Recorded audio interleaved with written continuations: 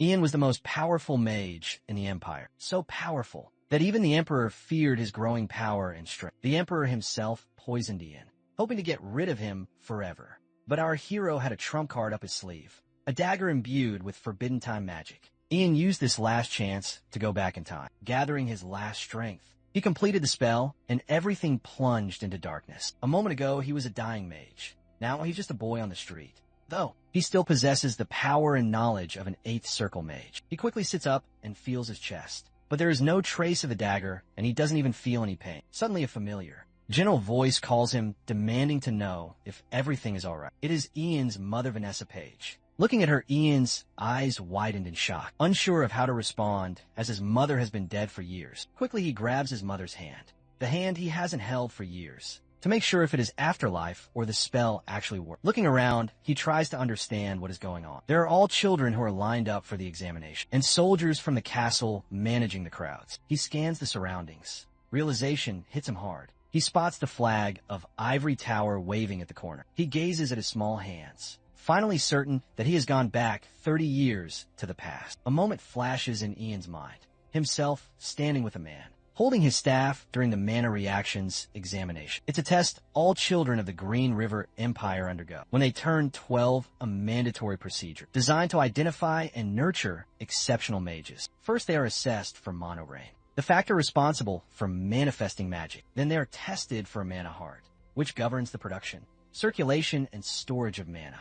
Any child found to possess both traits is immediately accepted into the Academy of Magic and granted noble-level authority upon graduation. Ian never expected to find himself traveling 30 years back. He thinks of his dagger engraved with the language of dragons. He'd spent his life researching it along with time magic and had activated the spell just before his death. Ragnar was Ian's closest friend. Ian had done much to help Ragnar over the years, but in his loyalty, Ian had also killed thousands for Ragnar, and in the end, Ragnar repaid him by taking his life. Ian can't let that happen again. To prevent it, he needs to regain all the power and authority he once held. As an 8th class mage with that in mind, Ian promises his mother that he'll return soon. Ian approaches a knight, introduces himself, and is instantly recognized as Vanessa's son. The knight permits him to pass. As Ian enters the tent, Marco, a mage, is sitting in his chair. Exhausted, he sighs at Captain Aaron, questioning how many more children he has to assess. Captain Aaron responds that there's at least half a day's worth of children left. The moment Ian steps into the tent, Marco's tired expression shifts to a warm smile. He sends a wave of mana toward Ian's head, warning him that he might feel a little dizzy.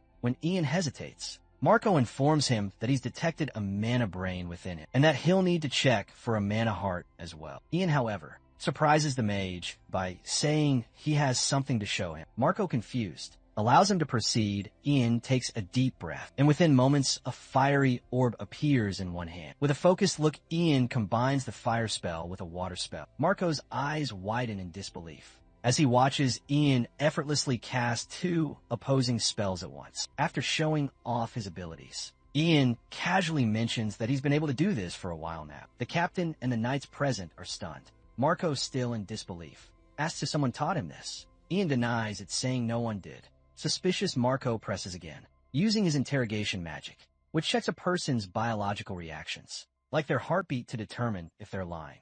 Marco warns that if Ian's lying, he could be charged with treason. Despite the threat, Ian remains calm and assures Marco that he would never lie to a noble mage like him. Marco chuckles and uses his magic, which reveals Ian is telling the truth. This only increases Marco's curiosity, leaving him wondering just what kind of child Ian really is. Suddenly, a woman's scream cuts through the air. Ian's heart races as he looks outside the tent, only to be stunned by the scene before him. His mother is being roughly dragged by the same knight who had let Ian and Vanessa pleads, clearly terrified, while the knight, in a cruel attempt to justify his actions, claims she was loitering where she shouldn't be, calling her a lowly peasant woman. The knights, including Captain Aaron and Marco, rush outside to investigate.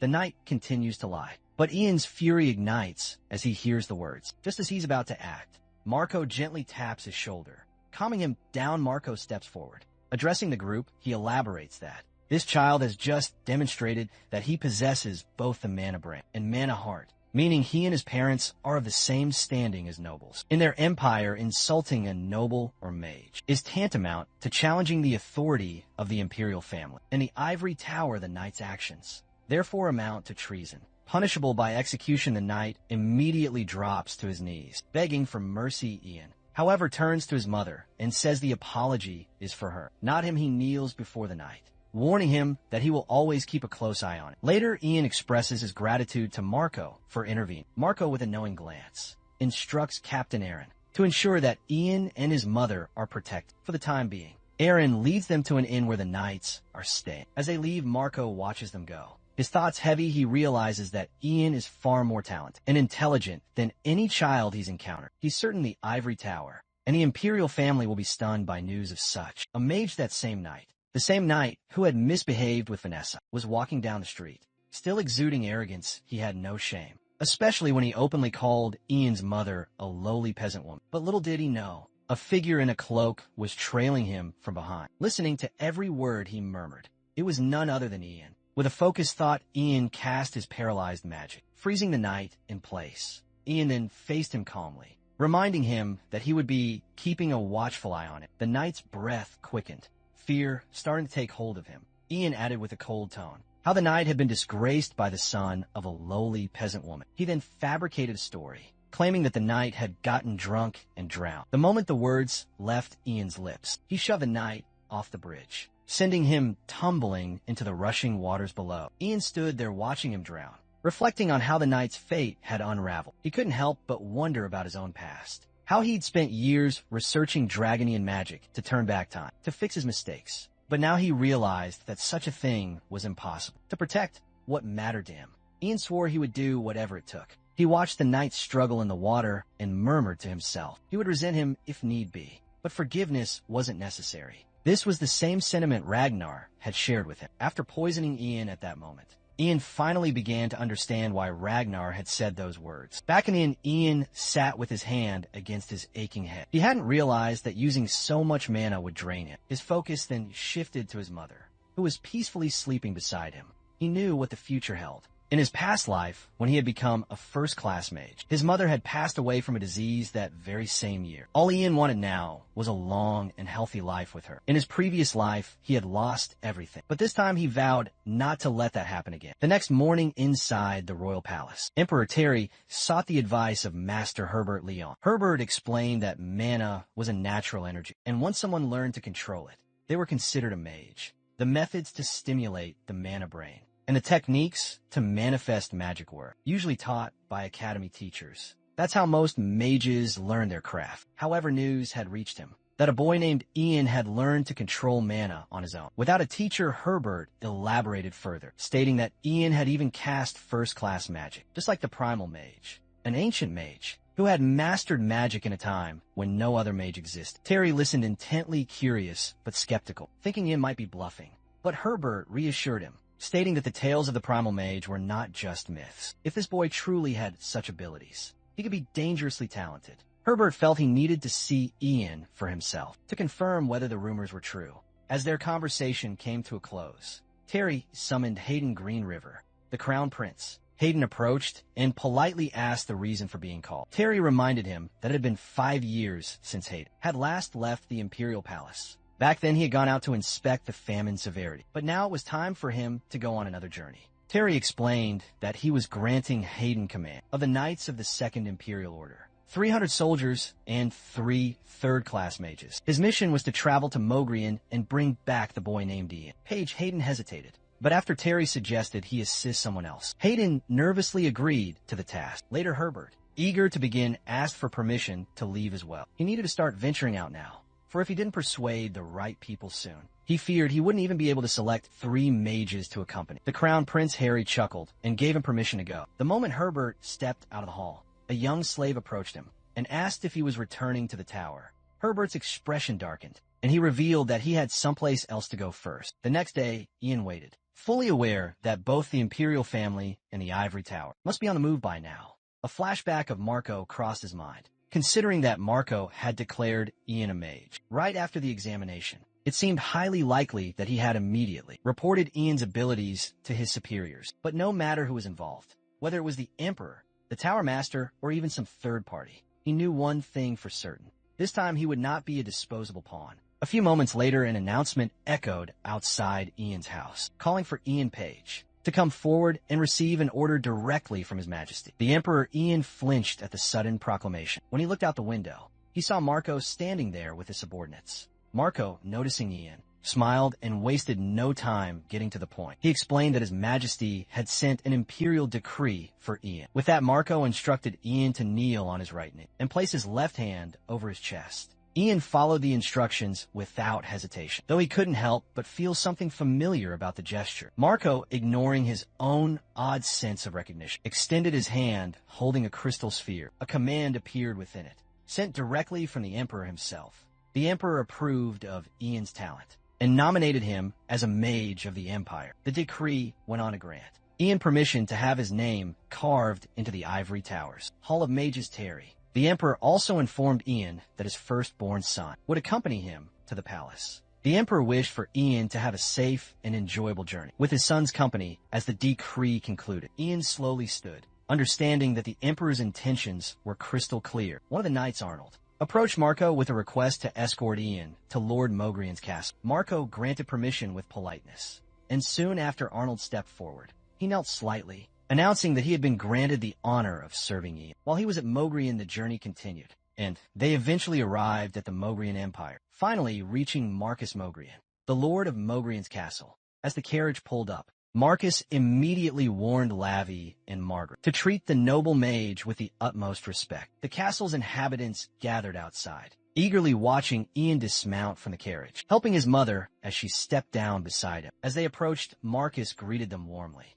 15 days passed, and rumors began to spread among the servants. They claimed to have seen the young boy at the training hall, where he was reportedly casting fire from his hands. He hadn't left the hall for 15 straight days. Inside the training hall, Ian was still focused on his training. He cast another spell, watching as the ground froze beneath him, but it still wasn't enough. He was acutely aware that his body was still too young, and he needed to make up for his limited mana.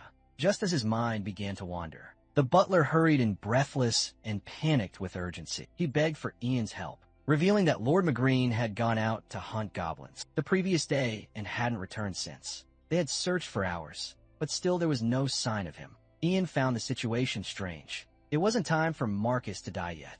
In his past life, Lord Magreen had been assassinated by one of Green River's enemies just before the First Unification War, a war that wouldn't occur for several more years. His son, Lavi Mogrian, had fled when the war broke out and was later executed after its conclusion. Given the current circumstances, Ian reminded the butler of Marco, who was far more experienced than he was. However, the butler informed Ian that Marco had other duties to attend to and wasn't currently in Mogrian. Ian was now uncertain. Maybe his return had actually changed something. For mages assigned to specific domains rarely left their posts. Ian knew the advantage he held. He knew what would happen in the future. But if Lord Mogrian's untimely death changed the course of events, he could lose that advantage. These thoughts swirled in his mind as he considered the situation. But the butler's desperate plea for help pulled him back to reality. He knew he couldn't let such an event happen. He agreed to help, determined not to let this change the future he was striving to protect. Vanessa is filled with worry after hearing that Ian is heading into the mountains. With the search party, Ian reassures her, though, promising that he'll be back soon. Meanwhile, Margaret rushes toward him, her eyes brimming with tears. She begs Ian to find her brother and father, offering him anything in return. As Ian listens, his gaze lands on the ring she's wearing, and he consents. Mana emanating from it curious, Ian asks Margaret if she would lend him the ring, explaining that it will be crucial to his search. Without hesitation, she hands it over, and Ian quickly slips it onto his finger. The moment he does, it feels familiar, just like it did in his past life. The ring is the Mogrian ring, a low-ranking artifact known for boosting the wearer's mana. It seems that Lord Mogrian gave it to his daughter instead of his chosen successor. With the ring now in his possession, the group continues their search. They venture deeper into the forest, and one of the knights points out where they lost track of the missing people. Blood is splattered across the ground, and Ian asks if they've already disposed of the bodies. Knights tell him there were no bodies, and they fear that the monsters might have taken them. Ian takes a careful look at the scene.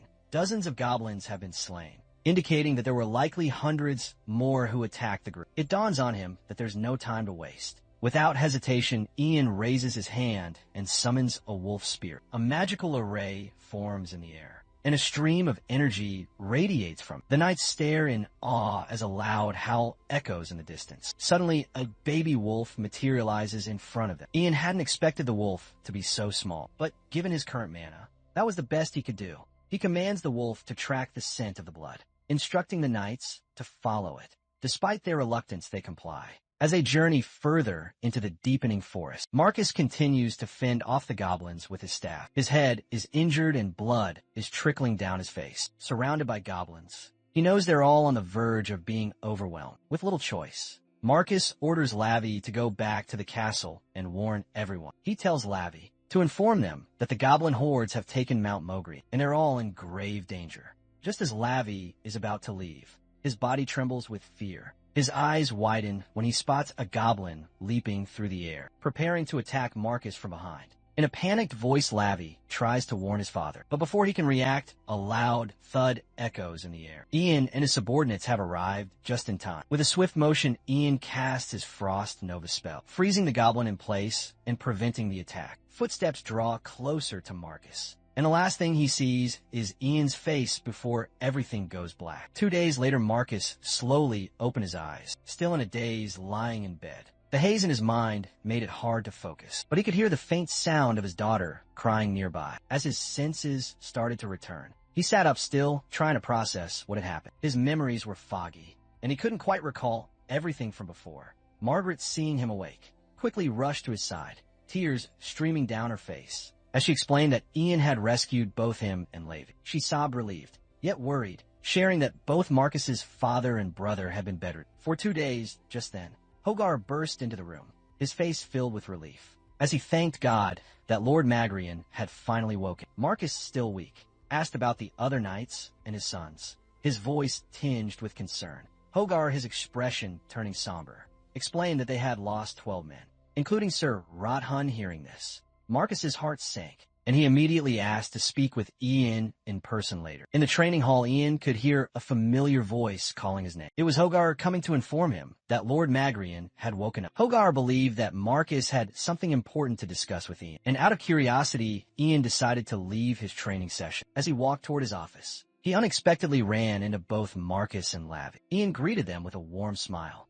asking about their condition. Lavi, filled with gratitude, thanked him profusely for saving both of them. Marcus, too, offered his heartfelt thanks on behalf of everyone. He then gestured to a box on a nearby table, explaining that after some thought, he believed this might be one way to repay Ian for everything. Without hesitation, Ian opened the box, his eyes widening in surprise. Inside was the same mana ring that he had once lent to Margaret. Marcus, looking a bit sheepish, admitted that Margaret had told him everything about it. He had thought it was just an old family heirloom. But now he asked Ian if it held any special power, and whether it might be of use to him.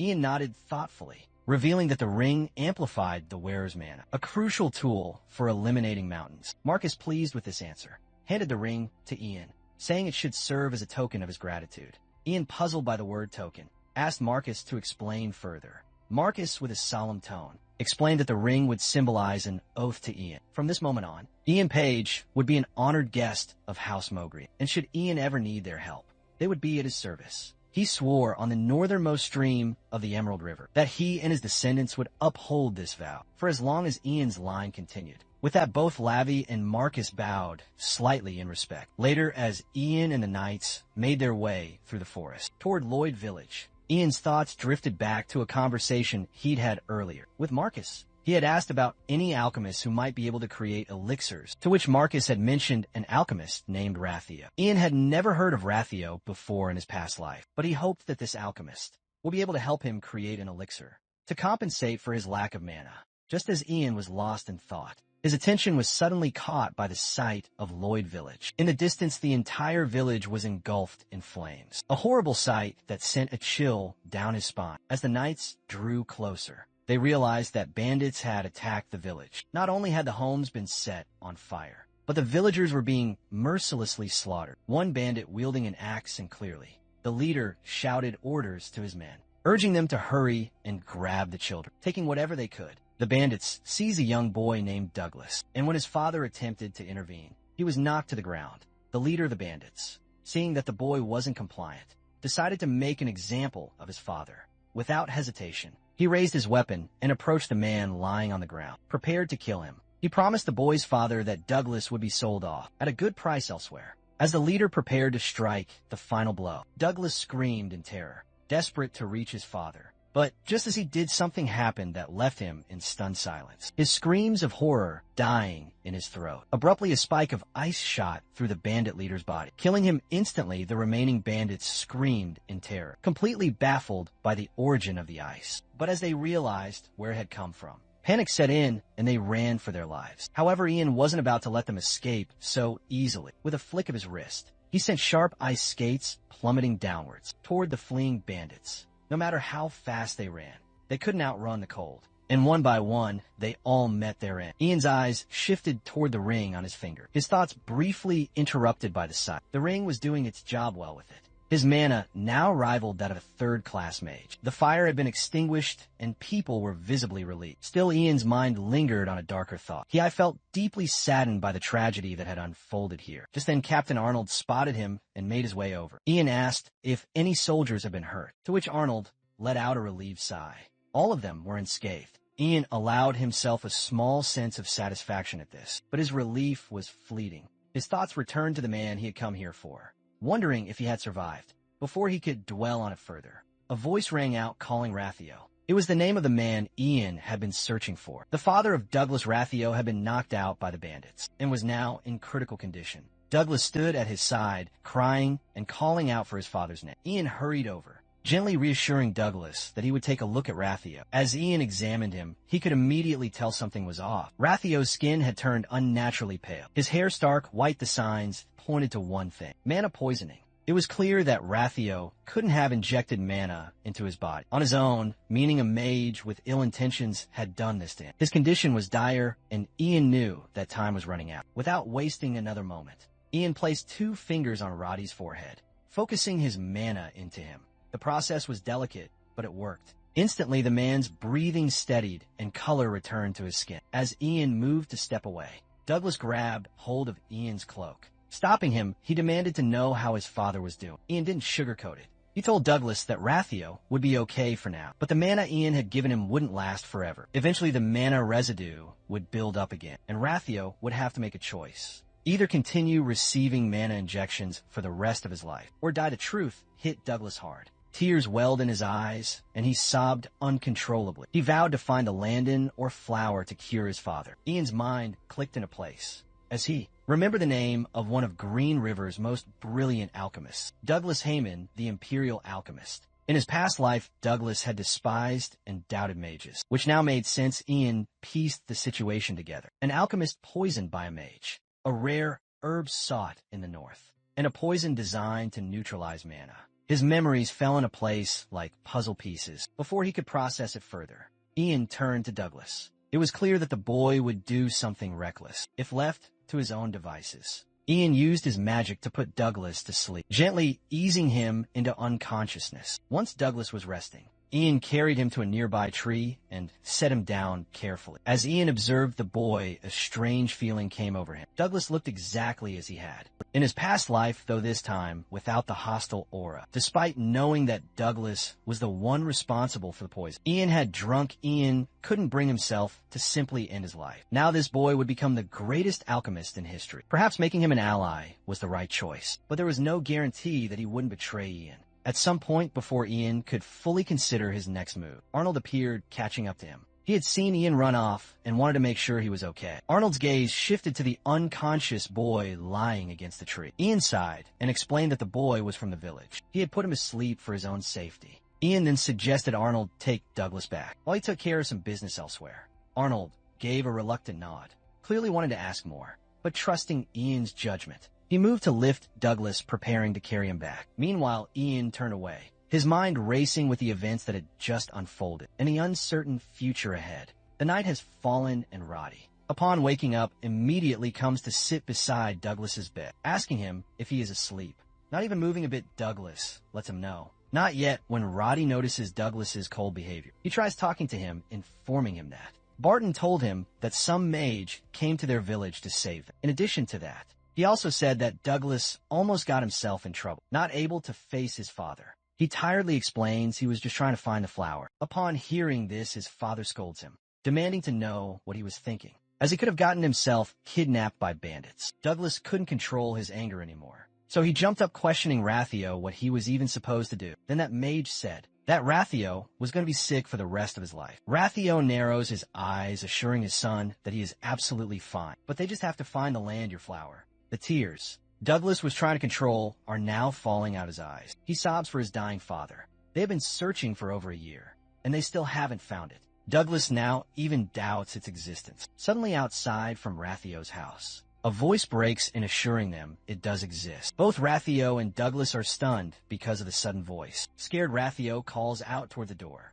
Confirming who it is none other than Ian. He has returned, admitting he has overheard them looking for Landy or flowers. Upon hearing Ian's words, Rathio ends up opening the door. He is surprised to see a young boy visiting their house. Ian greets them and takes permission to come in. As he steps inside, lowering his cloak, Douglas is in shock seeing the mage from earlier, though Rathio has no idea about it. Ian introduces himself while placing a crystal on a nearby table. Rathio examines the crystal, realizing it is the land, your flower. Ian promises to give him this flower only if he answers Ian's question. Without hesitating, he begins to question him without waiting for Rathio's response. How does Rathio know what this can do? There are only a few people who know about this flower's medicinal uses. Rathio hesitates a bit, but reveals he read about it in a guidebook. Rathio shows Ian that guidebook, elaborating that his father handed this medicinal herb guidebook down to him. Flipping through a few pages, Rathio points to Ian on a page. The book contained notes about the Landy or flower, describing that it restores mana equilibrium and is only found in the northern part of the continent. 12 petals, all a dark violet color, and the blue leaves and stem are poisonous. The plant withers the moment it leaves the place. It's rooted out of curiosity. After reading it, Ian questions Raphael if his father studied alchemy too, so he gets to know it was a family business, meaning this guidebook is a family heirloom. Ian reminds him that if he knows that this flower can neutralize mana, then he must also be aware of what this does to mages, who possess a mana heart and a mana brain.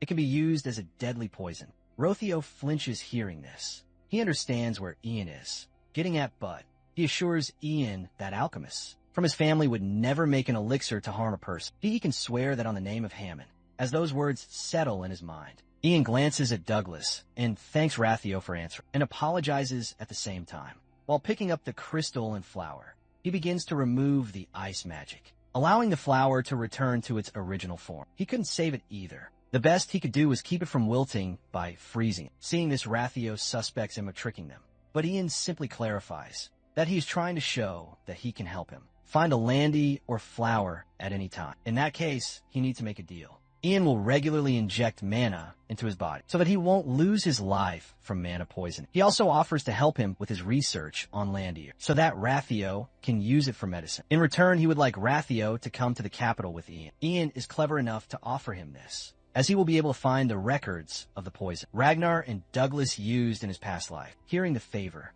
Rathio doesn't understand his purpose of going back to the capital, so to elaborate further, he explains. He would like Rathio to manufacture mana elixirs that can replenish a mage's mana and create medicine for his frail mother before interrupting. Rathio apologizes, but suggests Ian assist with a more well-known alchemist. After all, he is the mage of the Empire. However, Ian confesses what he is looking for is someone to stay with him and manufacture custom-made elixirs. He reminds Rathio that his son ran into the dangerous forest without a moment's hesitation to find the herb to heal his disease. So for the sake of his safety and well-being, Ian hopes that Rathio will make the right choice. Rathio is now aware that this child is no ordinary mage and asks for some time. Ian gives him some time and looks at Rathio talking to his son, promising to himself in this life, Douglas will not lose his father. He also won't have to become a slave. And most importantly, Ian will never let him fall into Ragnar's hands. Waiting outside Roddy's house,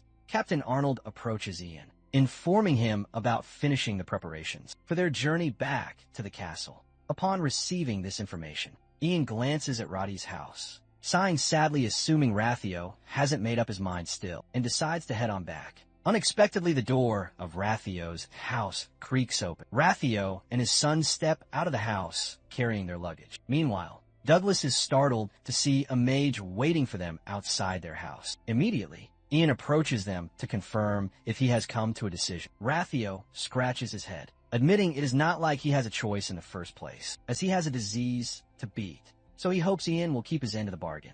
Ian assures him, but they both are interrupted when Douglas confirms from Ian if he can really make his dad's disease go away. Ian's promise fills Douglas with excitement, and he eagerly seeks permission to address him as captain. It confuses Ian, but he allows it, though a picture of older Douglas comes in his mind, which makes him a little uneasy, wondering if this is what Douglas was like as a child. Suddenly a horse galloped towards where they were standing. A knight quickly informed Ian about the need for his immediate presence at Lord Mogrian's castle, not being aware of the problem. Ian demands to know the reason. The knight explains with urgency. The Crown Prince has crossed the Gamis River. This is confusing. They received the message just this morning, so why didn't they inform them earlier? Ian then requests the knight to lend the horse to him. Using his taming skill, he instructs the horse to go to Mogrian Castle with him. The horse immediately obeys and kneels down. Sitting on the horse, Ian guides Arnold to escort Rathio to the castle. Though both Rathio and Arnold look at the horse's behavior in astonishment. Back to 2 days earlier,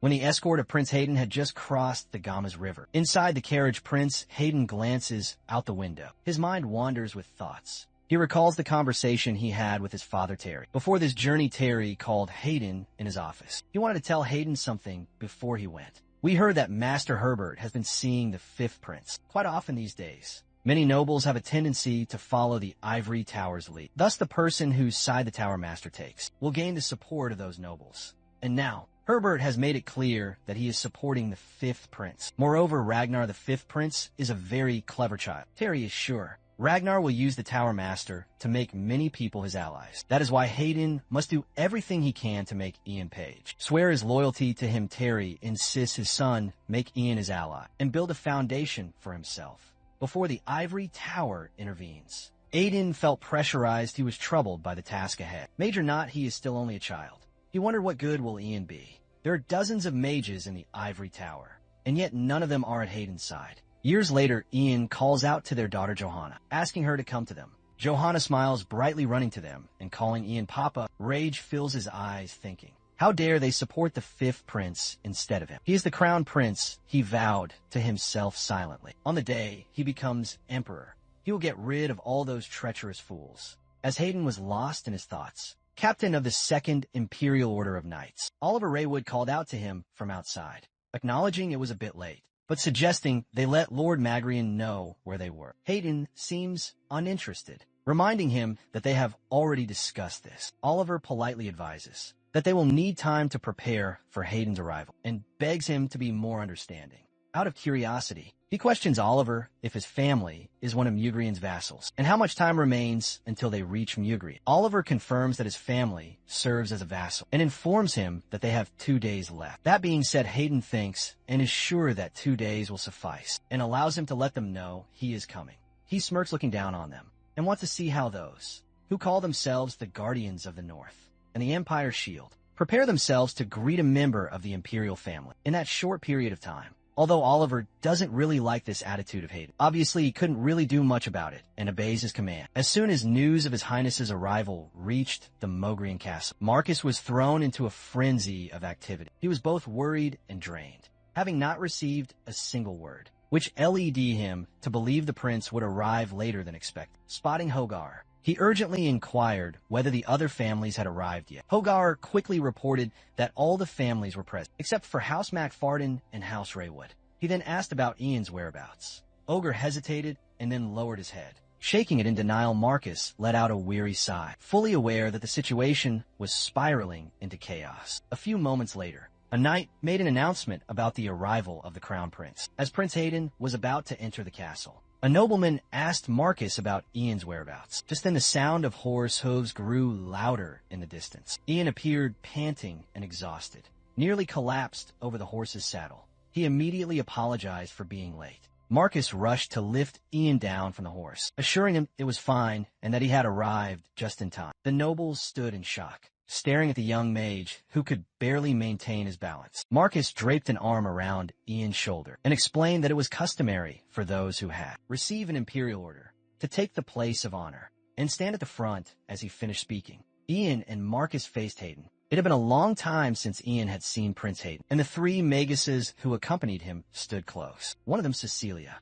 smiled at Ian, and he smiled back. Though he knew well enough, she was a spy from the Coldwood Empire. Later that evening, a grand banquet was held at the castle in honor of Prince Hayden's arrival. Oliver advised Hayden to avoid drinking too much, but Hayden coldly retorted that the wine was the only thing that actually tasted good here. He hated the banquet just as much as he disliked Ian. He urged Marcus to return soon and get some rest. Meanwhile, Cecilia, holding a glass of wine, wasn't focused on drinking. She couldn't understand why the Coldwood Empire would be interested in someone like Ian recently. She had received 2 orders from the Empire. First, to determine whether the rumors about Ian Page were true, and second, if they were. She was to take both Ian and his mother alive and return to Coldwood immediately. So Cecilia set off in search of Ian, and eventually found him alone, outside the training ground at Marcus's castle. To test his abilities, she silently approached him and cast countless sharp magic missiles at him.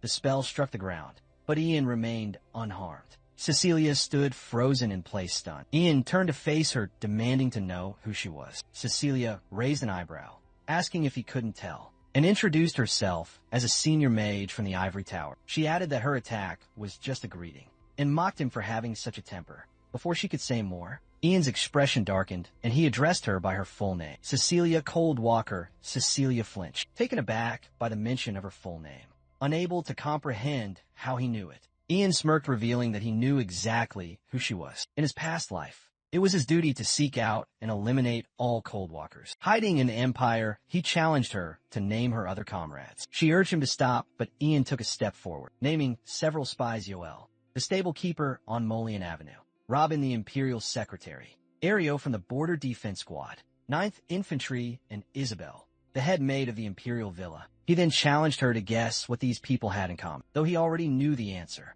Cecilia narrowed her eyes, conjuring a fireball in her hand and hurling it at Ian. The fireball exploded on impact, but to Cecilia's surprise, the flames were extinguished by some unknown force. Ian's suspicions were confirmed. Cecilia was indeed a Coldwalker. Before she could react, Ian calmly explained that he had come here because he had predicted she would seek him out.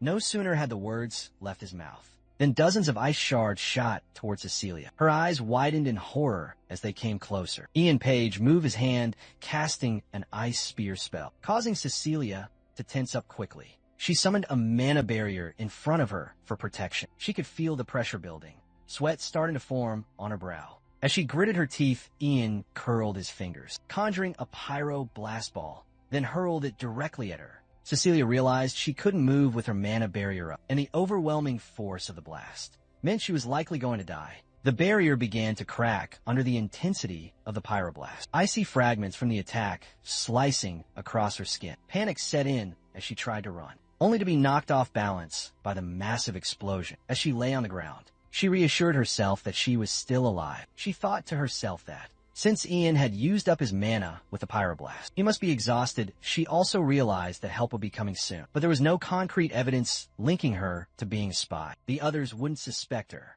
especially not because of a child like Ian. As long as she healed herself first, she could deal with him later, and the magicians of the tower would trust her too. Ian approached with a smirk, revealing his plan. He intended to make a name for himself by selling her. Cecilia smirked back, asking if he really thought that would work. Ian's grin widened, confirming her suspicion. He then added that he had proof that neither she nor the Coldwalkers were aware of.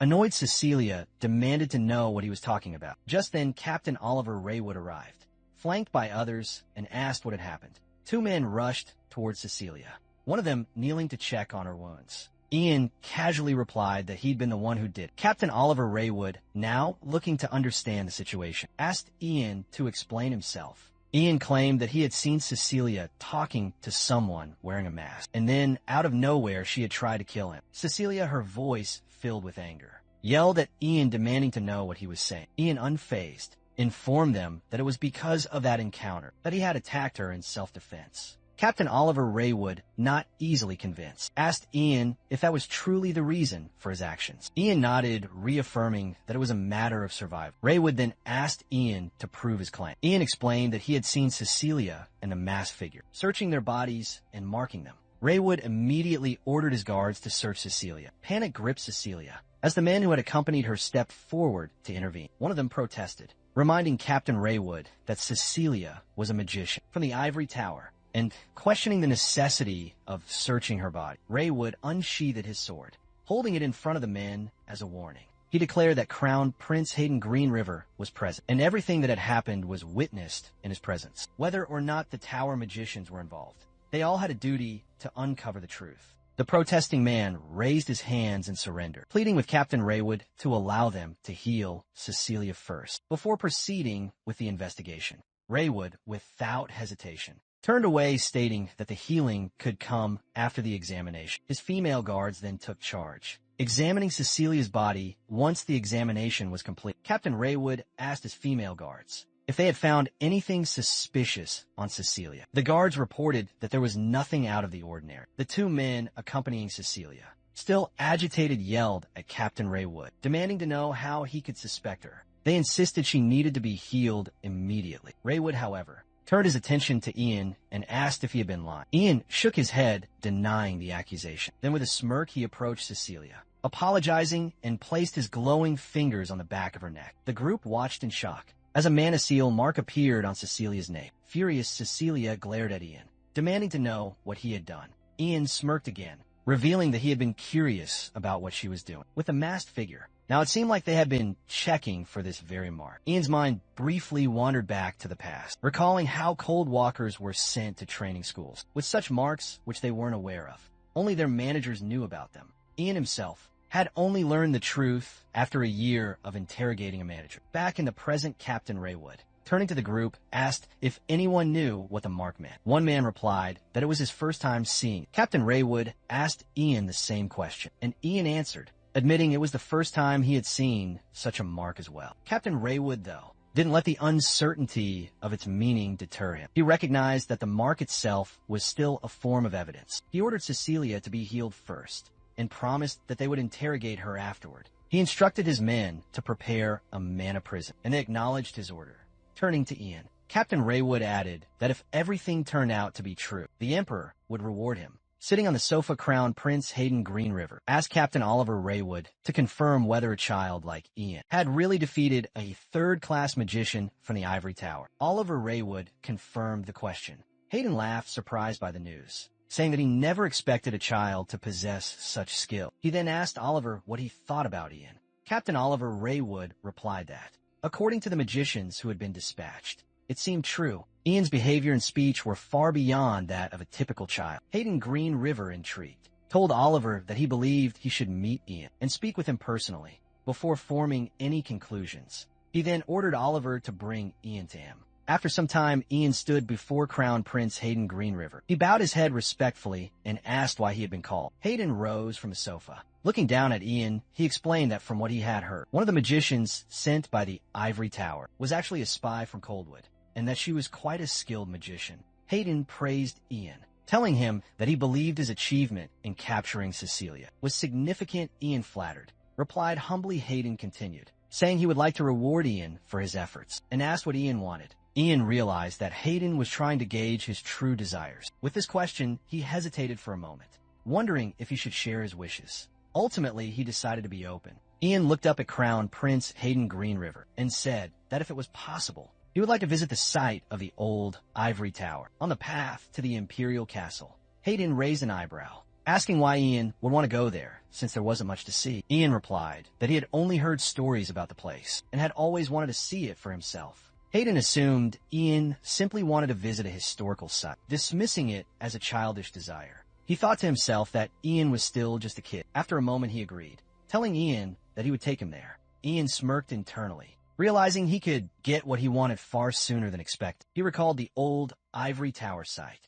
and the item hidden deep beneath it from his past life. It was the Dragon Language book, which had been crucial to time magic research. He remembered finding it just a few years before his death, only managing to comprehend a small portion of it. Ian wondered how much more he could understand in this life. Later, on their way to the site of the old Ivory Tower, Lady Page looked out of the carriage window with excitement before turning to Ian and saying that this was her first time venturing out this far. Ian smiled and agreed. Raphael, seated nearby, told Lady Page that once they reached the capital, he would serve as their guide, revealing that despite his appearance, he had been living in the capital for a long time, making a living through alchemy. Lady Page smiled and thanked him. Ian looked at Rathio with confusion, not quite understanding his intentions. Just then, Vice Captain Paul, the second Imperial Knight, knocked on the carriage window to inform Ian that they had arrived. He told them that they would be staying for 2 days, for Crown Prince Hayden Green River's orders, and that they were free to explore the area during that time. Paul then invited everyone to follow him,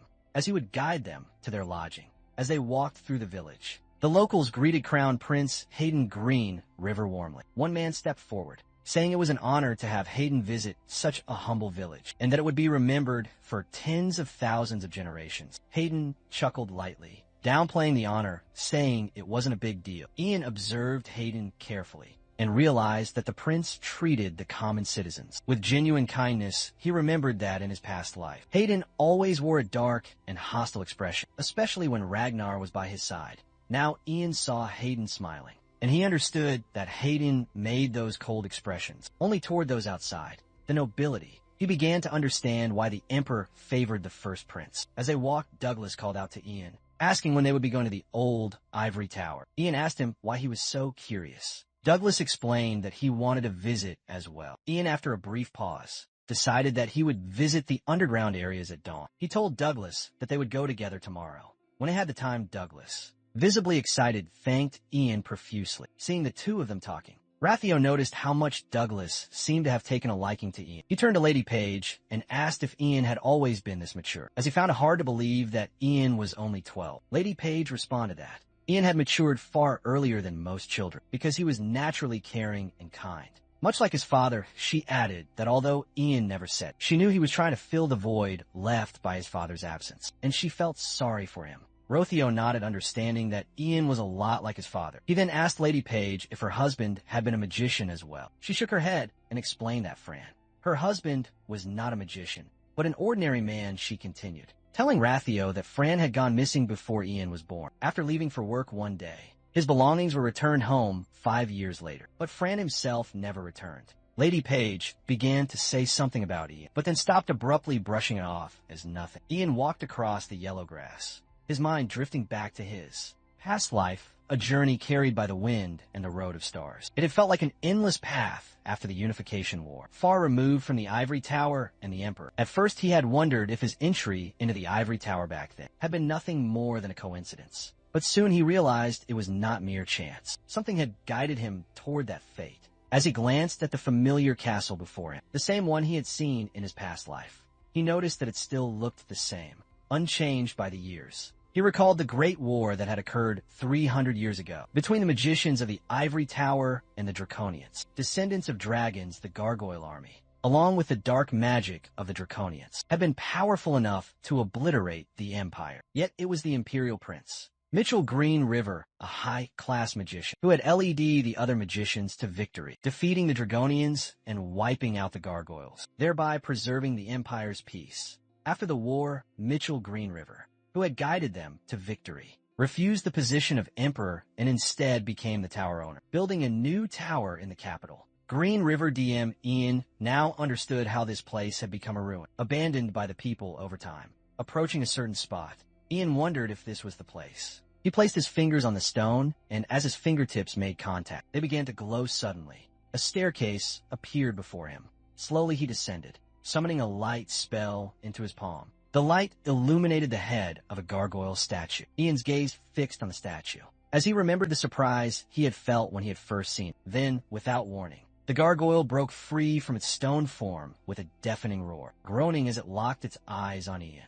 Ian gritted his teeth, stunned that a gargoyle thought to have been extinct for 300 years was hiding here. The gargoyle roared again and leapt at it. Instinctively, Ian formed an ice ball and hurled it at the creature. The ice struck the gargoyle with force, sending it crashing into the wall. Ian realized that in his past life, he could have easily killed the gargoyle, but now, in his current state, he had to exert more effort. The gargoyle groaned as it leapt toward Ian once again. Without hesitation, Ian cast an ice spear spell, sending sharp ice fragments flying toward the gargoyle's body. He then raised his fingers, summoning a powerful lightning spell. The explosion of electricity finally finished off the gargoyle. Ian stood over the lifeless body, muttering to himself that he has taken care of the gargoyle. So now he awaits for the passage to appear. As if on cue, the ground in front of him shifted, Revealing a hidden path, Ian looked down and smiled, recognizing it as the same passage from his past life. He picked up his fallen cloak, wrapped it around his shoulders, and carefully stepped forward. Soon he came upon a table where a dragon language book rested. Smiling, he remarked to himself that he had found it much sooner than he had expected. Approaching the book, he wondered whether it had been hidden here by a dragon, or if it was the work of the first magician. He reached for it, remembering how mysterious the dragon language had been. Even in his past life, he had been unable to fully comprehend it. If only he could understand it now, he thought, but when he opened the book, he was shocked to find it empty. Confused, he wondered what had happened, but then it dawned on him. It might be because he had already used the book in his past life. Ian closed the book feeling a pang of disappointment. He longed to reread the dragon's language, to decipher the secrets it held. He tried to speak, but no sound escaped his lips. Realizing this, Ian stared at the book and understood. The dragon's language wasn't merely spoken with the voice. It was a magical language that drew its power from mana. In that moment, Ian realized that without the dragon's language, which had now disappeared, he could no longer use time magic. Without it, he couldn't return to the past. A heavy sigh escaped him as he closed his eyes in disappointment. He had been hoping to have the ability to endlessly turn back time, but now he understood how dangerous it could have been if he hadn't discovered this limitation. His second life had just become a lot more difficult to navigate. The carriage rolls through the bustling streets of the city, drawing closer to the horizon. Ian is informed that they will soon reach the capital of Green River. He glances out the window, realizing that they are finally entering the capital, and that he needs to stay alert. He can't shake the thought that if Cecilia were to flee and meet up with another Cold Walker, the Coldwood Empire would start keeping a closer eye on it. He knows Cecilia will undoubtedly speak about it, causing complications in numerous ways. His thoughts shift when a group of magicians blocks their path. Captain Oliver Raywood dismounts from his horse and demands to know by whose authority they stop. Crown Prince Hayden Green River, leading magician, responds that it's by the order of Emperor Terry Green River. He explains that a command paper has been issued, transferring all authority over Cecilia. In related matters to the Ivory Tower, Oliver retorts that the magician must have been in a rush to receive the command, even before the spy had arrived. The magician smiles, closes his eyes, and says that urgent matters should be addressed quickly. He then informs Oliver that the Ivory Tower will take full responsibility. From here on out, Oliver clenches his jaw and insists the magician hand over the sinner to the tower leader. The magician glares back, saying that Cecilia isn't a sinner yet, as the truth is still unknown. He reminds Oliver that Cecilia is still a magician of the Ivory Tower, and warns him to choose his words carefully. Oliver grits his teeth and turns away. Meanwhile, the other guards mutter angrily, complaining about how the magicians are swooping in to take Cecilia, even though it was they who risked everything to capture her. One guard grumbles that it's unfair and he won't accept it, even if it's an order from the Emperor. Ian understands their frustration. He knows the magicians aren't trying to protect Cecilia. They simply don't want knights questioning one of their own. He realizes they plan to lock her away in the deepest, most secure part of the Ivory Tower's prison and smooth things over behind closed doors. Even if Cecilia were a spy for Coldwood, there's no way she'll escape from that prison. Lady Page peers out from the carriage, curious about what's going on. Ian reassures her, telling her not to worry. But as his thoughts turn, a messenger interrupts, informing him that Crown Prince Hayden, Green River, wishes to make a brief stop before heading to the Imperial Palace. As the carriage arrives at a mansion, Ian steps out and looks up at the building. A wave of recognition hits him. It's the same mansion he received from Ragnar after reaching the 5th class rank in his past life. Hayden Green River asks Ian if he likes it and explains that this mansion was personally granted to him by Emperor Terry Green River. Ian bows his head in gratitude, replying that he is immeasurably indebted. Aiden chuckles and tells Ian not to be so formal. Ian recalls that in his past life, he was 26 when he received this mansion, but this time he's received it 14 years earlier. He responds, complimenting the mansion. Hayden then mentions that for now, his family will stay here, but Ian must accompany him to the Imperial Palace to greet Emperor Terry Green River. As they are now in the capital, Ian politely asks Hayden if he might take a moment to look around the mansion with his mother. First, Hayden grants him permission with a smile, and Ian thanks him warmly. Ian walks through the mansion with his mother. Lady Page, he asks if she likes it, telling her that this will be their new home. Lady Page, stunned, asks again to confirm if this is truly their house. Ian smiles and reassures her. He remembers that in his past life, his mother had already passed away by the time he received this mansion. Lady Page gazes around in awe, commenting that the place is even more impressive than the Lord's castle. Ian thinks back, realizing that no matter how powerful he had become in his past life, he could never bring his mother back from the dead. He responds that the mansion was intended for royalty. As he looks around, Ian feels a sense of satisfaction. Everything he once wished to do for his mother and with her is now within reach. He turns to Lady Page, asking what she thinks of the mansion, hoping that this time he'll be able to see her happy, something he never got to witness in his past life. Lady Page, in awe, remarks on the grandeur of the place, but then her expression shifts to concern as she asks how they'll manage to clean such a large space. Ian sighs and, with a resolute smile, promises himself that from now on, his mother won't have to lift a finger for housework. Later, at the Imperial Palace of Green River DM, Ian prepares to greet Emperor Terry Green River. He adjusts his sleeve nervously, thinking that, in his past life, he never had the chance to meet the Emperor in person. By the time he graduated from the academy,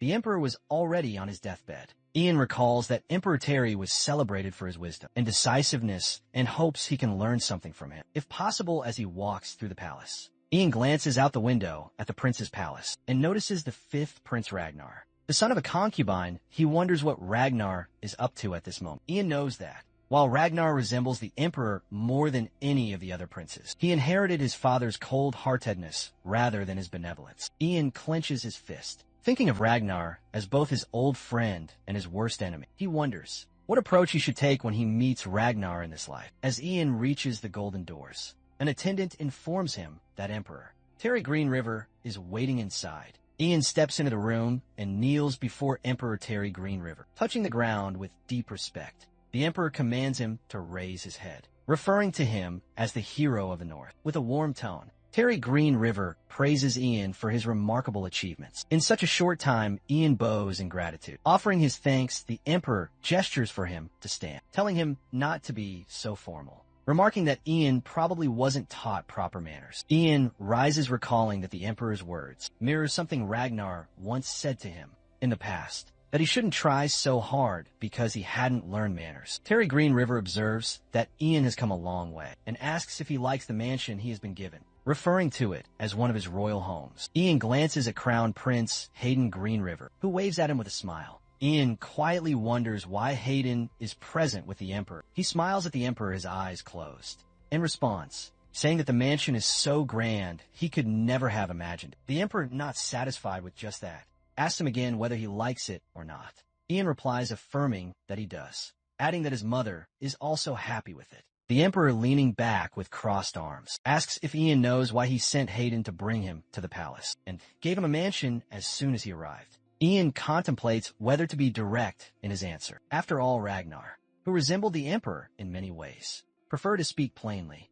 Ian considers speaking honestly, but ultimately decides against it, reminding himself that he is still just 12 years old and should act like a child. Ian responds politely, telling the Emperor that it's because he is a bit more talented than others, and that according to rumors, his magic is superior to most. The Emperor raises an eyebrow, asking if Ian truly believes he's the only one who thinks he's more talented. Hearing this, Hayden Green River looks at the Emperor and refrains from question. A child like that Terry Green River turns his gaze to Hayden, noting that this is the first time he's seen his son protect someone, understanding that supporting Hayden is wise. The Emperor shifts his focus back to Ian and confirms that he did indeed summon him here because of his talent. The Emperor goes on to mention that even knights and magicians have been praising Ian's abilities. He also acknowledges Ian's role in uncovering the spy and states that since a citizen of the Empire has made such an accomplishment, it is only right they are rewarded. He then asks Ian if there's anything he wants. Ian realizes this is a prime opportunity to secure the Emperor's support, something he's been contemplating for some time. However, he reminds himself to ask for something suitable for a child. Not an adult, he looks up at the Emperor and shyly says that he would like to explore the palace. The Emperor, intrigued, asks him what he means by explore. Ian explains that he wants to roam freely through the palace, showing his mother all the beautiful things within. Aiden, noticing Ian's curiosity, steps in and informs the Emperor that Ian's real wish is to see the old ivory tower. He explains that Ian, like any child, is full of curiosity, so it would be best to allow him to explore. Ian smiles at Hayden's words, and the Emperor, amused, agrees to grant Ian's request. He orders an attendant to present Ian with a seal. The attendant hands Ian the seal, And the Emperor explains that as long as Ian is in the palace, he can use it to access almost any area. If Ian needs help, he can show the seal to anyone for guidance. The Emperor then asks if there's anything else Ian desires. Ian holds the seal carefully, thanking the Emperor, and humbly replies that he doesn't know what more he could wish for. The Emperor smiles, clearly pleased, and announces that he will personally reward Ian. He gestures to his servants, who bring a large box of gold coins, along with several maids. The Emperor explains that the gold is a token of his reward, and a maid will be sent to Ian's mansion to ensure his comfort. Ian looks at the maids and realizes that his mother no longer has to worry about cleaning, a burden he's happy to see lifted from her shoulders. He thanks the Emperor once more and exits the throne room. As Ian steps outside, he ponders whether the Emperor is truly different from others. Instead of warmth, Ian senses a deep suspicion directed toward him, a feeling that reminds him of Ragnar. Looking down at the seal in his hand, Ian understands that the Emperor likely acts this way with everyone. Much like Ragnar, he recalls Ragnar's favorite saying, that suspicion is fundamental for ruling and governing. Determined to focus on what truly matters, Ian decides not to dwell on this feeling. There isn't much time after all. He approaches a nearby guard and asks where the garden is located. The guard eyes him suspiciously, but Ian presents the seal, explaining that the Emperor had told him to show it to anyone. Upon seeing the seal, the guard nods and tells him to follow. Offering to guide him, Ian decides that he will pretend to explore the famous locations of the palace before heading to his true destination. After a while, he reaches the Emperor's sanctuary. As he looks around, Ian recalls moments from his past life with Ragnar. Ragnar had once confessed that he loved this place, but was never allowed to enter because it was reserved for the Emperor and Empress. Ragnar, only a prince at the time, had been forbidden from entering, but he vowed that one day he would. Shaking off the memories, Ian enters the sanctuary carefully. There he finds a guard dozing off in a chair. Taking a moment to ensure he isn't disturbed, Ian casts a sleeping spell on the guard just in case. Using a light spell, he scans the room, his gaze fixed on the first Emperor's coffin.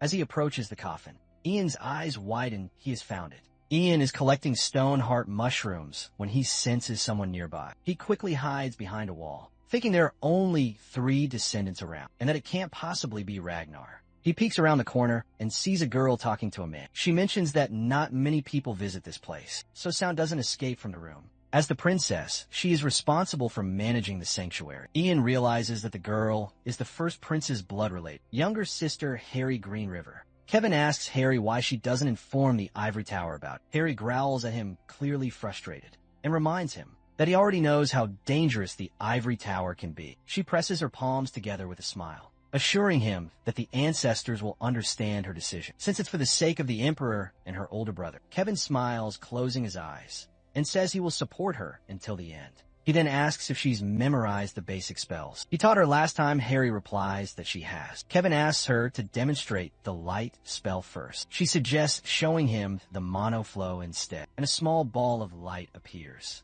Ian raises an eyebrow, surprised to see Princess Harry using magic. Harry complains, asking Kevin why her light ball is so small. Kevin smiles and reassures her, saying it's just because she's only recently started practicing magic. Watching them, Ian recalls Harry Green River from his past life. He remembers how she lived her entire life like a caged bird. When Ragnar rose to power and the eldest prince was executed, she followed her brother and quietly ended her own life. Ian looks at Harry, wondering why she's hiding the fact that she's also a magician. He knows that in the Green River Empire, hiding one's magical potential is considered a sin. The same rule applies to private magic education outside of the Ivory Tower or the Academy. Ian is certain that the magician is aware of this fact. Princess Harry Green River requests that Kevin teach her attack magic next time. Something like Volcano, Kevin apologizes, saying he can't even use that spell himself. Harry chuckles, teasing him, and says she was just kidding. Suddenly, Harry turns around confused, claiming she heard a noise.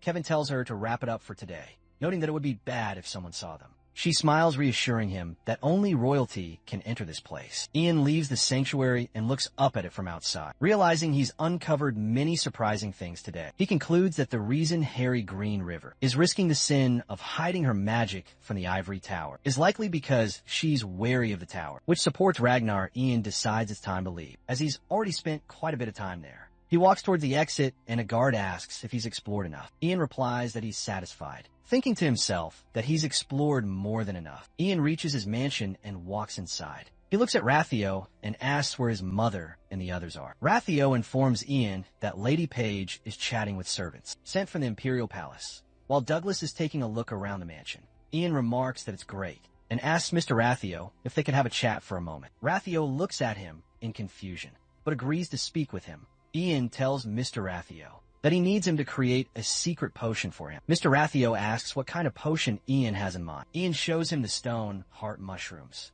explaining that they're poisonous, paralyze the body, and stop the heart. Mr. Rathio asks Ian if he wants him to make a secret potion with such a dangerous mushroom. He acknowledges that a poison potion might be possible, but a secret potion would be difficult. Ian asks if Mr. Rathio has heard of interrogation magic. Mr. Rathio replies that he has. Ian explains that he needs a secret potion to protect himself from that magic and asks if it's possible. Mr. Rathio says that he'd need to experiment first. Unless it's urgent, Ian replies that it's urgent. As they're about to discuss it further, there's a knock on the door and a maid enters with a letter. She informs Ian that the ivory tower has sent him a message. Ian picks up the letter from the ivory tower and begins reading it. He realizes that they're calling him in because, like royalty, they cannot wait to meet him. Although it would be proper for them to wait until the official enrollment day. At the academy, it would be difficult to teach such a talented magician. Alongside beginners, the letter states, they want him to come in 1 week.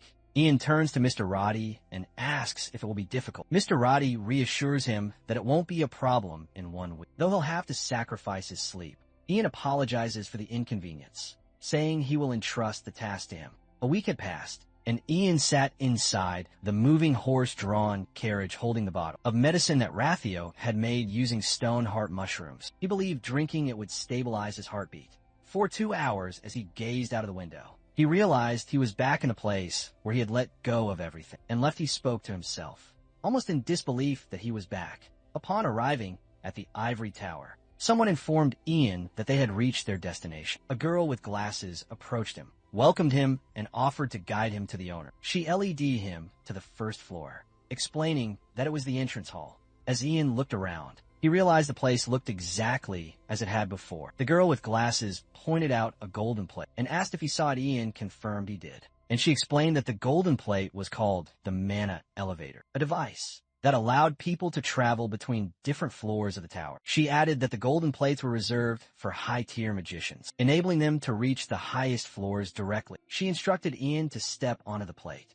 mentioning that high-tier magicians were waiting for him on the highest floor in the owner's room. After bidding him farewell, the Mana Elevator began lifting Ian upwards. Once the elevator reached the highest floor, Ian stood before a door as it opened. He entered the room and saw the owner. The owner greeted him, expressing gratitude for accepting the invitation to the tower. Ian glanced around at the other high-tier magicians. Feeling confused, the owner noticed his unease and reassured him, inviting him to take a seat. The owner acknowledged that Ian might be surprised, but assured him there was no need to be scared. This was a standard requirement for all magicians joining the tower. Ian took a seat, sensing an underlying tension in the room, as though they were waiting to see how he would respond.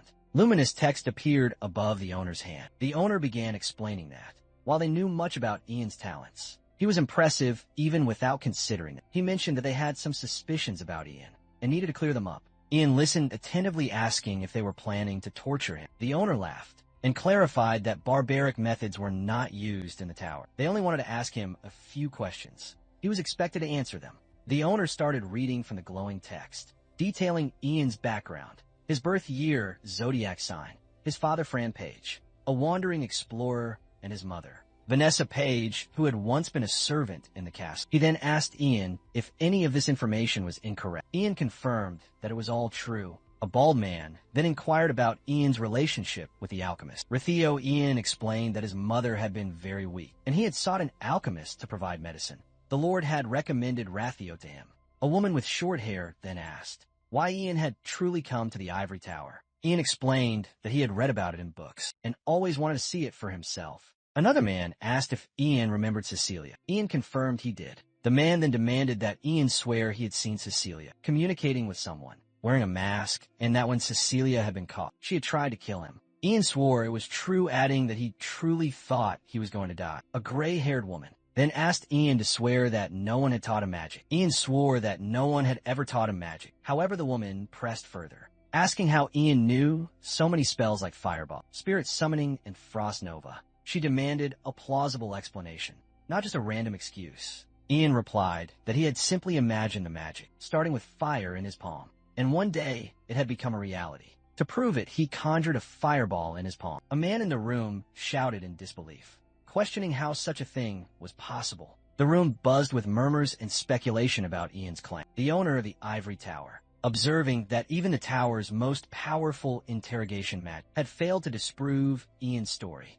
began to consider other possibilities. He wondered if Ian could be the reincarnation of the legendary first magician. Another possibility was that Ian had such a high-class magic ability that interrogation magic simply couldn't affect him. The owner studied Ian with growing intrigue, realizing that it didn't make sense for such a young child to possess so much mana. He was left wondering what Ian's true intentions were. Just then a girl named Helen stepped forward, her eyes filled with fury. She approached Ian with an air of hostility, growling at the others to stop wasting time with pointless questions. She demanded that they ask the real question.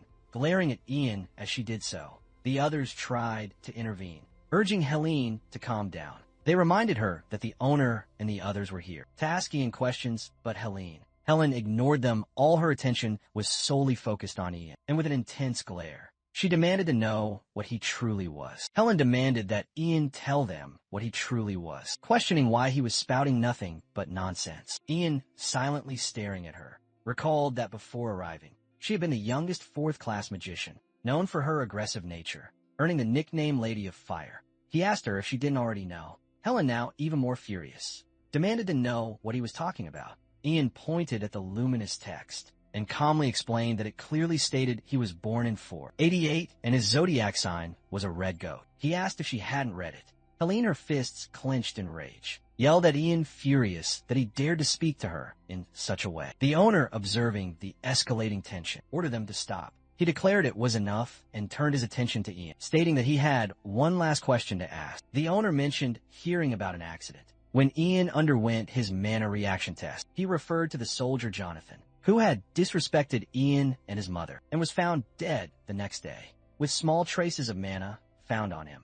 The owner asked if Ian had any connection to Jonathan's death. Ian immediately realized that the tower owner was not in his position. Without reason, the owner's approach was methodical, always considering a third possibility, instead of relying solely on magic. Ian understood that a normal person would have panicked and become frightened when faced with such an accusation. But if his heart rate remained steady, it would only raise more suspicion. He wondered if he should end the effect of the medicine now, or simply tell them what they wanted to hear. Since the owner had stated this was the last question, Ian looked at the owner and replied that he knew nothing about Jonathan's death. Everyone in the room eyed him with suspicion. The owner asked again, pressing if Ian truly had no connection to it. Ian confirmed his innocence. The tower owner closed his eyes, seemingly satisfied, and said that he had known all along that Ian could not have been responsible for Jonathan's death. He thanked Ian for his honest answer to such a difficult question. Then the owner revealed that the entire story about the traces of mana on Jonathan's body had been fabricated in reality. Jonathan had simply tripped on a bridge and died. Ian, angered, glared at him. The owner, unfazed, commented that he would love to wrap things up and get something to eat, but still had business to attend to. He asked Ian to be understanding, explaining that since Ian's talents had never been seen before, even the tower, they needed to consider his current limits and potential for growth. The tower owner then showed Ian a device, explaining that it was a mana battery, an essential component that powered most of the tower. The battery, he explained, currently held very little mana, which is why it appeared blank. As more mana was added, its color would change to blue. The owner then asked Ian to add mana into it. Ian, confused, asked if he was supposed to add all of his mana. The owner confirmed, stating that since they were trying to gauge Ian's limits, he was expected to give his full amount. Ian stood up from his seat and walked toward the mana battery, contemplating its capacity. He considered that it could hold mana, equivalent to that of a third-class master, but he decided that adding an amount similar to that of a second-class master would be the best approach. As Ian placed his head against the mana battery, he reminded himself that if he showed the expected amount of mana, he could avoid suspicion and be placed in a decent class. But then a thought crossed his mind.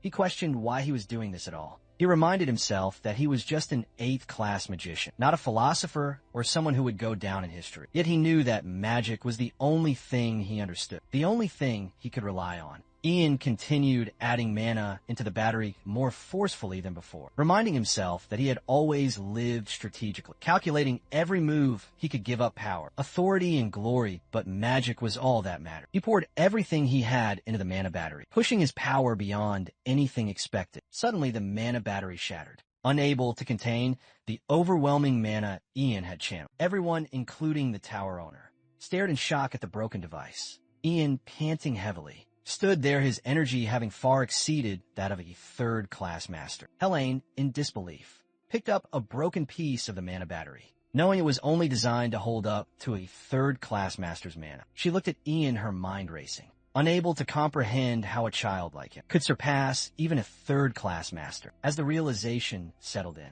Ian, still breathing heavily, walked away slowly from the scene. The sun gently touched the tower's balcony. One of the magicians slammed his fist on the table in frustration, declaring that all the rumors about Ian Page were true. Not only was he a fourth-class magician, but that meant he was on par with all of them except for the owner. He added that Ian's reaction when asked about Jonathan's death was the unmistakable behavior of someone lying magician. Voice rising demanded to know what everyone thought that meant. He argued that before Ian became an even greater threat, they needed to act fast and put a leash on him. He proposed that they cancel Ian's graduation from the academy and his 5 years of service, urging them to tame him immediately. The tower owner crossed his arms, acknowledging that it would be a tough task, but agreeing that Ian's time at the academy would only be a waste. He was too dangerous for the other students. The owner raised the question of how the newcomers and young magicians would feel about having a fourth-class magician as their classmate. He believed that Ian had either killed Jonathan or played a role in preventing his death. While he didn't see that as a major issue, he noted that the real concern was that, despite the success of the interrogation match, they could never be sure whether Ian's lies would fool them. The owner emphasized that their top priority was the tower's reputation. The stronger the magicians they held, the higher the tower standing would rise. He suggested that rather than eliminating Ian, they should accept him as the 12th high-class magician and officially announce the arrival of a fourth-class magician. However, given Ian's talent and age, it would be best for him to receive specialized education from a high-class magician. Everyone nodded in agreement with the tower owner's smile, feeling satisfied with their consensus. He asked who would take charge of Ian Page's education. One of the magicians raised their hand, offering to take on the responsibility outside the ivory tower. Ian looked up at it, surprised that he had been recognized as a high-class magician. So quickly, a girl with glasses caught his attention. Ian looked up at her and remarked that they had met again. She informed him that she had heard the news about Ian being a fourth-class magician. Ian smiled and confirmed, stating that it was true. The girl praised him, impressed that a high-class magician of his caliber was only 12 years old, and mentioned that all the rumors she had heard about him seemed to be true. Ian gave an awkward smile and asked what kind of rumors were circulating about him.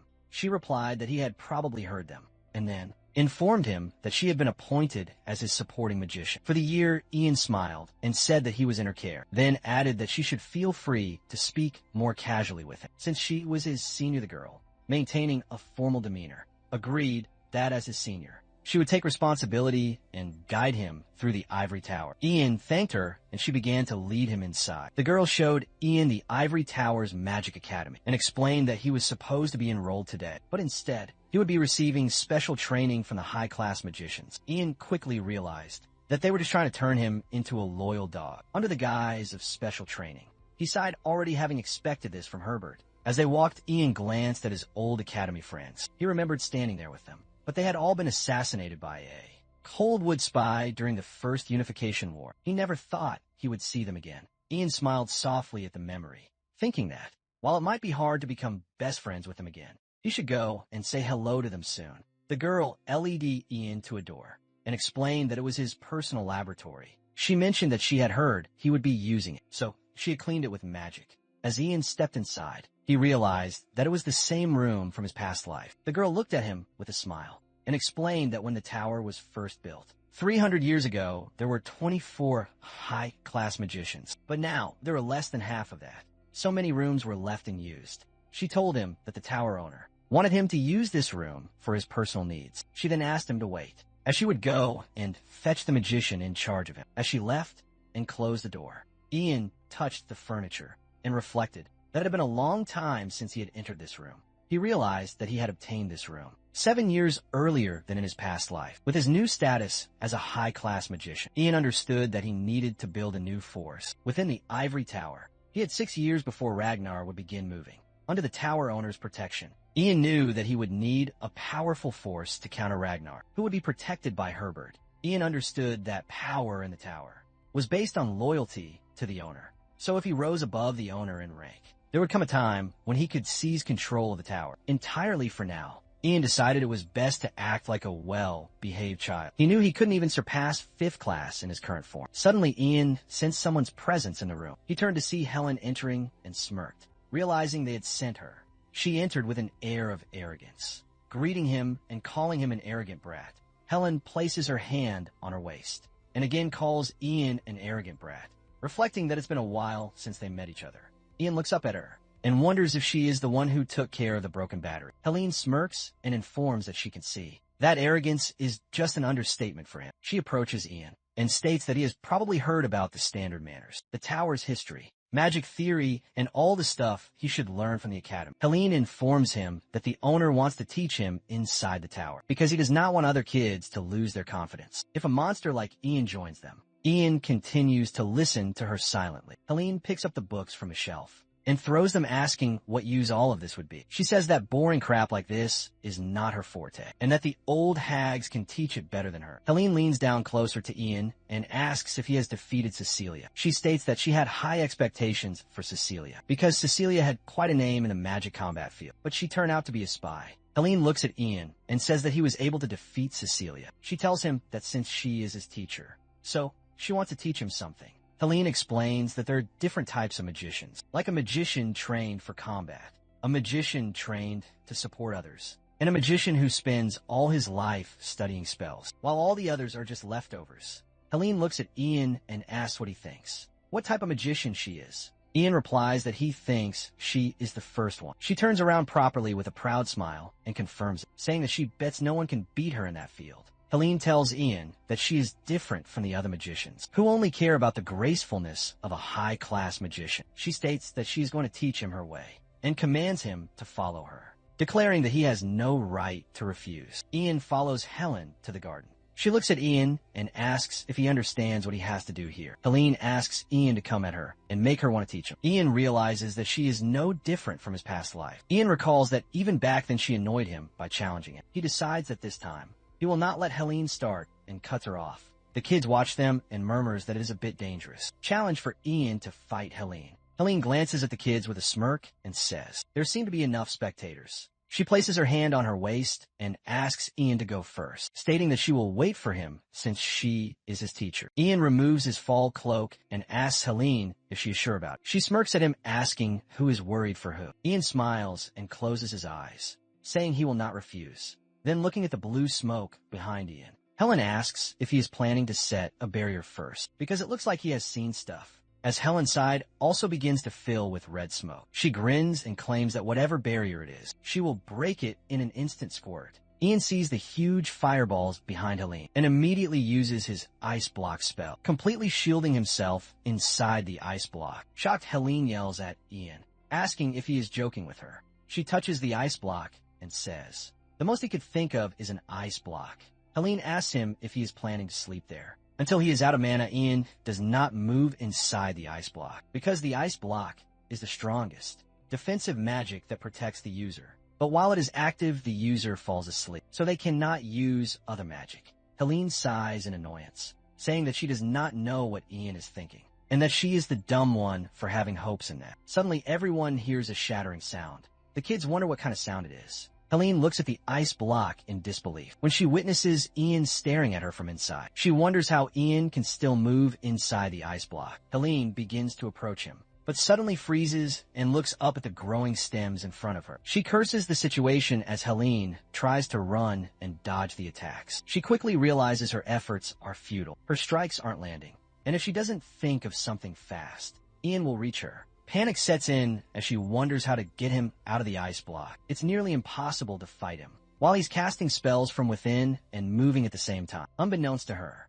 Ian quietly sneaks up behind and catches her off guard. Helene's struggles prove useless as he quickly ties her down, and she can't deny it any longer. He's every bit as skilled as the primal mage they'd warned about. Desperate, she demands to be released. But Ian shows no interest in granting her request. Helene pales as Ian raises his hand, and with a flick of his fingers, the sky above begins to rumble ominously. Fear overtakes her as she realizes what's about to happen, and she begs him to stop. The sky flashes, and a bolt of lightning cracks down at Ian's command, leaving everyone around them speechless. Helene, somehow still alive, lets out a breath she didn't realize she'd been holding. Trembling, she watches as Ian turns away, walking past the crowd without acknowledging their hushed whispers. Days later, the Tower Master learns that Helene hasn't eaten in days. He's appalled, finding it shameful that she'd picked a fight with a 12-year-old and lost instead of teaching him a lesson. It was Helene who learned one. The Tower Master believes Ian is a wolf, not a dog that can be trained with ease.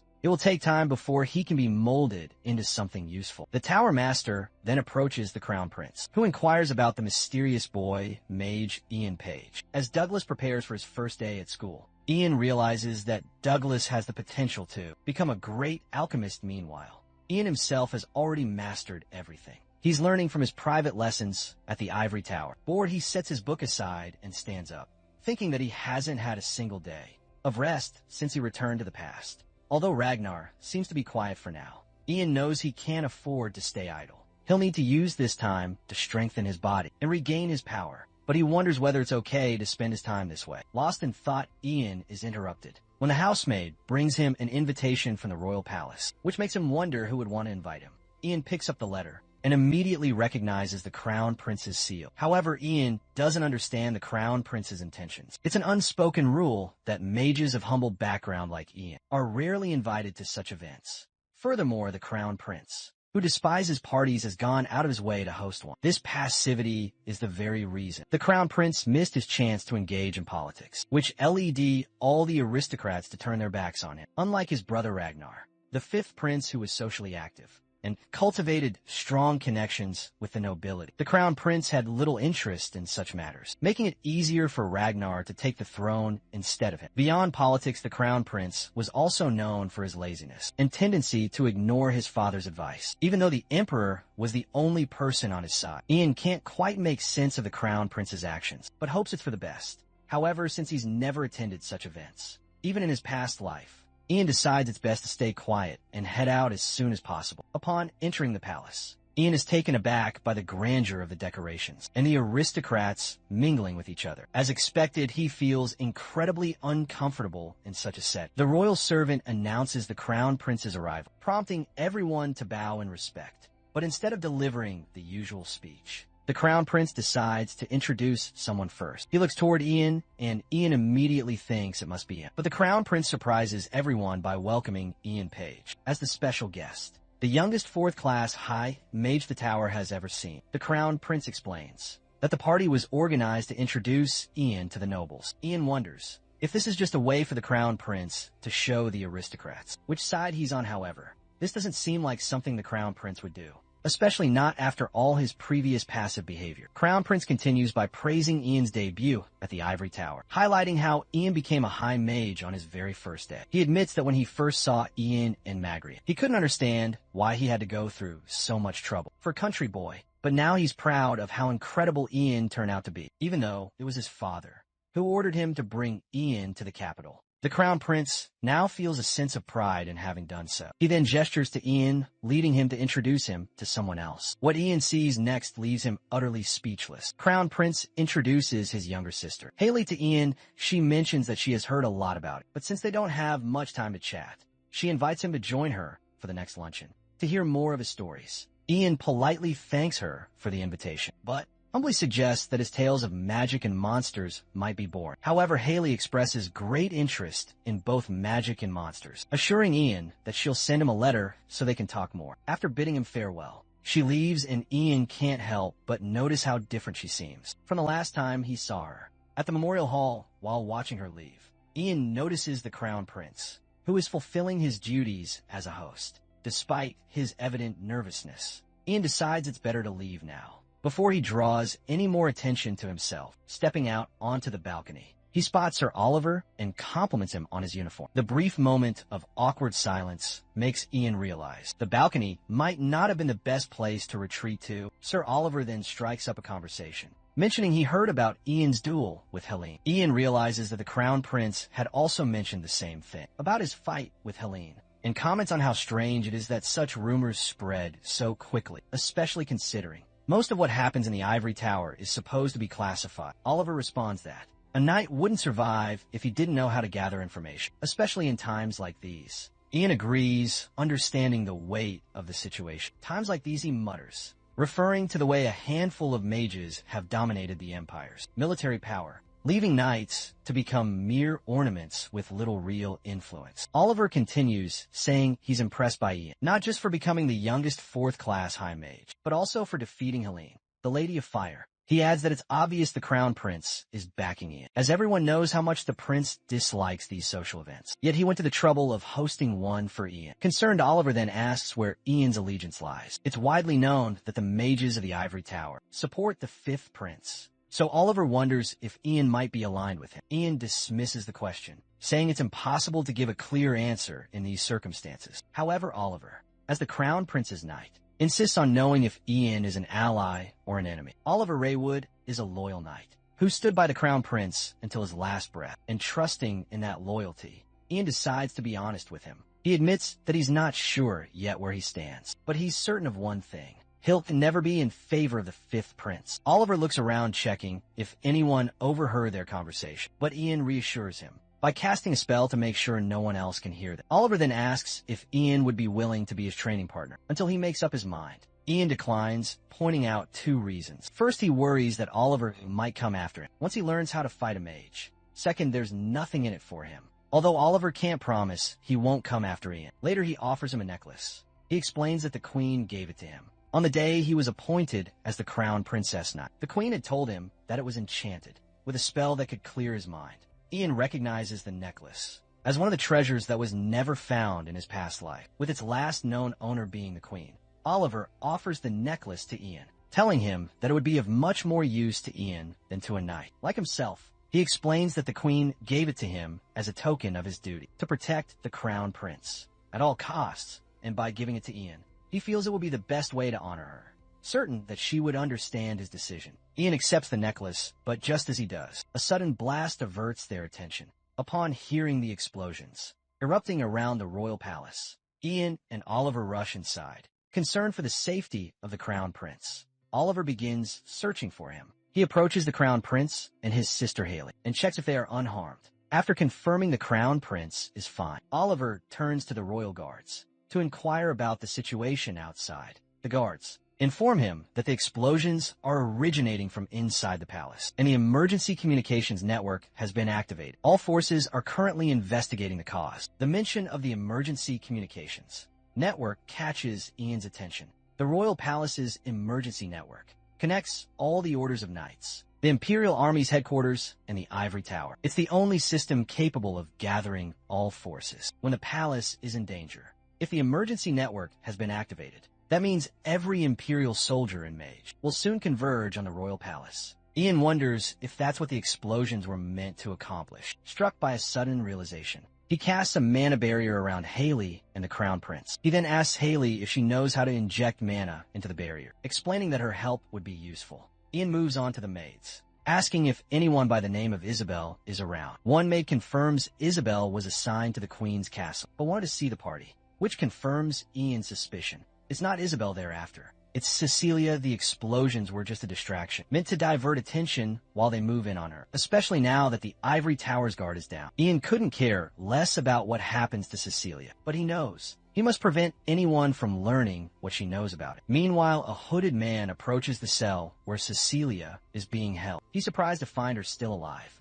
Cecilia doesn't recognize him, but the man reveals his identity and expresses disappointment in her, saying he thought she'd be better than this. As he removes his hood, Cecilia recognizes him immediately and desperately rushes towards him, begging him to get her out. But Daniel, for that's who it is, has other plans. Cecilia tells him she didn't say anything. It was Ian Page who knew everything about the Cold Walkers, and even the mana engraving she herself didn't know existed. She adds that Ian also knew about the mana engraving, which was a secret even she wasn't aware of. Daniel responds that this is information most Cold Walkers didn't know, and it wasn't until things spiraled out of control that the higher UPS revealed it. He asks if she has anything else to say. Cecilia pleads for her life and insists on her innocence, begging him to let her go. Daniel opens the cell, and as Cecilia steps out, her eyes widen in shock when he suddenly stabs her. She collapses to her knees, blood pouring from her wound. He tells her she was locked up because she didn't know what she was doing, and that it caused quite a disturbance. He adds that a third-class mage like her is rare, and there were talks of rescuing her. As Cecilia lies on the floor, coughing and bleeding out, he bids her farewell, but then another voice from behind interrupts him. Surprised, Daniel quickly turns and throws a dagger at Ian, but Ian easily dodges it with a slight tilt of his head. Daniel doesn't recognize Ian at all. As Ian glances at Cecilia's lifeless body on the floor, he feels no remorse in his mind. It's one less problem to worry about. Before Daniel can make a move or respond, Ian freezes his leg with ice. Rendering him immobile, Ian steps closer and declares that he'd wanted to kill Daniel with his own hands. Daniel tries to negotiate for his life, but Ian interrupts him, saying he's finally able to avenge his friends. Daniel hadn't killed any of Ian's friends, at least not yet, and maybe not even 10 years from now. The ice continues to creep over Daniel's body, encasing him completely. Ian calmly announces that he's already made up his mind to set things right with a tap of his finger. The ice shatters and Daniel's cold. Lifeless body collapses to the ground. Ian steps up to the dead body and examines the mana engravings on the back of Daniel's neck. This should be enough to get the answers he needs. While Ian stands over Daniel's body, he hears footsteps approaching. The Tower Master finds Ian standing over the bodies, but he has no idea what transpired. As Ian and the Tower Master face each other, the mana engraving on the back of Daniel's neck begins to glow. Meanwhile, His Majesty, the Emperor, is furious with the Tower Master for his ignorance of the threats lurking inside the palace. First a maid, and now the secretary of the family. The Emperor had granted the Tower Master full investigative rights to get to the heart of the problem, but seeing the Tower Master's incompetence, the Emperor loses faith in the Ivory Tower. He announces that he is revoking all investigative rights granted to the organization. The Emperor demands the Tower Master disclose any findings he has gathered to the royal family, the Order of the Knights, and the Imperial Army, for dismissing him with little more than a curt command to leave. After the Tower Master bows respectfully and exits, a royal servant steps forward to invite Ian to approach and pay his respects to the Emperor. Ian Page steps before the Emperor, who thanks him for protecting the Empire from external threats. The Emperor remarks that if not for Ian, they might have unwittingly handed critical information to unknown enemies. Without Ian's intervention, the royal family and the Empire would have been the subject of ridicule among the other kingdoms. As a token of gratitude for his contributions to the Empire's safety, the Emperor personally rewards Ian. He offers him the robe once belonging to Mitchell Greenriver, the Emperor's ancestor and the only mage in the Imperial family. According to his will, the robe was originally meant for royals only, but the Emperor chooses to give it to Ian as a lease, with the agreement that it will expire when Ian either dies or no longer wishes to possess it. Ian recalls the stories of Mitchell Greenriver, a hero of the Empire who was even appointed as the Tower Master for his exceptional magical abilities. Even in his past life, Ian had never had the chance to see this robe, as it is a robe Ian does not need to undress to try it on, and the Emperor encourages him to put it on. When Ian wears it, however, the Emperor notices that it is a little too large for him, suggesting that Ian will grow into it over time. But Ian quickly senses that the robe is enchanted with magic. He declares that he can make it fit him perfectly using his magic. He adjusts the robe to his size, leaving everyone around him astounded. The Emperor praises how well the robe suits Ian, especially its blue color, and Ian bows respectfully, thanking His Majesty later. Ian meets Lady Haley outside, who hesitates before speaking. She mentions that she wishes to discuss what happened the last time they interacted. Ian apologizes, admitting that his actions were out of line due to the extreme circumstances at the time. He reassures her that what she fears will not happen again. As they converse, someone approaches from behind Ian and comments that what Ian did was incredibly honorable and brought peace to the Empire. Ian turns around to see a boy dressed like a prince. Like the Emperor, the boy praises Ian's role in the royal palace. Ian's eyes widen in shock as he recognizes the boy. This is the prince walking toward him. The prince introduces himself as Ragnar Greenriver, the fifth heir to the emperor. A sudden flashback grips Ian's attention, showing a glass of wine spilled on the floor beside a much older Ian. Ragnar stands above him, telling Ian that he should never forgive him, as Ragnar congratulates Ian on his appointment to the High Mage of the Ivory Tower. One thought runs through Ian's mind. This is too early now, is not the time to meet him yet. Ragnar invites Ian to the day's luncheon, but Ian's fist clenches in anger. Before he can respond, Haley interrupts, informing Ragnar that Ian has already promised to join her. Ragnar suggests meeting the next day, but Ian refuses again, prompting Ragnar to suggest rescheduling for another time. Before walking away, this encounter is happening 2 years earlier than when Ian originally met Ragnar. Ragnar is still a young prince, hiding his ambitions beneath a facade. Ian decides that he will interfere in every possible way to prevent Ragnar from expanding his influence and ultimately ensure his downfall. This time, Ian will be the mastermind behind Ragnar's eventual demise. Fast forward to 5 years later. The Crown Prince is annoyed and frustrated over the overly complicated book. He complains about the difficulty of the book. The teacher tells him the book is called The Principle of Sovereignty, written by the first emperor himself. It covers the virtues a future king should have, as well as effective methods for ruling a kingdom. The Crown Prince looks at the pile of books about the kingdom's history, philosophy, economy, politics, and etiquette, and decides he's done for the day. The teacher tells him his father will scold him if he skips another class, but he shows no care. Since it's Sir Oliver's last training session with Ian, the Crown Prince decides to go watch that instead. Meanwhile, at the knight's main training field, Sir Oliver stands holding his sword firmly and thinks to himself, this is his last chance to defeat Ian in training. He clenches his sword tight in his grip and takes a look around. Ice spears rain from above. As he dodges the ice attack, the ground around him lifts up. Oliver runs through and jumps out the walls of mud. He then takes a look around to see what's next. And in that moment, a huge fire blast comes his way. Oliver thinks, quickly raises his sword and then splits the pyroblast with the swing of his sword. He finds Ian standing on the other side of the pyroblast. Oliver is determined to get him.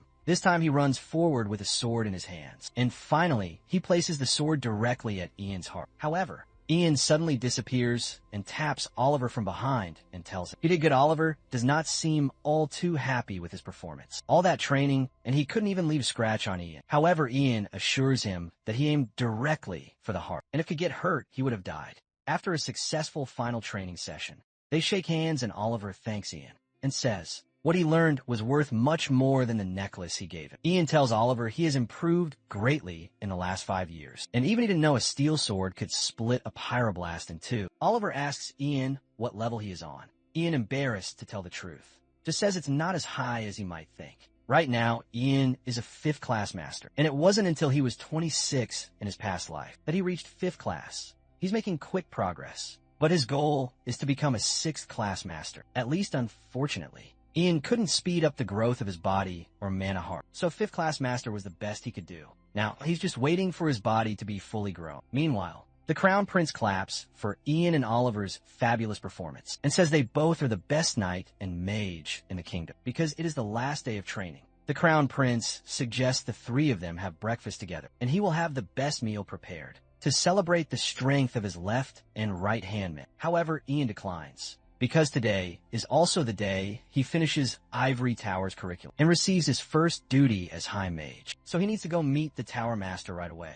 This disappoints the prince at first, but he tells Ian to leave now. They'll have time to dine together soon. Ian says he'll save some time for him and lifts up in the sky as he says his goodbye and flies away. The prince looks up and says the fact that the robe his father gave Ian was enchanted with a flying spell makes him a little jealous. The Crown Prince asks Oliver if he's ready to take on a mage now, because he saw him neck and neck with Ian just now. But Oliver says that he can't even leave a scratch on Ian, and that gap is only going to grow with time. However, if he were to go against other mages, he's quite sure he could take them back at the Ivory Tower. Seeing Ian grow from a boy to a man made the Tower Master feel old. As he reviewed Ian's reports, he found nothing but praise throughout. It was no surprise the young mages held Ian in such high regard. He was the closest thing to a perfect mage the Tower Master had ever seen. He informed Ian that today marked his final day as an apprentice. If Ian had been a student at the academy, he would have been sent off to other lands after graduation. But for Ian, the situation was different. All that remained on his last day as an apprentice was a conversation with the Tower Master.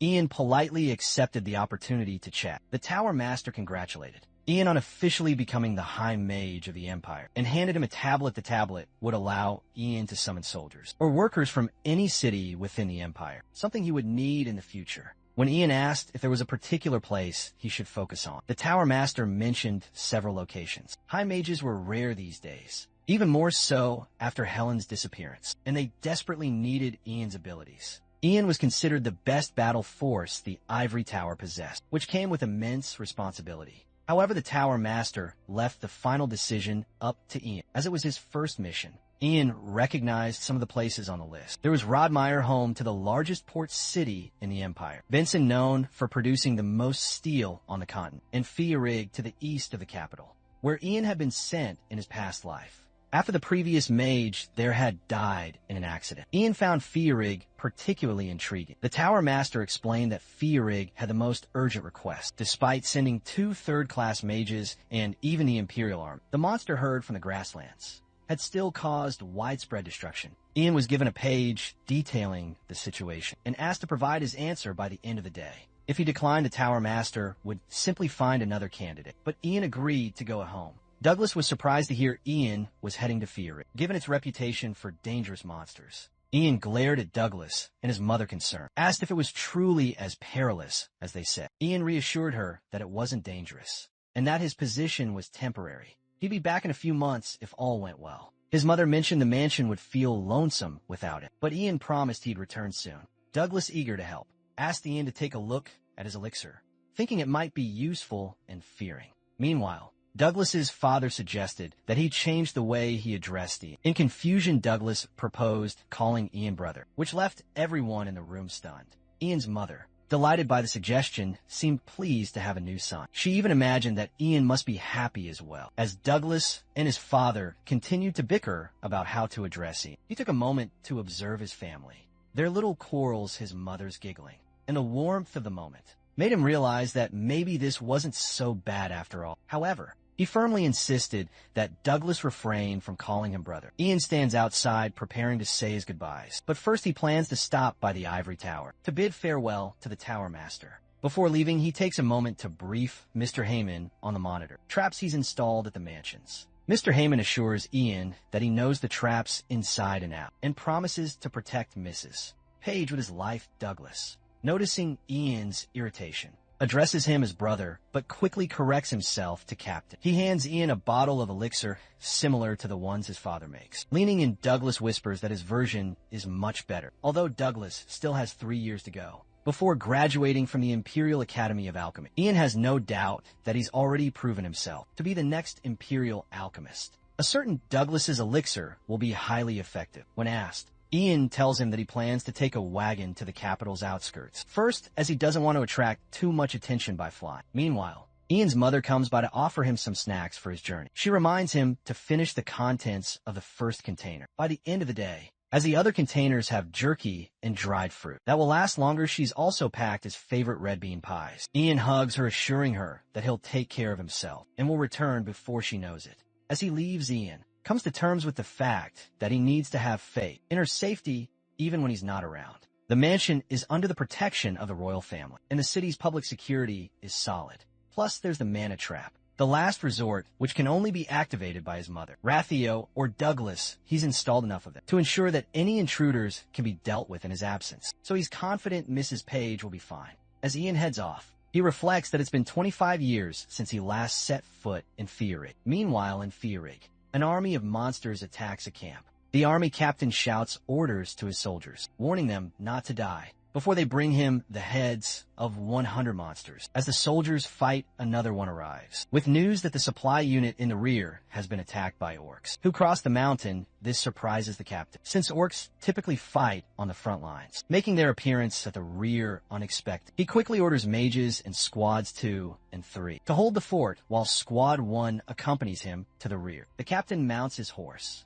unsheathes his sword, and leads the squad to intercept the orcs. He commands them to eliminate any orc they see, despite the orcs' lack of intelligence. Their strength lies in their unity. The supply unit, inexperienced and unprepared, is no match for the orcs. The captain fears he might be too late, as he spurs his horse on, racing toward the rear. Suddenly, it begins to snow, The canyon ahead is blocked by an ice wall, and the monsters freeze solid. The unexpected change in weather confuses the captain, but then he spots someone standing atop the ice wall, with everything frozen around him. The man steps down. The soldiers quickly surround him, spears pointed at him, demanding that he reveal himself. The man, calm and composed, says he was told they were desperate for support, and introduces himself as Ian Page, a high mage sent by the Ivory Tower, leaving everyone in stunned silence. The captain, clearly impressed, praises Ian's great victory against the goblin army of Mugrian Mountain, and extends a hand to him. Lord Kylian Pierrick, intrigued,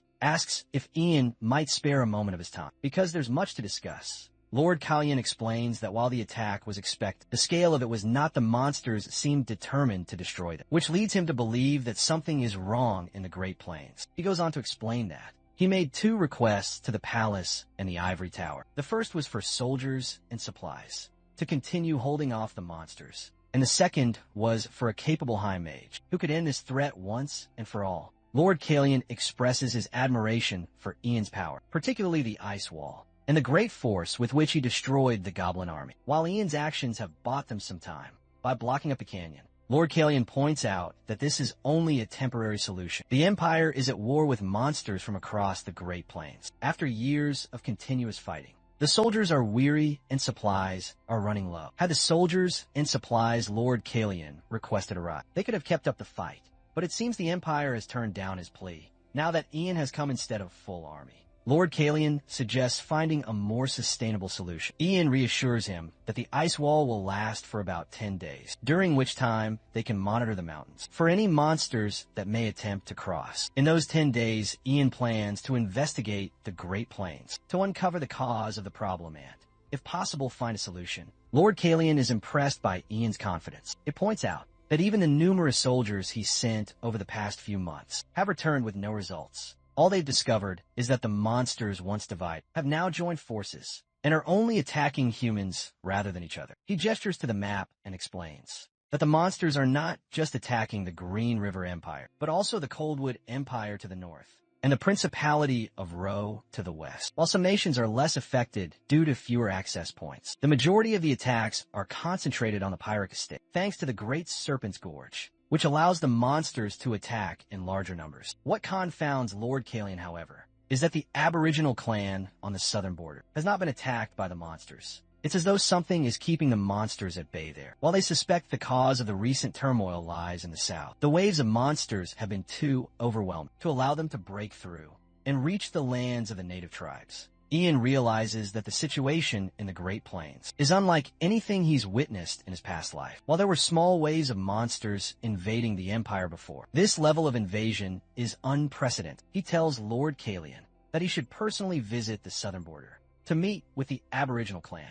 Lord Kylian acknowledges that if the clan's leader is the Shaman King, then he may know something crucial about the issue. Meanwhile, Ian gazes up at the beautiful night sky over the Great Plains. Lost in thought, he believes that the artifact, the Staff of the Great Plains, should still be in place. The staff, once given to the leader of the natives, the Shaman King, had always fascinated Ian. He had always had a particular fondness for it, as birch tree staffs are quite rare. In 3 years, the Green River Empire, the Coldwood Empire, and the Principality of Ro will unite to form a joint army to eradicate the monsters from the Great Plains. The monsters will be largely banished, and each nation will claim a portion of the plains and its resources. During that time, the Shaman King will disappear and the natives will be enslaved. However, something that never happened in Ian's previous life has occurred, and his return might just be the catalyst for that change. Ian tells Lord Kylian that the ice wall will begin to thaw and break after 10 days. In the meantime, he plans to investigate the cause of the recent changes and figure out a way to resolve it. However, should he not return within those 10 days, Ian expresses his confidence in Lord Kylian to manage the situation. Ian flies through the Great Plains and lands at a mountain, marking the start of the Aboriginals' territory. To his surprise, the area is eerily quiet. While the north is overrun by thousands of monsters, Ian hasn't encountered a single one on his journey south, which leads him to think that perhaps Lord Kylian was right. The cause of the change must lie somewhere within these lands. As Ian walks deeper into the area, the natives immediately take notice of his presence. Standing alert, Ian calmly introduces himself, explaining that he is a mage from the Green River Empire and that he comes in peace. The natives, intrigued, ask him where he learned their language. Ian dismisses their question, saying it's not important, and demands to meet the Shaman King, leaving the natives in shock. To the natives, the Shaman King is the equivalent of a tower master. But instead of being trained as a magician, the Shaman King is born with both a mana heart and a mana brain, and is raised as a shaman. The King of Shamans, therefore, is the rightful ruler of the tribe. Ian presses further, stating that he wishes to discuss the monster invasions in the north, and that the Shaman King should be aware of the strange occurrences. The natives are offended by Ian's bold request to see their king, and raise their spears against him. They warn him to leave, or face being sacrificed to the spirits of the Great Plains. Frustrated with the lack of civility, Ian refuses to back down. He calmly tells them he won't leave just because they tell him to. One of the natives attacks him with a spear, but Ian swiftly blocks it with his own ice spear, slicing the weapon in half. He threatens the natives, telling them that if they don't bring the Shaman King, the next thing to fly off will be their leader's head. At that moment, the Shaman King appears and asks why someone from the Empire would seek him out. Ian turns to face him, and at a glance, his eyes fall on the staff the Shaman King holds. He immediately recognizes the leader and begins explaining the situation. The monsters of the Great Plains are attacking the borders of the 3 neighboring nations. However, despite traveling through the region, Ian hasn't encountered a single monster headed south. He asks the Shaman King if he knows why the monsters are only invading the northern lands. The Shaman King answers dismissively, stating that monster invasions of human territories are not unusual, and the natives have no knowledge of why this has happened. Ian, however, can see through the Shaman King's words, and demands that he tell the truth. The accusation offends the Shaman King's people, but he motions for them to stop.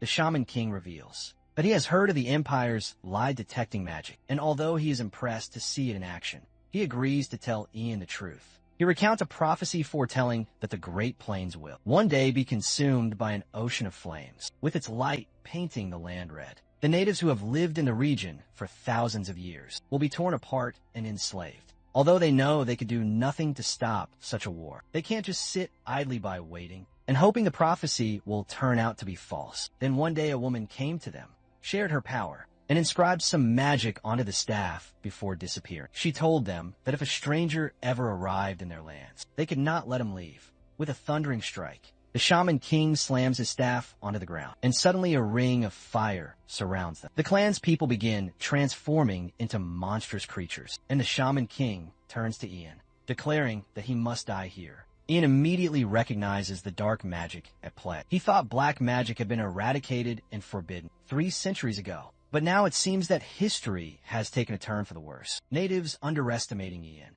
believe they have the upper hand, but Ian is no ordinary mage. He isn't about to die without a fight. With steely determination, he resolves to take the staff, now tainted with black magic, from the Shaman King, even if he must use force to do so. Shaman King, unflinching, dares him to try, confident that Ian will not succeed. Lord Pierre stood anxiously, his mind swirling with worry as he thought about Ian. It had been 10 long days since the magician had ventured into the Great Plains, and the ice wall blocking the canyon entrance was about to melt any moment now. Pierrot couldn't shake the uneasy feeling gnawing at it, wondering what could have happened to Ian, and what would unfold if this situation continued, but forcing himself to refocus. Lord Pierrick called for Ardal. When Ardal responded, Lord Pierrick instructed him to follow the plan, setting up an outpost at the canyon. He told Ardal to gather all available troops from their territory, station them in the canyon, and even bring the catapult, along with the subjugation squad guarding the mountain paths. Ardal bowed deeply, placing his hand over his heart, and promised to return to his squad. Once Ardal left, Lord Pierrot closed his eyes, concentrating hard, willing himself to draw on his inner strength. He reminded himself that he and his men only needed to defend their land, vowing to protect his territory and people. He resolved to become the Empire's strongest, most steadfast shield. With that determination in his heart, he opened his eyes, now filled with a sense of immense responsibility. When all his men and the catapult had been stationed, Lord Pierre had stood at the front, sword in hand, instructing his troops to prepare the catapult. Just as he shouted for them to be ready, a figure emerged from the fog. As Lord Pierre focused on the figure, his eyes widened in shock. They're walking toward them, panting heavily and clutching something in one hand, while holding a staff in the other, was none other than Ian Page. The magician, breathless and disheveled, had a cloud of black smoke swirling around his head. Lord Pierrick shouted for Ian, But before he could grasp the situation, Ian, with great effort, forbade them to touch the staff under any circumstances. Then, without warning, Ian collapsed unconscious. Pierre, frantic with worry, shouted his name in desperation. When Ian regained consciousness, he found himself lying shirtless in a strange room. His torso was bandaged, and he could sense the dull ache of his body. At first, he wondered if he had made it back to the Lord's castle. Carefully, he sat up, a wave of dizziness hitting him, and he realized that he had indeed returned. He decided to focus on settling the staff first, before Ian could fully orient himself. Lord Pierrick and Ardell barged into his room without knocking. Both speaking urgently, they'd been waiting for him to wake up seeing them. Ian asked how long he had been unconscious, to which Lord Pierrick replied that he had been out for days. He asked Ian how he was feeling, mentioning that the doctor had said he shouldn't be moving yet. Before Lord Pierre could continue with the doctor's advice, Ian swung his legs off the bed, declaring that he was fine. When Ian asked about the staff he had brought back, Lord Pierre pointed to a box and explained that the staff was inside, guarded by other magicians. He added that the box was specially made with magic, similar to mana held designed to protect. Ian walked over to the box and, after inspecting it, nodded in approval, thanking Lord Pierre for handling it so well. Unable to contain his curiosity any longer, Lord Pierre asked Ian a question he had been reluctant to voice. He mentioned that when Ian had arrived, he was in a state where both his mana and stamina were drained, and if he had arrived even a little later, his life could have been in danger. Lord Pierre, while trying to tread carefully, admitted that it might be rude to ask so soon after Ian's recovery, but he couldn't help himself. What had put Ian in such a perilous condition? There was a long, uncomfortable silence after Pierre's question, leaving him anxious about what had happened in the great pains. Finally, Ian spoke up. Slowly, he retrieved the staff from a box, revealing that the staff was the cause of the strange events in the Great Plains. The revelation left both Lord Pierrick and Ardell stunned. Ian went on to explain that the staff was imbued with black magic, and a shaman had used it to control the monsters in the area, wielding both black magic and illusory magic. At the mention of black magic, Pierre's mind went blank. He immediately asked Ian if he was suggesting that black magic, thought to have perished 300 years ago, was still in existence. Ian confirmed that the Shaman King had received the black magic from an unknown source. Unfortunately, Ian, who had investigated the matter, had been unable to trace the culprit. Ian continued, saying that after the Shaman King's death, the black and illusory magic had dissipated, and the monsters in the Great Plains had begun attacking the new owner of the staff. He suspected it was some sort of curse placed to destroy the evidence. He couldn't help but sarcastically thank whoever was responsible, saying it had been incredibly difficult for him to return, with the staff in hand still trying to process the situation. Lord Pierre asked why Ian hadn't simply destroyed the staff, or thrown it away if it was so dangerous. Surprisingly, Ian responded that he actually liked the staff, continuing to work on it with his own magic. Eric, perplexed, asked if Ian truly liked it just for that reason.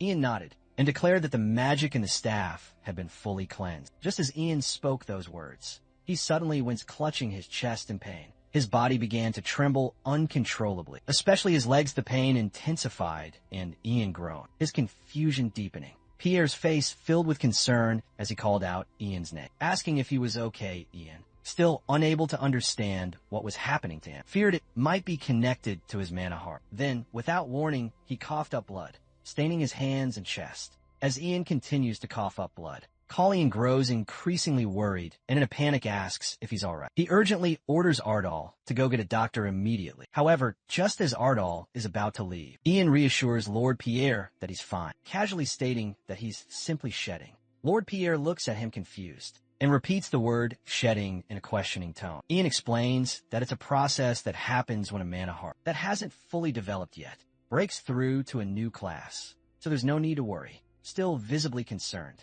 Lord Pierrick asks Ian once more if he's truly alright. Ian reassures him again, confirming that he's fine, as the blood staining his hands and torso disappears into thin air. Ian reflects that if he's right, he's just advanced from a 5th class master to a 6th class magician. Looking at his hands, he realizes that he now feels a massive surge of mana, which is distinctly different from what he's felt before. Lord Pierrick sighs in relief, but still cautious insists on getting a doctor to check on Ian. Ian thanks him for his concern. Lord Pierrick then mentions that he might be taking up a lot of Ian's time, but he has something to give him. He explains that 3 days after Ian left for the Great Plains, the Ivory Tower sent him a letter. He presents Ian with a box containing a crystal ball, saying that they were instructed to give it to him.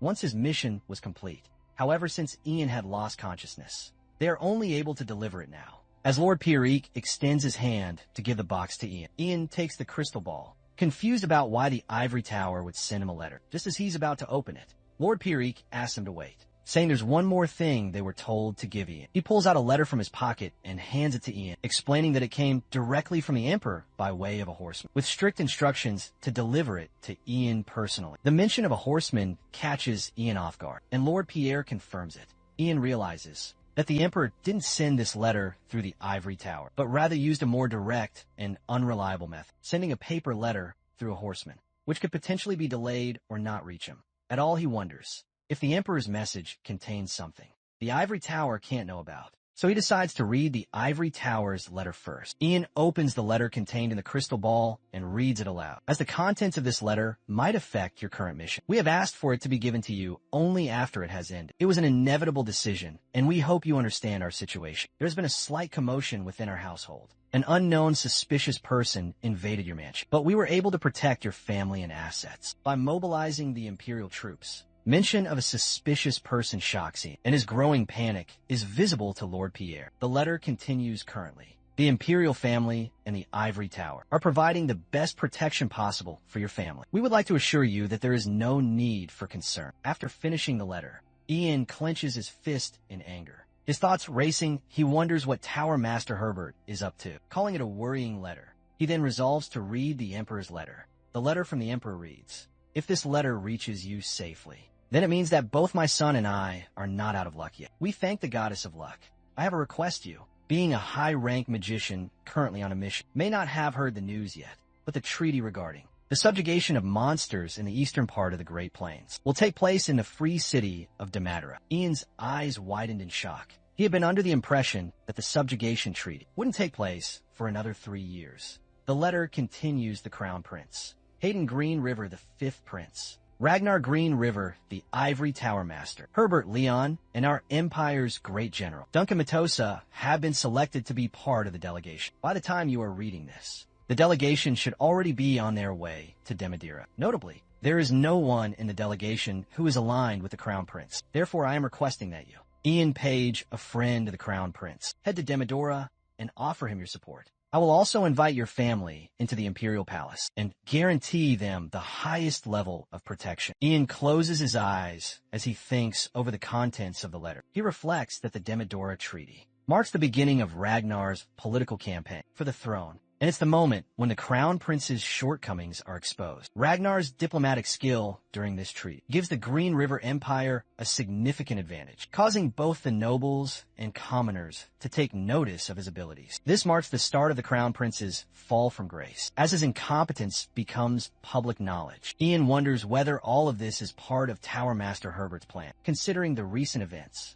and his own memories from his previous life, the sudden changes in the eastern Great Plains, the Sorcerer King who received black magic from an unknown woman, and the early treaty between the 3 countries. It all seems to be connected to the Tower Master. Somehow the suspicious people who invaded his mansion likely play a role in trying to hold him back. While Ian acknowledges that this is still just a theory, he feels that they might have figured him out. Despite everything, Ian considers ignoring the Emperor's request and heading back immediately. However, something unexpected occurs. Magic unlike anything even the Tower Master could have foreseen. A level of magic that isn't recorded anywhere in the world. 6th class magic that only a 6th class magician can wield. Hesitant Ian calls out to Lord Pierrick, who reassures him that he's free to speak. Ian then asks Lord Pierrick if he can do him a favor. Demeter, known by many names Freedom, Neutrality Commerce Port, was a place of many faces and even more significance. With his arms crossed in concern Heidi, the Crown Prince nervously asks if they can just summon Ian now. Oliver, ever composed,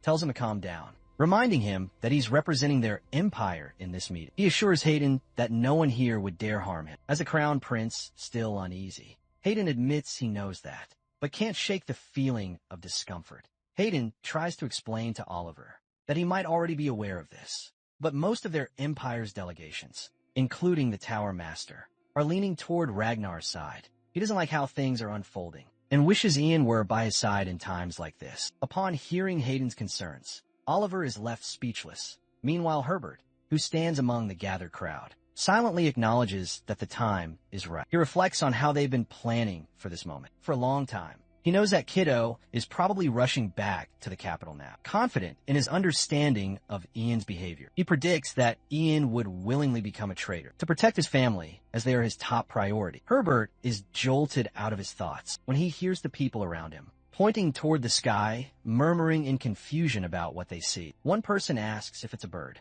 but to everyone's shock, including Hayden's, it's none other than Ian himself, as Ian lands smoothly on the ground. He bows to Hayden, apologizing for his tardiness. Ragnar and his men seethe with anger at Ian's unexpected arrival, having believed he wouldn't make it.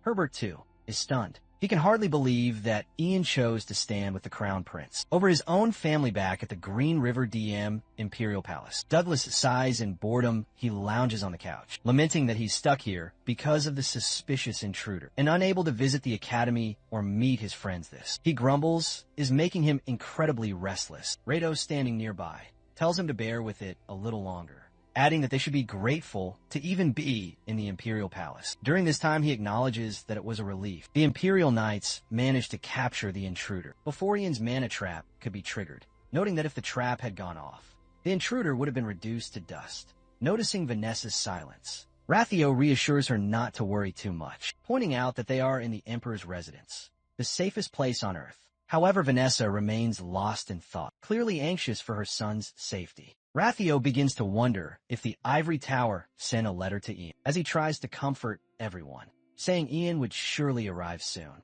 The door suddenly opens. Ian steps in, his calm demeanor confirming his arrival. He casually asks if he's late, leaving everyone in awe. They quickly rise to meet him, and Ian takes Vanessa's hand, acknowledging their worry. He assures them that they can rest easy now, as he will protect them all the night before. At Lord Pierre's castle, Ian speaks to Lord Pierre, making a request. Lord Pierre, eager to repay Ian for his previous help, reminds Ian of how he saved him and his territory. He promises to grant Ian any request, no matter the nature. When Ian finally shares his request, it surprises Lord Pierre Rich. He asks for protection. Lord Pierre, Rich, puzzled, asks what kind of protection Ian means. Ian explains that the magic he plans to use will put him in a trance, like state if something were to go wrong. Ian needs Lord Pierre to send magicians to inject mana into his brain so that he can wake up. Ian elaborates that because no one has ever reached the 6th class, records on such magic are scarce. He recalls how in his past life, he had to piece together spells from ancient,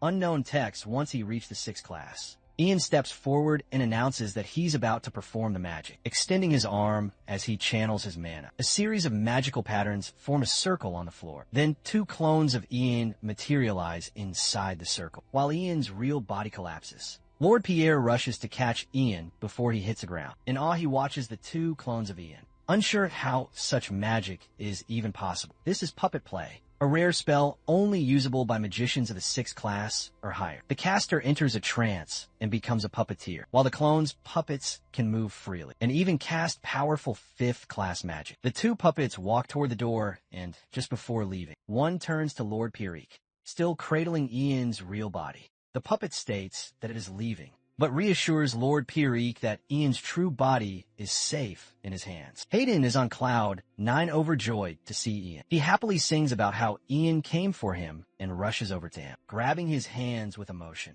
telling him that their hearts must be aligned because he truly missed him. Herbert, holding his staff, steps closer to them, curious about who arrived. Spotting Ian, he addresses him directly, commenting that it's Ian. He then mentions he heard from Lord Pierrick that Ian had succeeded in his mission, though it was so tough that Ian even fainted. He praises Ian for achieving such a great accomplishment. For the Empire, Ian bows his head slightly and humbly responds that he is merely doing his duty as a high-ranking magician. Herbert, clearly wanting to know more, asks Ian what has been on his mind since he first saw him. He inquires why Ian is here, since Herbert was certain. He told him to go to the Ivory Tower and rest. As Herbert starts to ask if Ian hasn't heard what's been happening with his family, Ian calmly explains that he did receive a letter from the Ivory Tower. However, after completing his mission, he was given an imperial order to join the delegation and assist the Crown Prince immediately. Ian pulls out a rolled-up letter to show Herbert, asking if he can read it for a moment. Ian agrees, handing the letter over.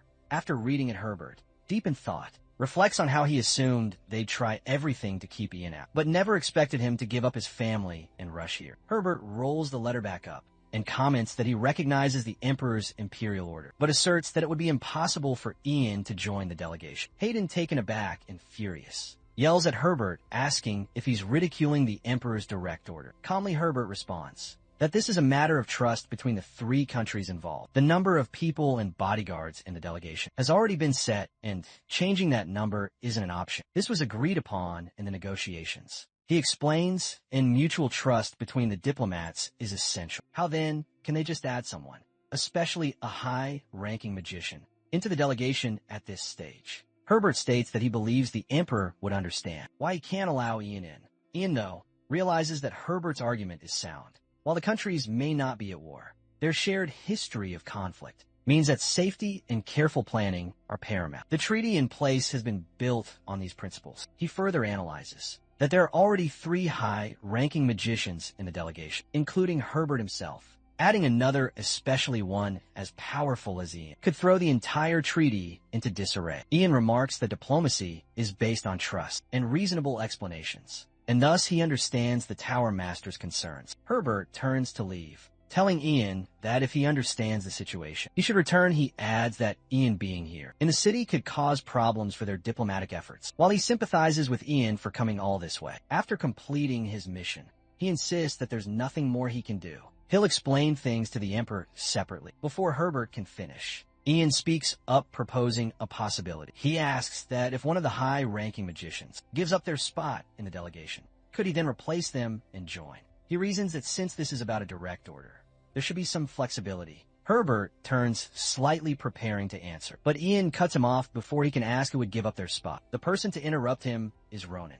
Stepping forward, Ronan raises his hand and boldly claims that he will give up his spot in the delegation. The room goes silent as everyone, including Hayden and Herbert, stares at him in disbelief. Herbert asks Ronan if he's serious. Ronan confidently affirms his decision, asking if they're not all citizens of the Empire. He goes on to say that no citizen would defy imperial orders, even if it complicates diplomacy. The delegation's mission is to represent the Empire, and that is an honorable duty. However, if by stepping down, he can help balance both the Emperor's orders and diplomatic relations, he will gladly make that sacrifice. Ronan then bows to Hayden, stating that he will now hand over his sacred mission to Ian Page and request that Hayden grant Ian the chance to take his place. Hayden, still processing the situation, agrees to Ronan's request, expressing his admiration for Ronan's loyalty to the Empire. He orders Ronan to prepare himself to return to the capital safely. Ronan bows again, thanking Hayden for his grace. Ronan then turns to Ian, telling him that he is entrusting his mission to him. He asks Ian to ensure that he fulfills the task without fail. Ian, genuinely grateful, thanks Ronan for his trust. Ronan is a high-ranking magician, and based on Ian's memories from his past life, he was one of the few decent magicians. While Ronan is known for his uncompromising nature, his loyalty isn't to the Tower Master or the Ivory Tower. It's rooted in his own belief in the power of magic. Ian reflects that in exchange for teaching Ronan a few powerful spells that even Herbert doesn't know. Ronan has easily switched his allegiance to Ian's side. Finally, Ronan bows one last time, stating that since a high-ranking magician not in the delegation is in the city, as Herbert said, it could cause diplomatic issues. Herbert, seething with anger, thinks to himself how he had initially underestimated Ian, assuming he was just some clueless kid. But now it's clear, Ian has already established himself in the Ivory Tower. Herbert glares at Ian, who is pointedly ignoring him, and silently swears that he won't let someone like Ian spoil his long-held plans to turn the Empire into the Ivory Tower's empire. Meanwhile, the crowd is abuzz with chatter, and Ragnar, who's been quietly observing, continues to fix his gaze on Ian, possibly already plotting his next move. Demitera is a city known for its neutrality and independence, not aligning with any specific nation. Recognized as the diplomatic bridge between 3 powerful countries, it has stood as a symbol of freedom and neutrality for over a century. As the delegations begin arriving for the 3-country treaty discussions, the 19th Mayor, Angelo Neville, warmly greets them. Aiden, curious about the arrangements, asks where the other delegates are staying.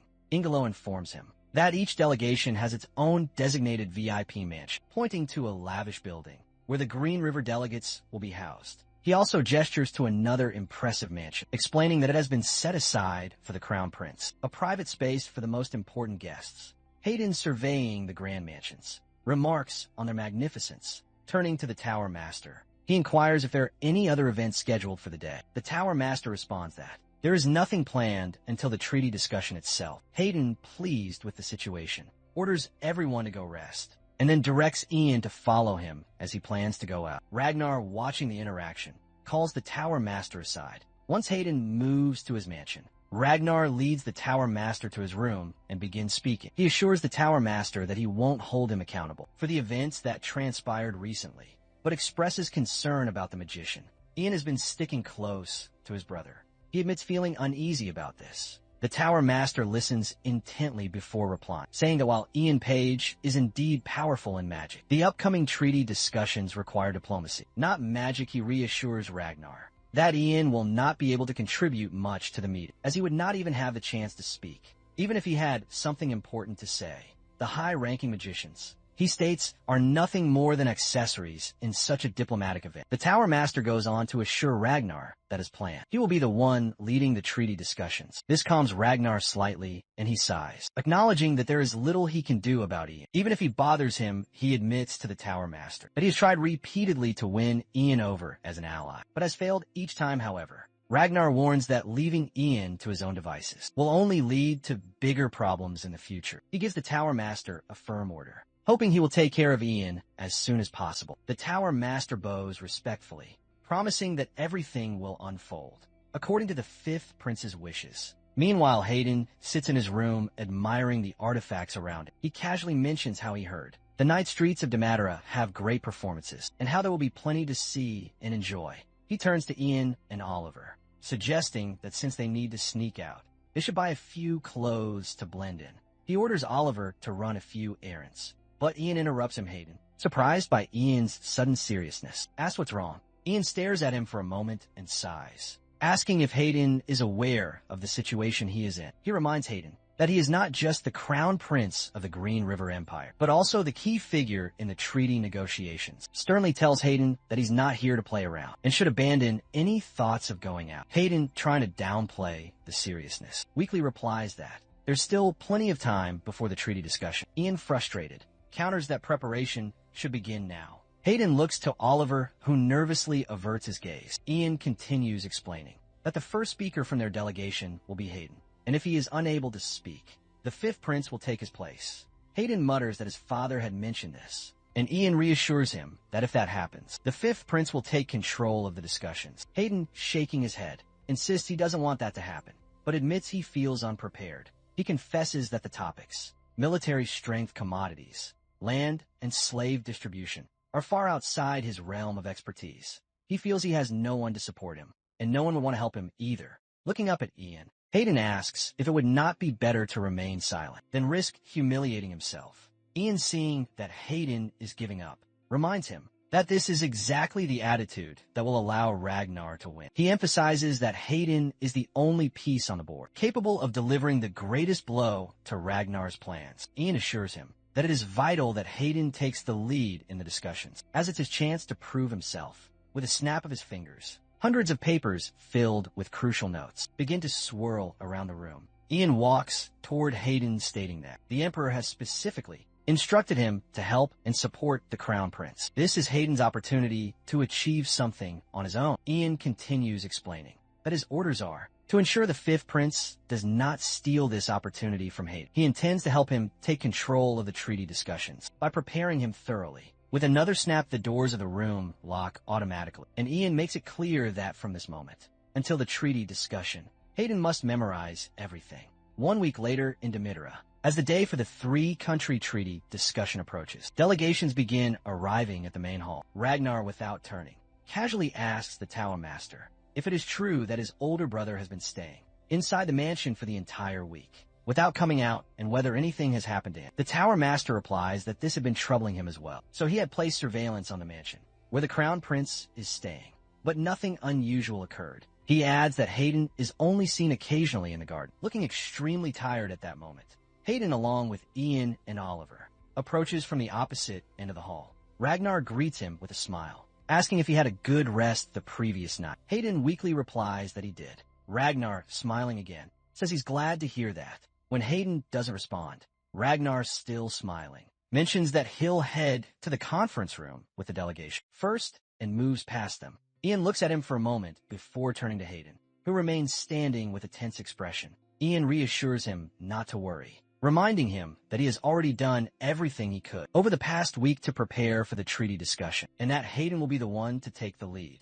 Aiden listens to him, and after a brief pause, he looks up with a determined expression and offers Ian a smile. In the conference room, the mayor, Neville, introduces himself as the one tasked with arbitrating the treaty discussion. He states that he is the 19th mayor of Demadera and will oversee the proceedings, ensuring that all details of the discussion are recorded. The delegations take their seats around a round table, and Angolo continues urging them to keep his words in mind. As the meeting begins, the first to speak is Maxwell Bainey, the successor of the Duke Bainey family, and the authority figure representing the Principality of Ro. He mentions the difficulty in procuring troops and supplies due to the narrow and dangerous roads leading to their principality. He continues, stating that they are requesting magicians and elite knights instead of foot soldiers and money in place of commodities, an arrangement they have already agreed upon with the Coldwood Empire. He quickly clarifies that if the Green River Empire has any objections, they are prepared to restart the discussion. Ian reflects on the fact that the first topic being addressed is the subjugation force. He glances at Hayden and encourages him to speak as they practice. Just as the fifth prince is about to begin his speech, Hayden interrupts,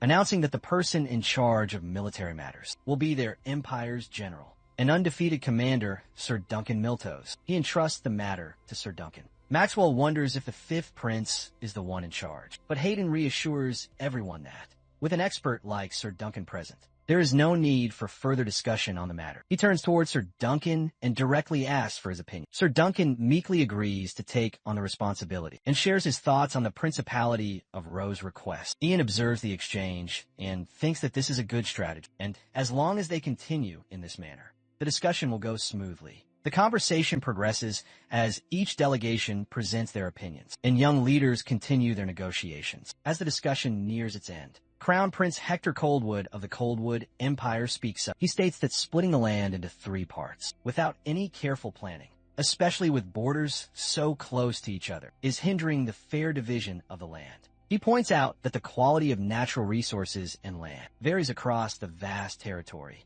and while some nations may strike a jackpot, others could end up with worthless land. He explains that some countries will inevitably face losses, which could lead to serious conflicts. He suggests that while feeling bad is a mild way of putting it, in reality, it could potentially spark a war. Ian observes the passive expressions around the conference table and reflects on how this is the most critical point of the treaty discussion, the division of lands and natural resources after the subjugation. Hector concludes by saying that the Coldwood Empire does not seek conflict and is content as long as peace can be maintained for the next 1,000 or even 10,000 years. He urges anyone with a good proposal to speak up, suggesting they should enjoy their shared resources without harboring ill feelings. Ragnar looks toward the Tower Master and nods, prompting him to speak. However, Hayden interrupts once more, confidently declaring that he knows of a method. All eyes turn toward him as he smirks, asserting that his solution is foolproof. Hayden announces that he has a method, and after a brief silence,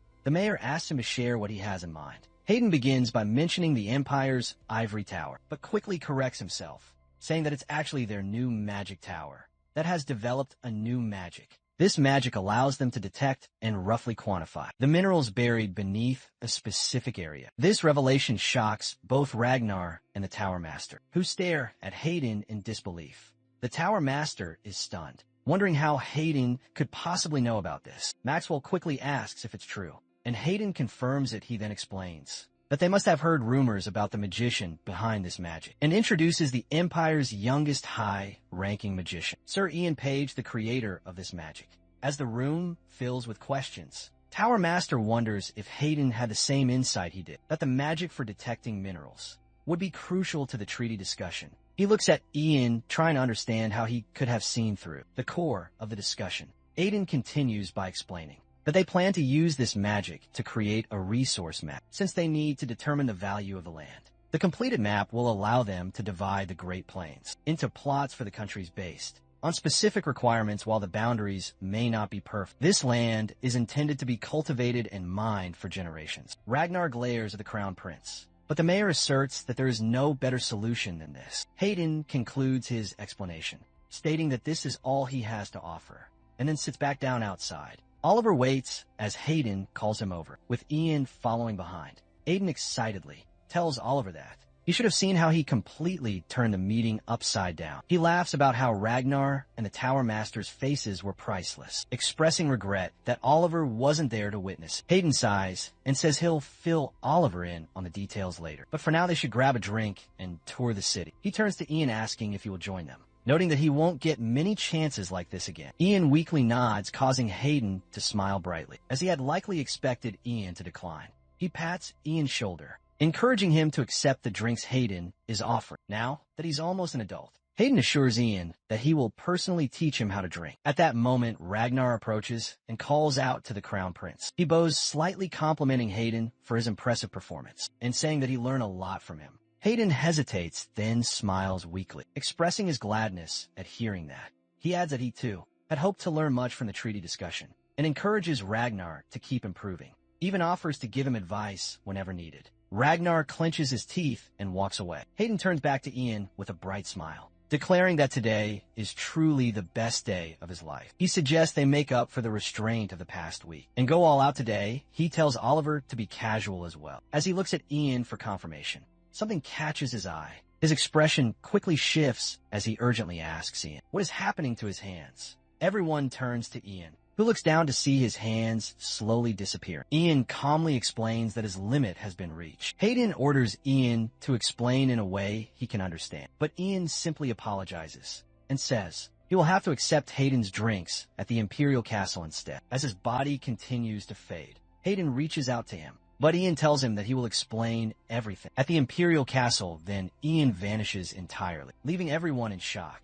The Tower Master clenches his fists, realizing that it was a clone all along. He is baffled, thinking to himself that clones aren't supposed to exist. Yet Ian managed to accomplish everything with one. They had all been completely deceived by Ian Page. One of Sir Ian's servants brings him his food while he's still sleeping. Lord Fierig tells the servant to set the food aside, since Sir Ian is resting. It had been several days since it was mentioned that Ian had slowed his metabolism with his magic, and it was becoming clear that he was growing weaker. Lord Fairing felt the need to call for a mage to wake him, but before he could do so, Sir Ian stirs and tells him there's no need for that. Lord Fairing then asks him how he's feeling, whether he's well or not. Sir Ian, being honest, admits that he doesn't feel well at all. He has a headache and can barely move. Lord Fairing grows concerned and suggests calling a doctor for him, but Sir Ian refuses, saying he only wants food because he's extremely hungry. As Sir Ian prepares to leave, Lord Fairig asks him if he's sure he doesn't want to stay for one more night, even though he understands Ian must be busy. Sir Ian refuses, telling him that he should be the one grateful, as he didn't do anything more than his duty as a High Mage, just as any other High Mage would have done.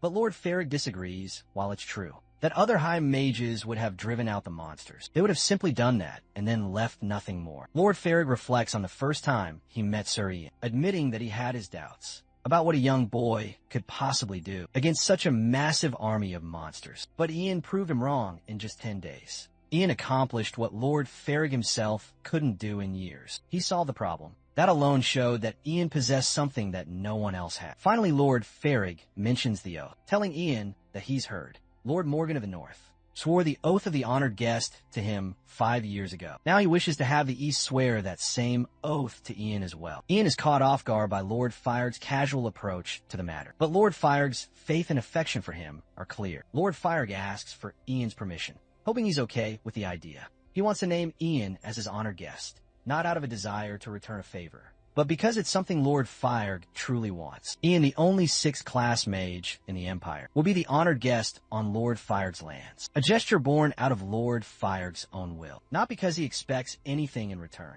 He's confident that neither he nor Ian will regret it. Ian, however, isn't sure if swearing an oath meant to last 1,000 years should be something done so spontaneously. Still, he has no intention of turning it down. Lord Fairig moves forward with the formalities for the oath of 1,000 years, reassuring Ian that it won't take long. His family will always welcome Ian no matter when he visits, and they swear to always be at his service if he ever needs help from the East. He wishes that the oath will last for generations on both sides, and with a little embarrassment, He swears it by the easternmost stream of the Emerald River. Ian can't help but think how simple and nice it would be if they could just say their oath is sworn and be done with it, but as it stands, he looks forward to a brighter future alongside Lord Feyrig. Lord Feyrig asks Ian to let him know whenever he plans to visit, as he wants to show him what a proper feast from the east looks like. Ian agrees, feeling the weight of how much has happened in such a short time. Afterwards, Ian reflects on the unexpected gift he's received and the next steps ahead. He needs to track down the person who enchanted the staff and figure out how they managed to bring back black magic after 300 years, all while knowing there are plenty of questions awaiting him. Back in the capital, Ian returned to his place, and as soon as he stepped inside, his mother rushed to him, visibly concerned. She asked where he had gone, as he had disappeared without a word, which made her worry. Her shock deepened when she saw how weak and thin Ian had become, and she immediately became even more worried. She questioned him, asking what in the world he had put himself through. She even thought that Lord Fiery didn't know how to take care of someone who had traveled such a long way to help him. Her heart broke seeing him in such a state. Ian reassured her, telling her that it was a long story, but he would soon be better. He handed her a telesphere crafted from mana crystals, which he had stopped by the workshop to have made on his way back. This device would allow her to communicate with him anytime, even if he was in the city. He also apologized for scaring her and promised not to disappear like that again. Douglas, who had been watching, asked about the magic Ian had just shown. He explained that he had learned many kinds of magic at the academy, but had never seen anything like this. He was curious how Ian could be in Demeter and at the castle at the same time, wondering if it was some kind of mirror trick or a life-size doll. Ian, smiling, asked Douglas to take things one question at a time. He explained that it was one of the perks of being a 6th class mage, which left Douglas confused. If Ian was a 6th class mage, did that mean his class was higher than any other mage in the Empire? Ian reassured him to relax, saying he was still the same Ian Page they all knew. Douglas, undeterred, told Ian that he was going to try a potion he had made earlier that morning and invited Ian to join him. Ian declined, explaining that while he would have loved to, he had another invitation. He made his way to the location, feeling a bit unsure as he took in the unfamiliar environment. However, as soon as he arrived, people began welcoming him warmly, telling him that the celebration had been prepared just for him. They asked him to take a seat and handed him a drink, congratulating him on becoming a 6th class mage. They proudly mentioned that they had the finest wine in the royal castle. Just for this occasion, Ian, who rarely drank wine in the past, decided to give it a try. He took a glass, drank it all in one go, and surprisingly he liked it. Group, noticing, mentioned that His Highness should hear about what had happened in Demetera. Sir Oliver poured him another glass and advised him to slow down, joking that if he drank too much, he might accidentally blow the whole building away with a magic missile. Ian was surprised to see His Highness so informal with his knights, and asked Sir Oliver if that was really appropriate. Sir Oliver smiled and explained that every man in that room had sworn loyalty to His Highness, the Crown Prince, and could therefore be trusted. Ian seemed a little confused, prompting Sir Oliver to observe that Ian probably didn't have many friends, given his cautious demeanor. He then recalled their first conversation at Mogrian's castle, when Ian had captured Lady Cecilia, who turned out to be a spy. Sir Oliver also remembered that, despite Ian having just fought a 3rd class mage, Ian didn't appear exhausted. It made him realize that Ian was very skilled at hiding his feelings, almost like a veteran trained for years not to show any emotion. It made him think how insidious that boy is. Sir Oliver then noted that Ian probably didn't have any friends to talk to. He chuckled, saying he had an eye for character. Ian, hearing this, felt a pang of sadness. He agreed, but also mentioned that there was someone he once considered friend, though their ending wasn't quite as impressive. Sir Oliver, intrigued, tried to figure out what kind of person Ian's friend had been. He reflected on his 5 years of training with Ian, and said that whenever they talked like this, it felt like speaking to a middle-aged man, not someone his age. Ian smiled and acknowledged Sir Oliver's sharp eye for character. He then joked that he was actually turning 48 that year, and had been using magic to maintain his youthful appearance. Laughing at the absurdity of it, he reminded Sir Oliver of his earlier remark about him being an insidious little boy, who sometimes got too serious with his jokes. Ian asked for forgiveness, and Sir Oliver, with a grin, forgave him as the bigger man. They both laughed, and Ian found it very kind of Sir Oliver. Ian stepped outside to get some fresh air, his head feeling heavy from the alcohol. He wasn't used to drinking so much. It was then that the vice captain appeared. Ian, a little surprised, asked what he was doing out there. The vice captain explained that he was hiding to get some air, as he wasn't a great drinker, In fact, his face turned red, even from a single glass of wine. Ian nodded, mentioning that he was out there for the same reason. He admitted that feasts like those weren't really his thing. The vice captain then shared a story about Paul Lance, vice captain of the 2nd Imperial Order of Knights. In his past life, Paul had been the 2nd best swordsman in the Empire. He came from humble beginnings, but his swordsmanship and loyalty had earned him his current position, gaining the trust of the Crown Prince and the captain. The vice captain shifted the conversation and asked Ian about his first time drinking. Ian shrugged, noting that it wasn't too bad and that he'd actually enjoyed it for the first time in a while. The vice captain smiled and thanked Ian, saying his presence had managed to turn the stern old captain into a bit of a chatterbox. He also mentioned that he hadn't seen His Highness that happy in years. Ian appreciated the compliment, but replied modestly, saying he was destined to become a great leader. All he was doing for the vice captain was offering a little nudge in the right direction. Seeing the captain happy made Ian feel a little closer to him. Just then, the vice captain received a call from inside. It was His Highness, complaining that if the vice captain didn't let him pour a drink, he'd be getting rid of him. The vice captain excused himself, saying he had to go back inside. Left alone, Ian stood there, thinking about how the memories of his past life would no longer be of any help. The choices he had made had brought about significant changes, and those changes would eventually lead to a new ending for his story. At that moment, he realized that there was no way to predict how things would turn out, and all he could do was protect the ones he loved. Inside, the Highness questioned the Tower Master about the plan. The Tower Master reminded him that their goal was to eliminate Ian, and the usual answer was, "Please wait until I turn him into a useful weapon for us." The Highness was growing frustrated, feeling that Ian was always standing in their way. The Tower Master apologized, explaining that perhaps he'd been too careful. Who would have thought the young boy would rise to such prominence so quickly? He promised that there would be no more delays, and today would be the last time His Highness would have to wait. The Tower Master then presented Helen, asking her to show respect to her prince. The Highness confirmed that she was the High Mage, who had disappeared some years ago. Helen uncovered her face and expressed how honored she was to finally meet him. The Tower Master reassured His Highness not to be alarmed, emphasizing that she was human and above all loyal. She would give her life at the snap of a finger, if that was what His Highness desired.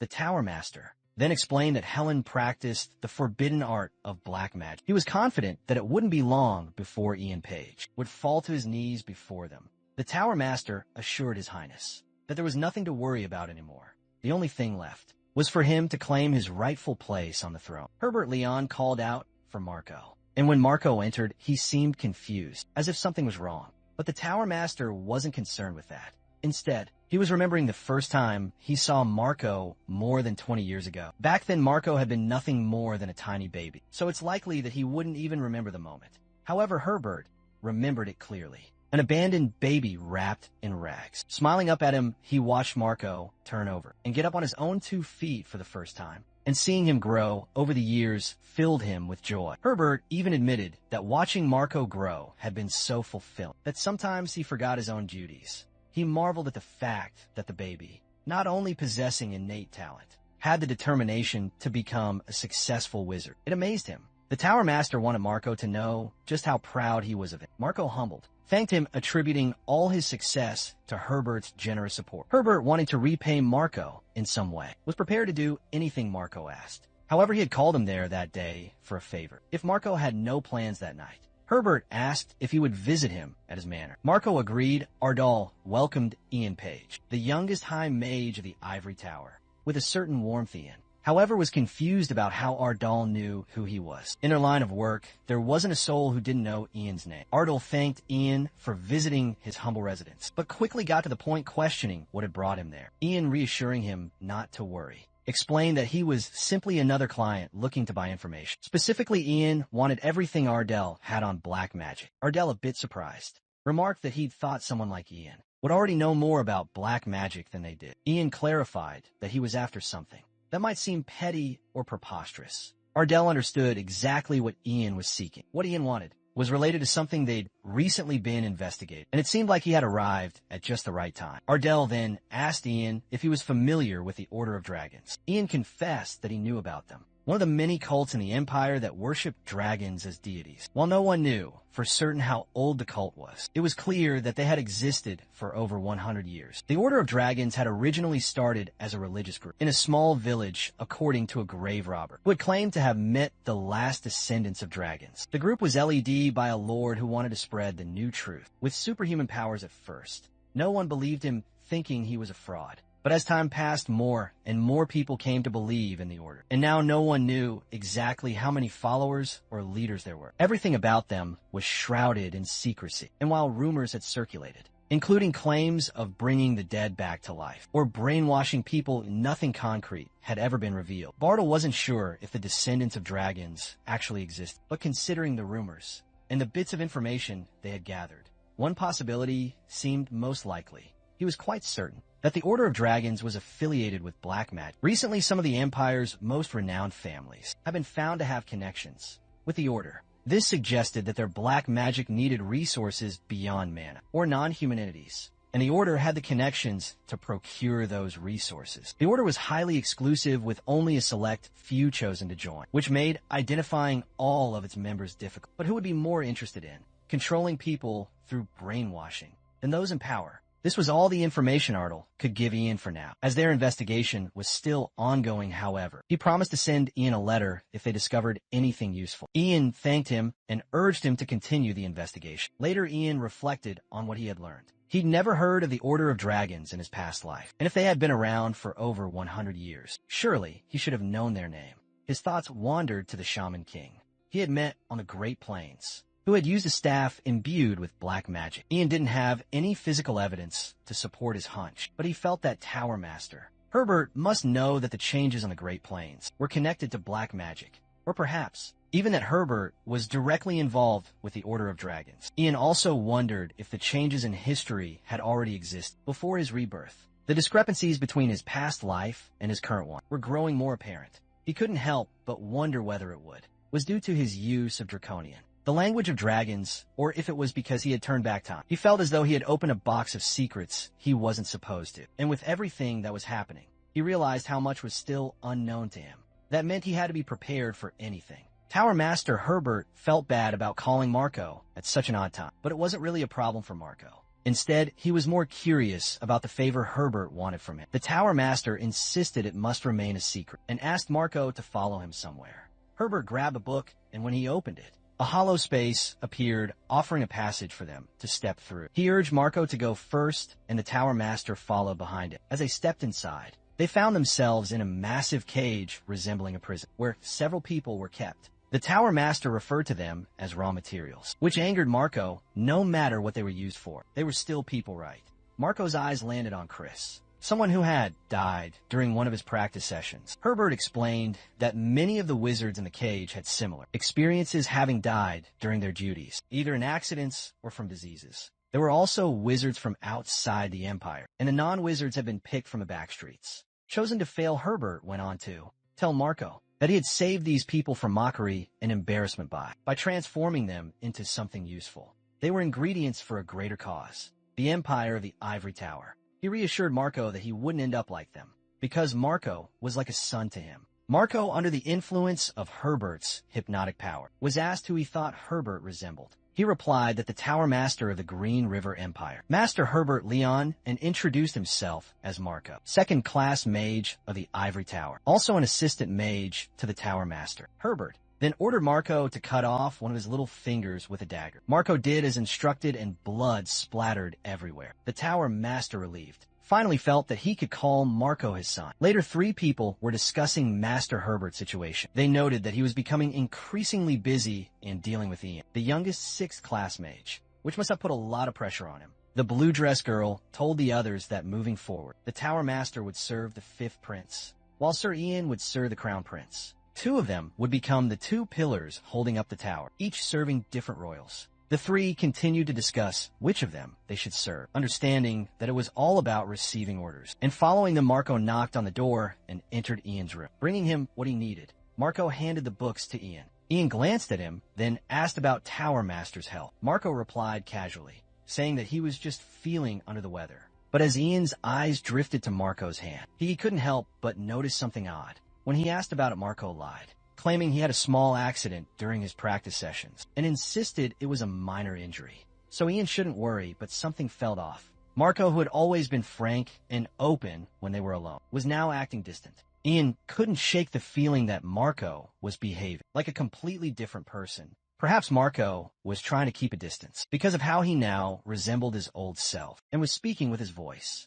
It was all happening since the Tower Master went on vacation, trying to piece things together. Ian reminded Marco of their past in Mogria, where they had first met. Ian had been stationed there, and if it weren't for Marco's help in wiping out the goblins that attacked Lord Mogria, Ian would have been badly injured. Marco agreed, saying he remembered that, but seemed eager to leave. Seeing his odd behavior, Ian stopped him, questioning why Marco was acting so strangely. Marco insisted that he was just remembering the past differently, claiming that their encounter during the goblin battle in Mogria was something he hadn't been part of. He said it was actually when Ian underwent his mana reaction examination that Marco helped him. Ian's confusion grew, and his suspicion was now undeniable. Demanded an explanation, determined to get to the bottom of it. Ian used some of his powers to bring Marco back to his senses. When Marco woke up, he appeared completely zoned out. Ian asked how he was feeling, and Marco seemed disconnected from reality. Ian informed him that he had cast an anti-magic spell, one that canceled all other active spells, because Marco had been puppeteered by black magic. Slowly, Marco came back to his true self, and with a troubled look, he urged Ian to stop Tower Master Herbert from whatever dark plans he was carrying out. Desperate for answers,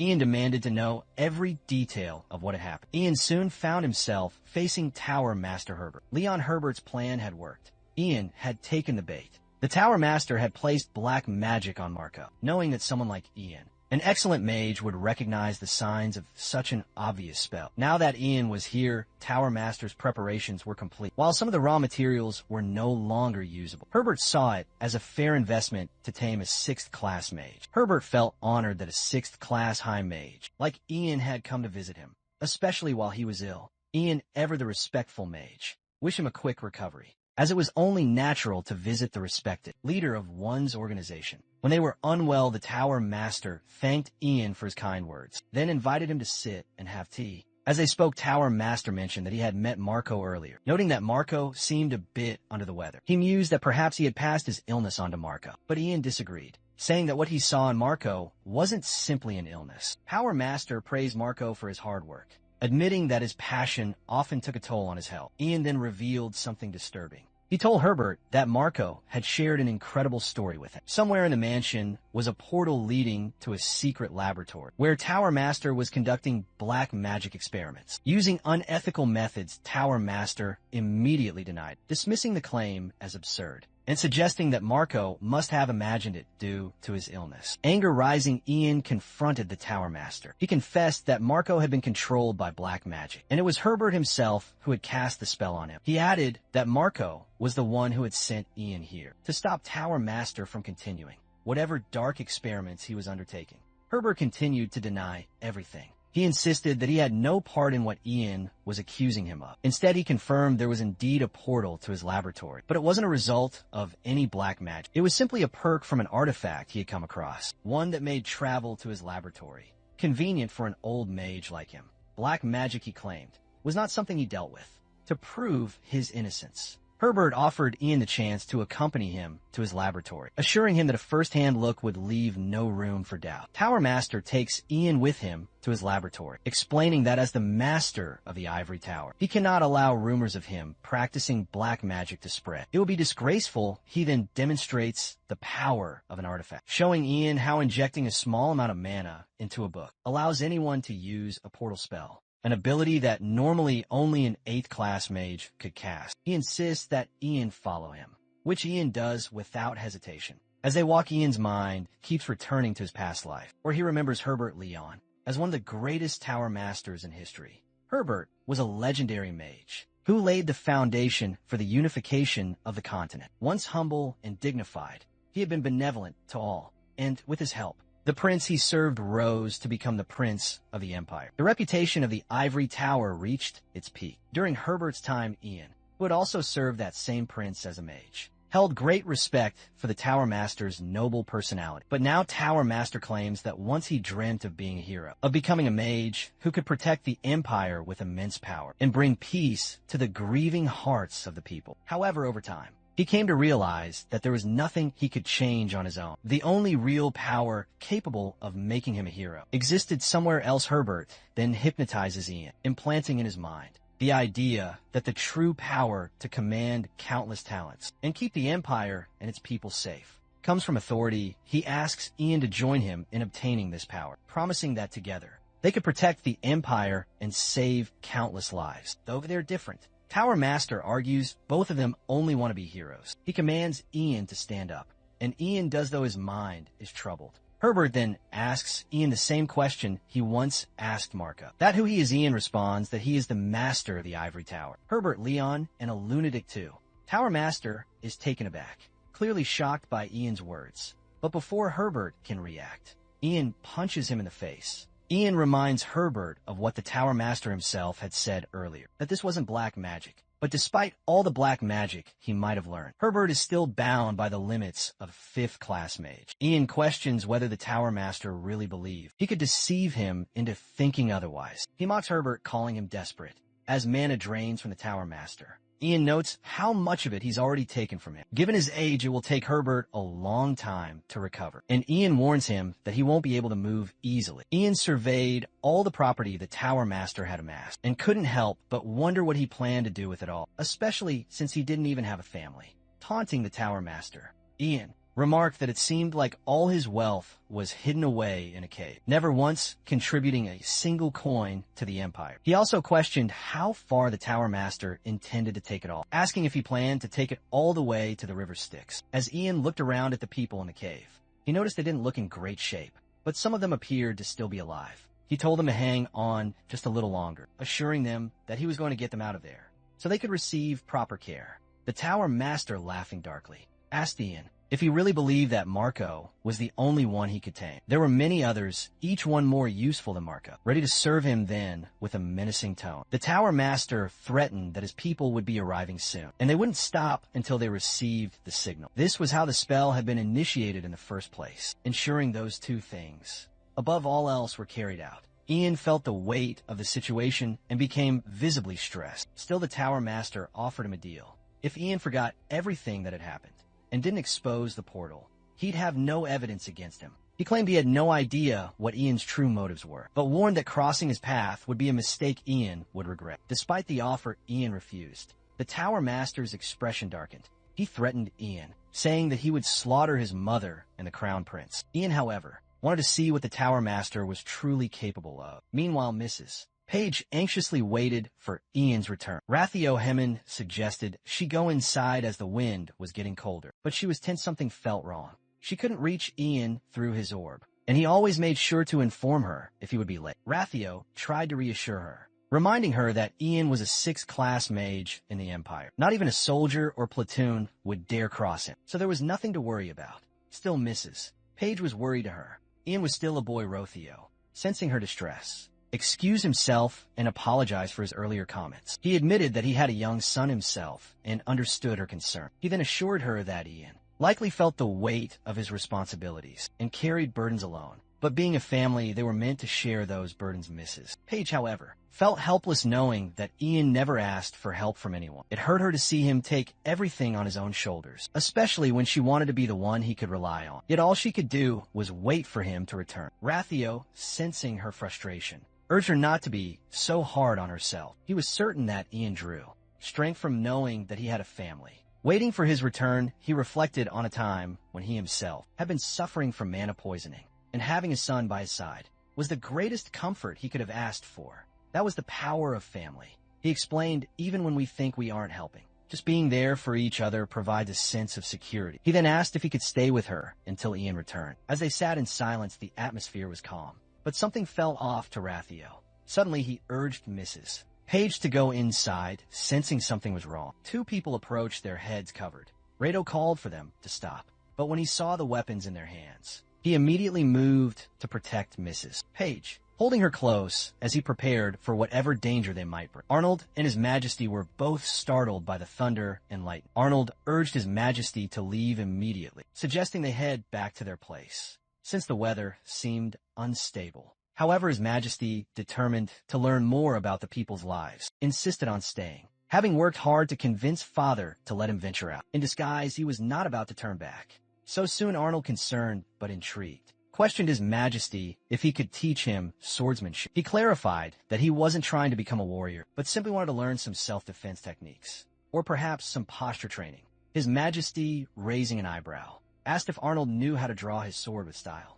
But Arnold wasn't interested in doing that right now. Instead, he asked His Majesty to step behind him, intending to protect him. Just then Helen, the High Mage of the Ivory Tower, appeared. Arnold, surprised, noted that he had heard Helen had been missing for years. What was she doing there? Helene took steps toward Arnold, and he immediately ordered her to stop and state her intentions for approaching. His Majesty Helene muttered something about Hayden, Green River destroying everything in his path. A confrontation broke out between the two, with Helen activating her mana barrier. Arnold, seeing this, felt a rush of excitement. It was finally his chance to test his abilities. He knew Sir Ian had been the first person Ragnar wanted to demonstrate it to. But now Arnold saw an opportunity for some practice of his own. As the battle intensified, Arnold struggled to control the mana flowing out of his body. He realized that it was becoming difficult, much like when casting a spell for a moment. He thought of himself as a halfling, a term he had heard used before. But despite the difficulty, he felt that with enough practice, he could manage the flow of mana for a certain period. Once he released it with a surge of confidence,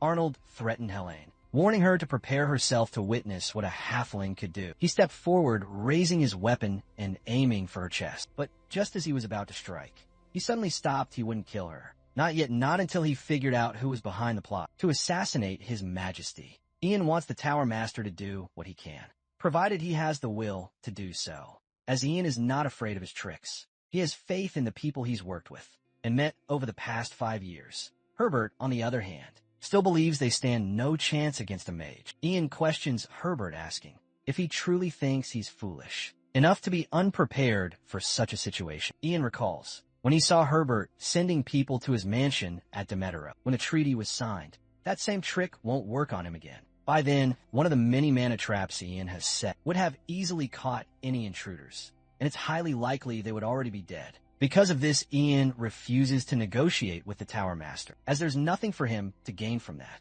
Instead, the one who's going to be put on trial is Herbert himself, with crimes as serious as his. Ian is certain that an execution is in the cards, and he's going to be there to ensure it happens. Ian thanks Herbert for looking after the Ivory Tower for decades, promising to take good care of it from here on out. He understands that maintaining the Ivory Tower's great reputation is an important duty for the Tower Master, which is why he understands why Herbert would support the 5th prince instead of the Crown Prince. Ian once thought Rengar would make a good king, as accumulating people's wealth behind their backs is something a greedy person could do. But the thing that truly infuriated Ian was that Herbert had dragged his family into this, something he should never have done, as everyone has a sensitive spot, and that's one thing you don't mess with.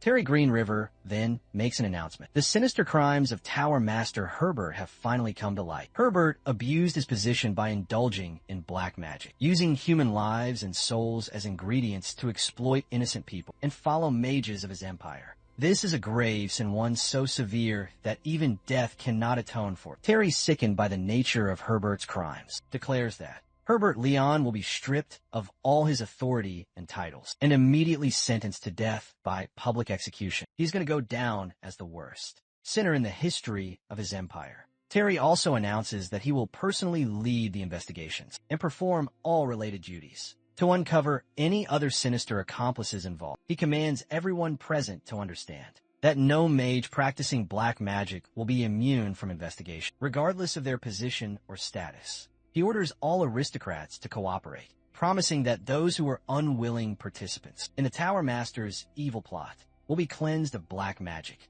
and restored to their original positions. However, Terry makes one exception. Helene, who attempted to assassinate the Crown Prince, despite being under the Tower Master's influence. Her crime of attempting to kill royal blood is a sin beyond explanation. For that, Terry sentences High Mage Helene to indefinite incarceration. Lastly, Terry acknowledges the two heroes who stopped Herbert's devilish schemes, stating that their rewards are well-deserved. He calls forward Ian Page, who exposed and stopped the Tower Master's plot, and Oliver Raywood, who successfully thwarted Helene's assassination attempt on the Crown Prince. Terry announces that Ian's reward will be determined after the investigation into black magic concludes. He then turns to Oliver, the captain of the Second Imperial Order of Knights, and declares that it's a blessing and a joyful occasion for the Empire. Not only is the Crown Prince safe, but a new superior knight has been born, someone who has transcended human limitations. Terry praises Oliver for setting a noble example for the Knights of the Empire.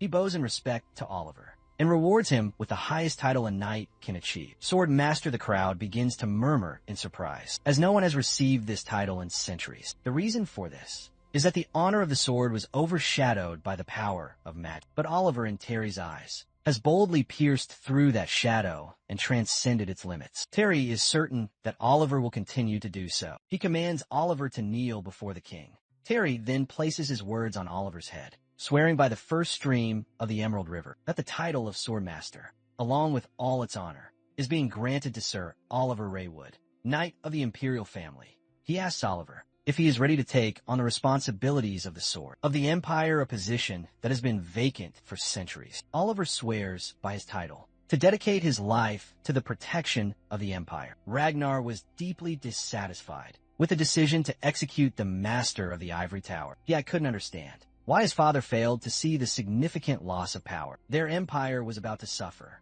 To him, the Tower Master was a sixth-class high mage, and losing someone like him would be equivalent to losing 10,000 soldiers. But it wasn't just about the problem of the execution itself. It was the timing, as the Tower Master's death was going to be public. Every kingdom on the continent would hear about it, including their old enemy at the border, the Coldwood Empire. Ragnar was frustrated and continued to make his point clear, reiterating how detrimental this decision would be. Terry Green River, his father, interrupted, dismissing Ragnar's concerns. He stated that Herbert Leon was no longer the most powerful mage in their empire. At that moment, the most powerful mage in the Ivory Tower was Ian Page, the first human to achieve sixth-class magic. Ian was soon going to replace the current Tower Master, and Terry assured Ragnar not to worry. In fact, he believed this generational shift would bring prosperity to the Ivory Tower. Ragnar reluctantly agreed that Ian Page would likely usher in a new era for the tower. However, his concern remained. Losing a great mage with decades of experience and immense power, like the Tower Master, would be a waste.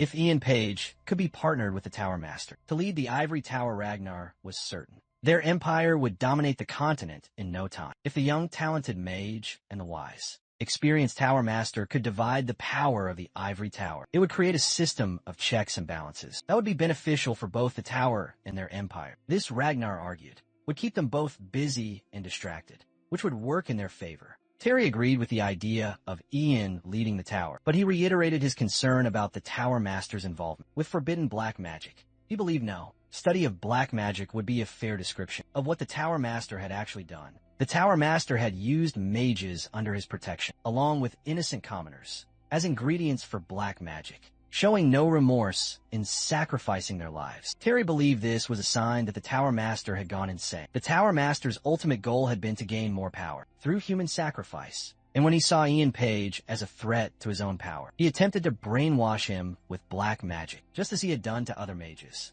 Ragnar, however, continued to defend the Tower Master. He believed that in extreme cases, the practice of black magic could be a powerful weapon that could benefit their empire. If his father was concerned about using the ingredients for black magic, Ragnar suggested they use criminals facing death sentences instead of innocent people. The sacrifices in his mind could be justified for the greater good, but this, Terry claimed, was where their fundamental disagreement lay, and the reason Ragnar would never be chosen as his successor. Black magic was the art of absolute evil, a force that corrupted human souls and disrupted the natural order. Terry reminded Ragnar of his ancestor, Mitchell Green River, who had fought to ban black magic from the land and make it disappear entirely. Terry, being Ragnar's father, was fully aware of his character ambitions and plans, although Ragnar was incredibly intelligent, he lacked the most important quality an emperor should have, the ability to value his people above all else. Ragnar, who viewed people as mere tools to be used, was never going to embody this trait. Ragnar was not willing to let this stand. He confronted his father, questioning whether his father truly thought. He didn't understand the real reason. He could never be his successor. Ragnar brought up Hayden, the son of the woman Terry loved more than anything in the world. Meanwhile, Ragnar had been the product of state marriage. Ragnar, growing frustrated, continued to speak his mind, revealing how hard he had tried to earn his father's recognition, only to be left constantly feeling like an outsider. He felt as though he was never treated as an equal to Hayden, and he even believed that if Hayden were the one asking to free the Tower Master, Terry would have done so without hesitation. Terry, enraged, was about to slap Ragnar, but stopped himself just in time. He stormed out of the room, his anger simmering beneath the surface. Outside, he ordered Sir Dunfil to ensure that Ragnar's mansion was guarded, and that Ragnar wasn't allowed to leave, even if it meant preventing Ragnar from contacting anyone. Sir Dunfil agreed to follow the orders without question. There was a knock on the door. Coming to see Ragnar, however, Ragnar refused to meet him, not wanting to engage in conversation. Despite this, the door opened and Ian walked inside, stating it was an order from the Emperor. Ragnar asked if it was a direct order from the Emperor himself. Ian admitted that His Majesty wanted those close to the criminal, Herbert Leon, to be tested, to determine if they had been under the influence of black magic. Ragnar was taken aback when he realized that today was the Tower Master's execution day. He sharply questioned Ian, asking how he dared to suggest that Ragnar had been the Tower Master's puppet, a mere slave to his black magic. He could not tolerate such an insult. Ian, however, explained that all the members of the royal family, and those who served them, were being tested in the same way, urging Ragnar not to be upset about it. Ragnar finally took a seat and told Ian to do whatever he had to do, though he warned it wouldn't take long. Ian reassured him that Ragnar might feel dizzy afterward, but there was no need to panic, as dizziness was proof that one hadn't been affected by black magic. Ian completed the process and asked Ragnar how he felt. Ragnar admitted he felt unpleasant, which meant no traces of black magic were present, and he would feel better after some rest. So there was no cause for concern. As Ian turned to leave, Ragnar stopped him. His curiosity piqued. He asked why Ian served his brother, suggesting that Ian, being a sharp man, should understand that Hayden was never meant for the throne. Ragnar questioned why Ian couldn't see that so many lords and noble families had turned their backs on Hayden. Ian clarified that he wasn't serving the crown prince at all. Ragnar was stunned by this revelation. Ian then left, advising Ragnar to enjoy his rest. Once Ian had gone, his hands trembled and he muttered to himself that it was true. He wasn't serving Hayden. There was only one emperor in the world to whom he had sworn loyalty. The plans forming in his mind at that moment were centered on revenge and treason. Later, Damfool knocked on Ragnar's door. He informed Ragnar that the Tower Master had been taken to the guillotine at Green River DM Square that evening and beheaded, that was all. And Damfool asked if he could leave. Ragnar, not saying a word, gestured for him to do so. Damfool placed a letter on the table seeking permission to depart. Ragnar opened the letter and noticed a silver lining adorning its edges. The next scene takes us to the royal palace, where Ian is updating the king on current developments. As far as Ian has gathered, the survivors who were found inside Herbert Leon's portal are all being treated in a secure area. The Ivory Tower is also interrogating those who have regained consciousness, in hopes of making further progress in this case. As for the treasures Herbert hid away, Ian assures the king that he will make every effort to recover what rightfully belongs to the Empire. Herbert's associates have also been tested for traces of dark magic, but none of them show any signs of corruption. The king is thoroughly pleased with the report and verbally applauds Ian for his excellent work. It breaks the king's heart to learn about Herbert's dark deeds, so much so that he can't even stop trembling at the thought of the kind of vile things Herbert had been up to. He feels accountable for not realizing it sooner, but Ian also takes the blame for his own negligence. He feels pathetic for not seeing through the fake modesty, an upright persona Herbert displayed in public. Never in his wildest dreams did Ian imagine Herbert had an entirely different side, one he masked under that good guy act.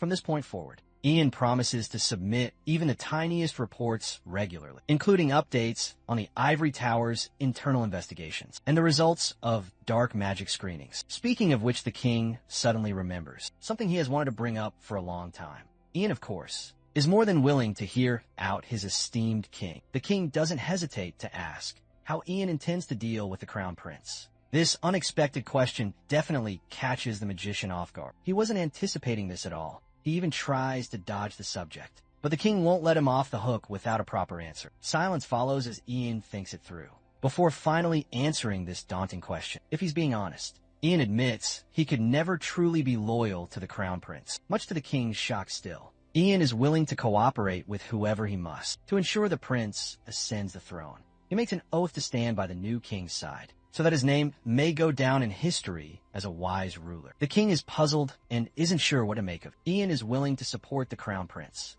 even though he doesn't acknowledge him well. After thinking it through, the king has no objections. He gestures for his butler to bring out the gift. He's prepared for the magician. A plus-size box is brought forward, containing a staff. The king managed to recover from Herbert's lair after his arrest. King assumes that Ian already knows that electing a new tower master isn't a simple process even when a rightful successor is in place. A number of regulatory procedures must be followed. The standard practice is to receive proper instruction from the former tower master and await both their approval and that of the imperial family. But given the current circumstances, King fears the position will remain vacant for far too long if they follow all the formalities. So he believes it is wise to minimize the red tape. With that said, the king would like Ian to have this staff now well in advance. Furthermore, the king swallows his pride before asking the magician for one more favor. Ian is more than willing to carry out whatever his king has in mind. Turns out it's about Ragnar. Even though his strongest supporters have fallen, the king fears Ragnar may rise again. The king knows better than anyone how ambitious and ruthless Ragnar is. He'll do absolutely anything to achieve his goals, if Ragnar ever manages to turn those goals into reality and ascends the throne. A great deal of bloodshed and carnage will be inevitable. The king doesn't shy away from acknowledging the mistakes he made, mistreating his son and inflicting incurable emotional wounds. He admits that's not something a father should have done. And for that, Ragnar has every right to resent him until the day he dies. So the king pleads with the mage to keep Ragnar in check. Once he's gone from this world, Ian accepts the staff he's been given and bows respectfully before his king, ready to shoulder whatever responsibility lies within his power. For the sincerity Ian shows, the king, too, places absolute faith in him. The scene transitions to the tower, where Ian hears a distant voice greeting him. The moment he enters, it triggers a flashback. He remembers how he once dreamed of becoming a hero. He wanted to be a mage strong enough to protect the empire on his own, a symbol of hope for the people in desperate times. He dreamed of having the power to lead an army of young talents, the power to maintain peace and fend off any threats, the power to control everything,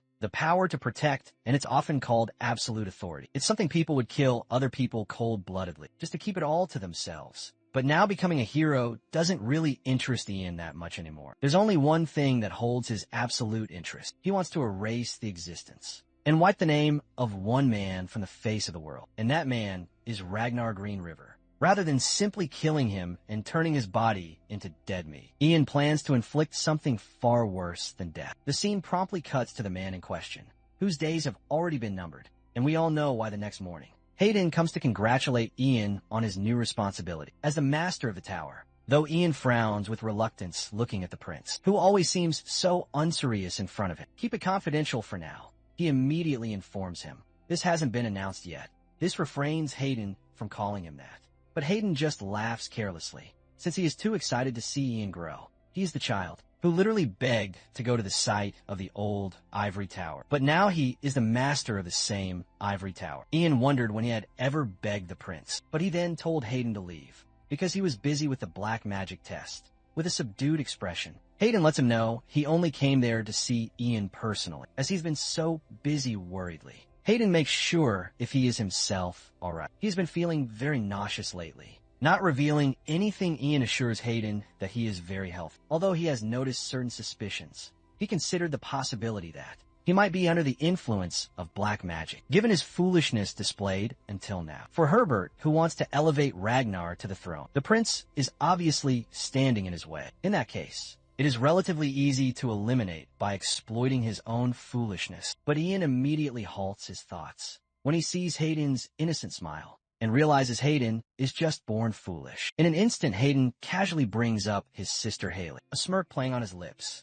just before he departs. He adds that Haley has been asking about him frequently. Her curiosity about Ian seeming more than just casual interest, like how he spends his time, what food he likes, etc. As he is leaving, he suggests to Ian to inform Haley personally if he sees her the next time, because even though Hayden is close to Ian, he wasn't able to answer these questions. As the door closes behind him, Ian watches the Crown Prince leave, noticing Hayden's growth improving slowly but steadily. Having proper guidance will help him be a wise emperor. Suddenly, there's a knock on the door. It is Haley. Both of them greet each other warmly as they ask about each other's well-being. Both reassure the other that they are doing fine. Ian then gestures for her to sit, inviting her to take a seat. Haley sits down, waiting for the examination of dark magic, but there is definitely tension in the air between them. Abruptly, she falls silent. A veil of mana envelopes the room. Ian is somewhat surprised. This is a second-level incantation. That sound proofs the surroundings. Ian congratulates her for reaching such a level, but out of curiosity, demands to know what she wants to say to him. After casting the silence spell, Haley hesitates for a moment, before finally asking what she should do next. She doesn't know where to start. Seeing her this nervous, Ian takes the initiative to lighten up the conversation. Asking her a question, why did she want to hide that she is a magician? She carefully ponders whether she should tell the truth or not. Revealing her father asked her to. She elaborates the magician Kevin conducted her mana test. When the test turned out positive, he informed Haley's father that instead of the ivory tower, becoming a mage meant giving up one's status and authority to become a part of the ivory tower. Her father wanted her to be a part of the imperial family, so they kept it confidential. Since that day, magician Kevin has been instructed to stay shut, and Haley has been fulfilling the duties of an honorable daughter. After recounting everything, Haley doesn't hesitate to confide her heart, confessing her desire for magic that can never, ever be gone. Ian finds her lucky, because Kevin was the one who supported the Crown Prince, or else she would be in danger. But at the same time, he is puzzled about her telling him all of this. Haley clarifies that at the start, she wanted to support her brother, but now things have changed. Hayden is going on the right path, but she is worried if she'd be getting in between her brother's future aims, since she has learned magic too, and is thinking of pursuing it. As soon as Ian understands the princess's thoughts, he smiles, approaches her, and kneels before her. He advises her to live her life to the fullest. That is all she needs to do. Ian adds that she should not live for the Empire or the Crown Prince, but for herself alone. Haley nods her head down sadly, because she doesn't know how to do it. Ian promptly assures her that no one is born with all the answers to life. He advised her that if she kept chasing the values others imposed on her, her life wouldn't be hers anymore, but someone else's. If she continues to adhere to that conventional way of living, she will lose herself, and she will wander in an indefinite void only filled with regrets. While advising her, Ian himself remembers the regrets of his past life. Therefore, he hopes she will be making the right decision, and will be able to find that she wants to lead. Haley listens attentively to Ian's advice, and then hesitantly asks him if he has found the life he desires. This unexpected question leaves Ian perplexed. It is the first time someone has questioned such a question, and it is also the first time he has questioned himself about the purpose of his life. Unsure of his own feelings, he responds that he does not know, assuming he made a presumptuous remark.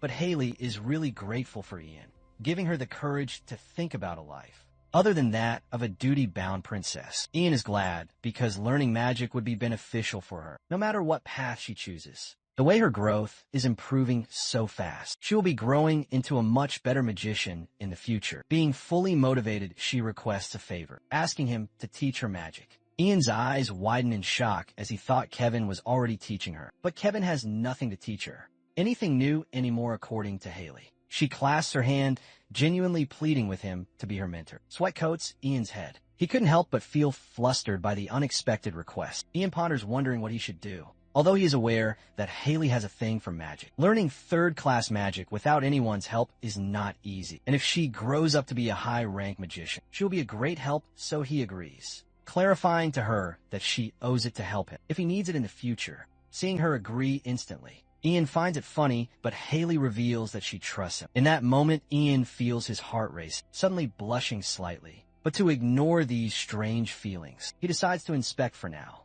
informing about discussing magic lessons later. Soon she is under the influence of dark magic. Thus she feels dizzy and almost falls, but Ian catches her in time, and Haley immediately clings to his arm. A while later, embarrassed, she is unable to look directly at Ian. Thus, as soon as she is about to leave, Ian begins to pour out information about himself out of nowhere, which really confuses Haley. He continues, telling her about his choices of food and about the recent books he is interested in, while Haley looks bewildered, not understanding what is happening. Noticing her confusion, Ian innocently tells her that he heard she asked those questions to Hayden. Haley turns crimson red with embarrassment. Tears fill her eyes, feeling embarrassed and overwhelmed. Haley quickly leaves the room. Slamming the door shut, Ian stands there, his expression filled with confusion. He couldn't help but wonder whether he had done something wrong to upset the princess. In a short period of time, there have been many events that have had serious implications for the future of the Green River Empire. News of Herbert Leon, the Ivory Tower Master and a fifth-class magician, spread rapidly throughout the city, causing great uproar among the public. In response to this, Emperor Terry Green River personally ordered an investigation into dark magic and strengthened security throughout the empire. Ian Page now, the newly appointed young, high-level mage and owner of Ivory Tower, left no stone unturned when it came to anything potentially connected to black magic, thereby soothing the unrest among the people. As for Herbert Leon, he was later beheaded and forever recorded as the worst criminal the Empire had ever seen. As a result, a group of nobles who earlier supported Herbert now turned their backs on Crown Prince Ragnar and became much more interested in what the new Tower Master, Ian Page, had to offer. On a new day, Ian is having a cup of tea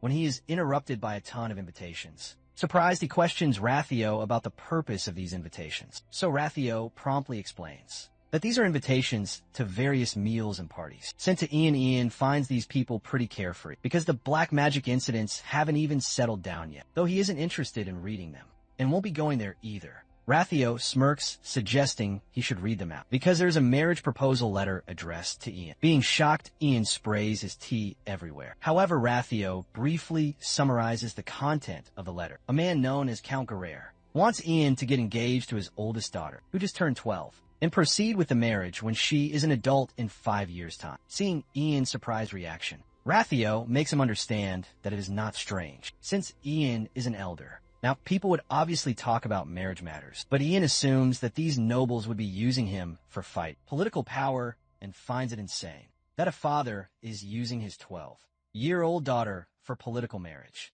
Anyway, Rado helps him with rejecting all the invitations, but before he starts doing it, Ian expresses his gratitude toward Rathio for protecting his mother, despite that it is not a big deal for Rathio, because he promised to protect Vanessa no matter what. And the mana trap Ian set up in the new mansion dealt with those suspicious folks. That being said, Ian demands to know which mage infused mana into Rathio's body, causing him to suffer from mana poisoning. On account of that, he would hunt them down and punish them accordingly. Rathio chuckles, nervously revealing he doesn't remember much. It happened during the night, and there are many mages who disliked him. When he was young, he made a living as an alchemist in the capital, so he doesn't know who it could have been. He confided that there was a time when he had a deep hatred for magicians, especially whenever he thought of dying and leaving Douglas all alone. But now he has met Ian and is getting better, so he has let go of all his hatred. He thanks Ian just like always. Listening to Roddy's heartfelt words, Ian confronts him about never seeing his actual father's face. But after meeting Roddy and living with him,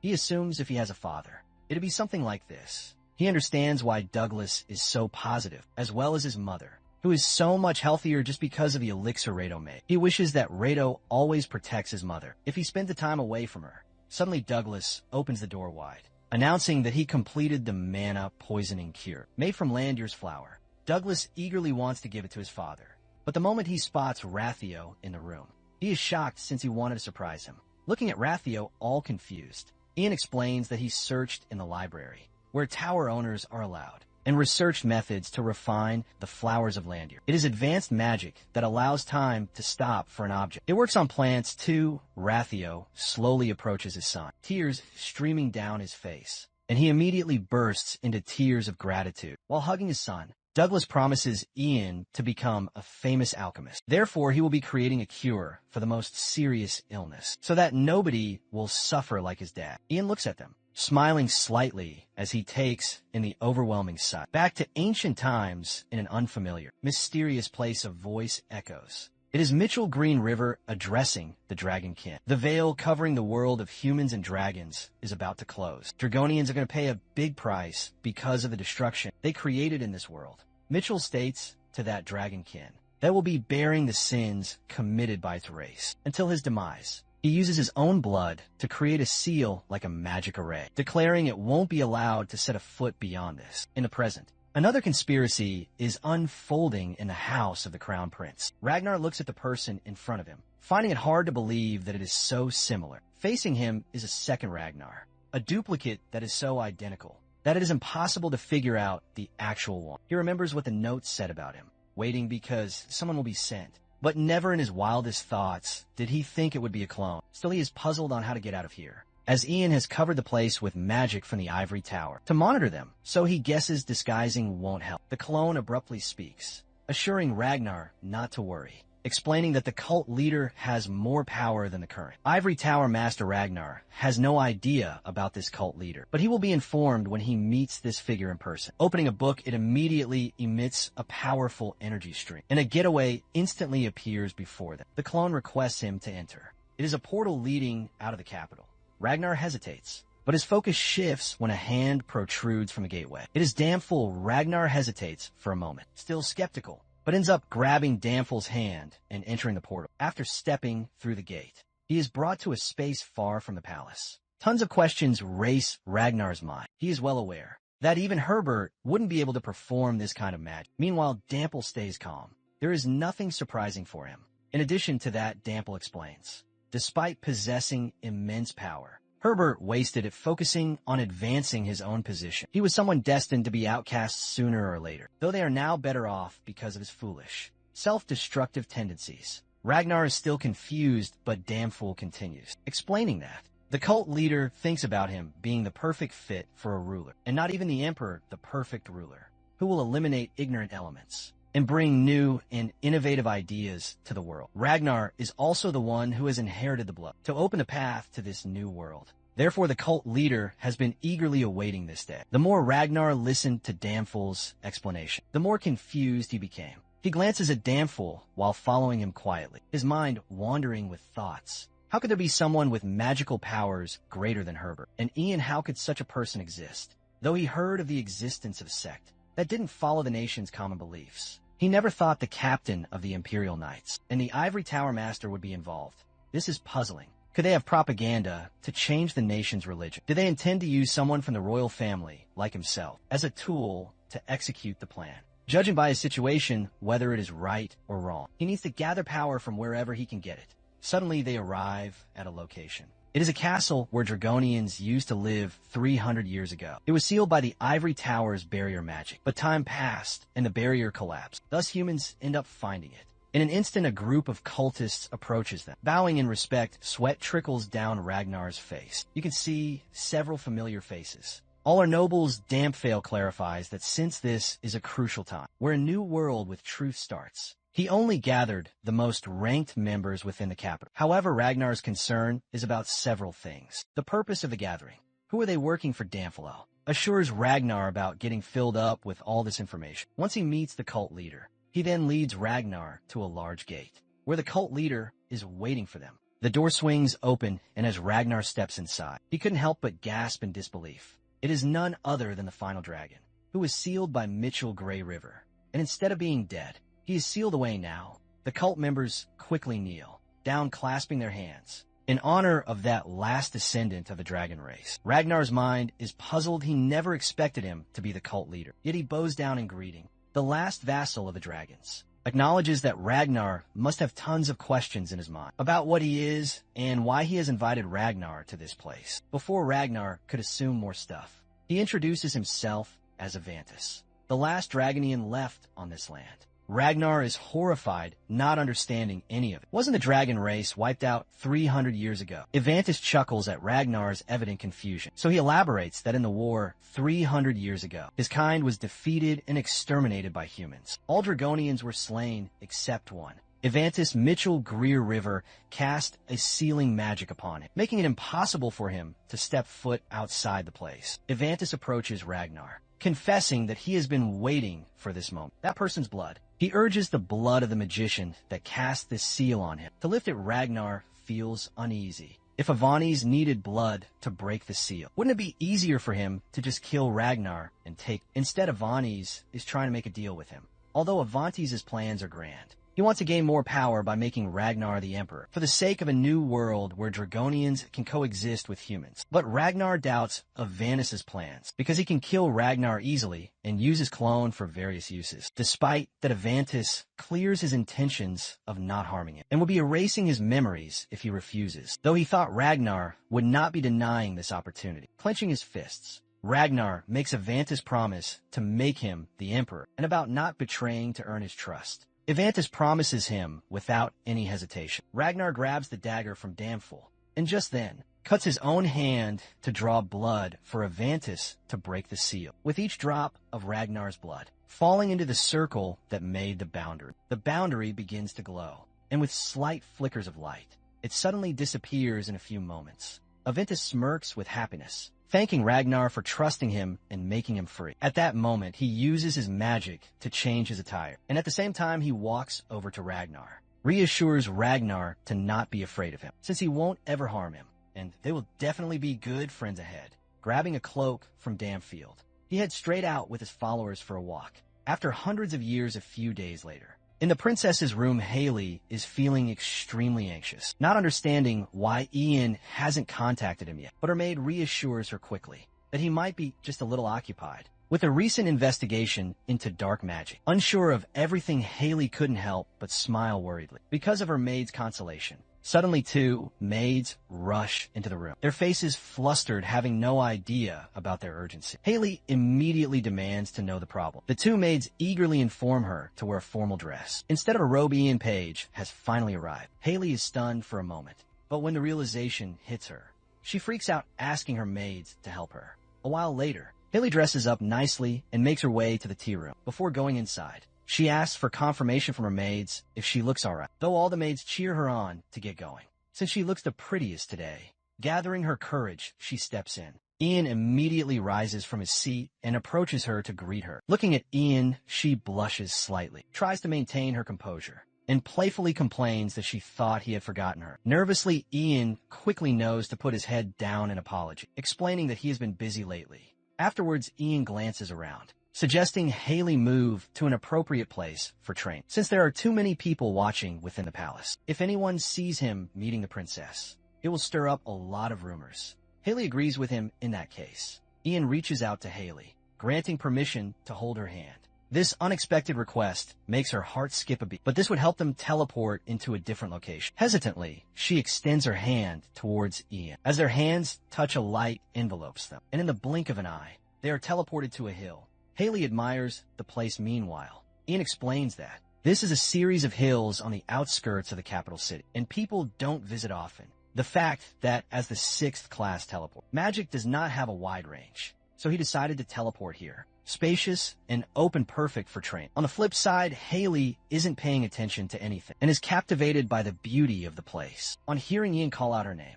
her focus shifts to him. Haley confesses that she has never been outside the palace before, but after holding his hand, the dream she saw of going out turned into reality. Bailey smiles with joy, realizing that magic truly is an exceptional thing. Ian stands still, gazing at the princess's smile. But just then, a flashback of Haley in his past life comes into his mind. When back, then her eyes were filled only with hatred, resentment, and sorrow, seeing the present Haley so cheerful and happy. Ian gives her a warm smile, agreeing that magic is indeed amazing. Later on, as they walk and chat, Haley is surprised to hear Ian recount the first time he saw her practicing magic. Haley remembers she was in the imperial family sanctum. Ian chuckles while explaining that he happened to visit the palace and stumbled upon that place, hiding in the corner when she and Kevin arrived. That is when he witnessed it. Out of curiosity, she demands to know the tactic he used to enter, because there are many guards there, despite that Ian was a curious child and he had his ways. However, Haley can relate to him, since Hayden and she both explored restricted areas as well, and got scolded when they got caught. so she will now act as if their conversation about him entering the imperial family's sanctum never happened, just as he is ignoring her learning magic. Instantly, she remembers about her brother hosting a birthday party, but gets upset when she gets to know that Ian won't be attending it. The prince's birthday party is attended only by those of noble lineage, so despite his promotion to the Ivory Tower, he is still just a commoner. And the powerful forces that the former Ivory Tower master built over decades won't easily crumble. They will be cautious about him until the crown prince solidifies his position within the political realm and high society and safely succeeds the throne by his own strength. He believes that he should be focusing on his work as the Ivory Tower master. That being said, Haley also decides to perform the rightful duties of princess, so the nobles don't make any moves against her brother, and will also work hard in terms of magic. That evening, Ragnar is discussing with Avantis. Ragnar's plan is to get rid of the crown prince before taking care of Ian Page, as these days, commoners and nobles are intrigued with what Ivory Tower Master Ian is implementing. There is no doubt Ian is a great magician, but still he is a commoner with not much experience or influence within the political realm, and there are many vassals and nobles unhappy with him getting such a position. So if they get rid of the crown prince who is supporting it, naturally, he will be out of the picture too. They need a puppet to execute this plan. Hence Damfool suggests entrusting him with that. He knows someone who would be the best puppet for them, with the plan being discussed. Avantis decides to take his leave, but before he could, Ragnar demands to question him about something. Avantis has such great power that he could rule over the empire, even if it is for the sake of spreading and growing the order. There are many ways, so why did he choose Ragnar to work with him? Avantis reveals that he needs to find someone, the last ancestor that remained in this land, the one who controls time. The gold dragon, someone the Dragonians aspire to become. Like Ragnar always thought it was all myth. But according to Avanis, this is what mostly all humans think. But the reality is different. Dragons existed and they still exist, though they're somewhere out of reach. However, he is sure that the gold dragon would show up if a great chaos descends upon this land. By chaos, Avantis means war. The dots finally connected. The war that happened 300 years ago was also for the same reason. But the person didn't believe them to be descendants of dragons and help humans. Even that person was behind wiping out the Dragonians, and not Mitchell Green River alone, as Dragonians are far more superior than humans. That person never showed his involvement in any of it. It's as if he doesn't exist in this world, but as a dragon with the blood of dragons. Avantis consents him basically. Avantis' grand plan is to make the Emperor and start war. But for Ragnar, he suggests is not a bad thing, since he would be uniting the continent, even though that is what Ragnar's ancestor desired. If a war breaks out, that person will appear to settle the chaos in the land. Ragnar remains skeptical and demands to know what Avantis would do after finding that person. However, Avantis evades the question, but before leaving assures Ragnar that he would intend to play along with what Ragnar has planned. The next morning at the headquarters of the Royal Knights, Paul's eyes widen in surprise when Oliver informs him about immediately going to the first Imperial Knight. Order Captain's office right away. Paul sighs wearily, wondering why Damfield would ask for him, though Paul promptly leaves the office, receiving such an urgent request. Paul felt anxious, but didn't delay for a second. He quickly arrives at the door of Damfield's office, taking a deep breath. He just hopes that he won't be caught up in any trouble, and he enters the office upon seeing Damfield. Paul quickly bows in respect, but without beating around the bush. He confirms from Paul if the Crown Prince is all right, as he heard the security has been tightened since Helene attacked him, because she was under the influence of dark magic. When Paul confirms that everything is better now, Damfool recalls that Paul was promoted to vice captain a while ago, but they never personally talked. He hopes Paul hasn't taken offense. Despite that, it is an honor for Paul that Damphil called for him. Just then, Damphil moves closer to Paul and continues to engage him in conversation, probing based on what he had heard. It was evident that Paul's swordsmanship was second, only to Captain Oliver, who was renowned as the Sword Master King, continuously praising Paul. Damfield acknowledges that possessing skills, recognized by His Highness and Captain Oliver, is no small thing. When Paul lets him know that he still has shortcomings, Damfield assures him to not be humble, especially when his talent is recognized, and has helped him become the vice captain. Suddenly, Damfil's expression darkens, and he confesses that he can't bear to see it anymore. That Oliver recommended an orphan and commoner, someone from a cheap background. Just then, Avantis appears behind him. Paul immediately becomes alert, realizing something fishy, draws his sword and demands to know what is going on. But he is bound by dark magic, realizing with terror that he couldn't move. A stream of dark energy slowly envelopes him, penetrating his mind while Damfool commands him to become a part of it for the establishment of a great empire. A few days later, Hayden started to grasp the proper technique of offense and defense. Oliver carefully instructs Paul to maintain his posture. After some time, Oliver calls it a day. For now, the prince slumps onto the grass, disappointed with his skills. But Oliver is aware of Hayden's progress. Much faster and better than many others out there, even faster than Ivory Tower Master Ian. Hearing this, Hayden can't help but smile with rejoice, because he never thought he was better at something than the perfect. Ian, with this motivation, he decides to work harder than before until he surpasses Ian. As Hayden is getting ready to resume his training, he glances over at Paul, who is standing under the shade of a tree. Paul appears more quiet and more distant than usual. Although Oliver asked him to, if something was up, Paul assured him he was fine. Therefore, Hayden advised Oliver to keep an eye on it, but instructed him to not be harsh on him, as the leader's duty is to listen to the concerns of his subordinates. Hayden then turns his worried gaze towards Paul. To him, Paul is a close friend.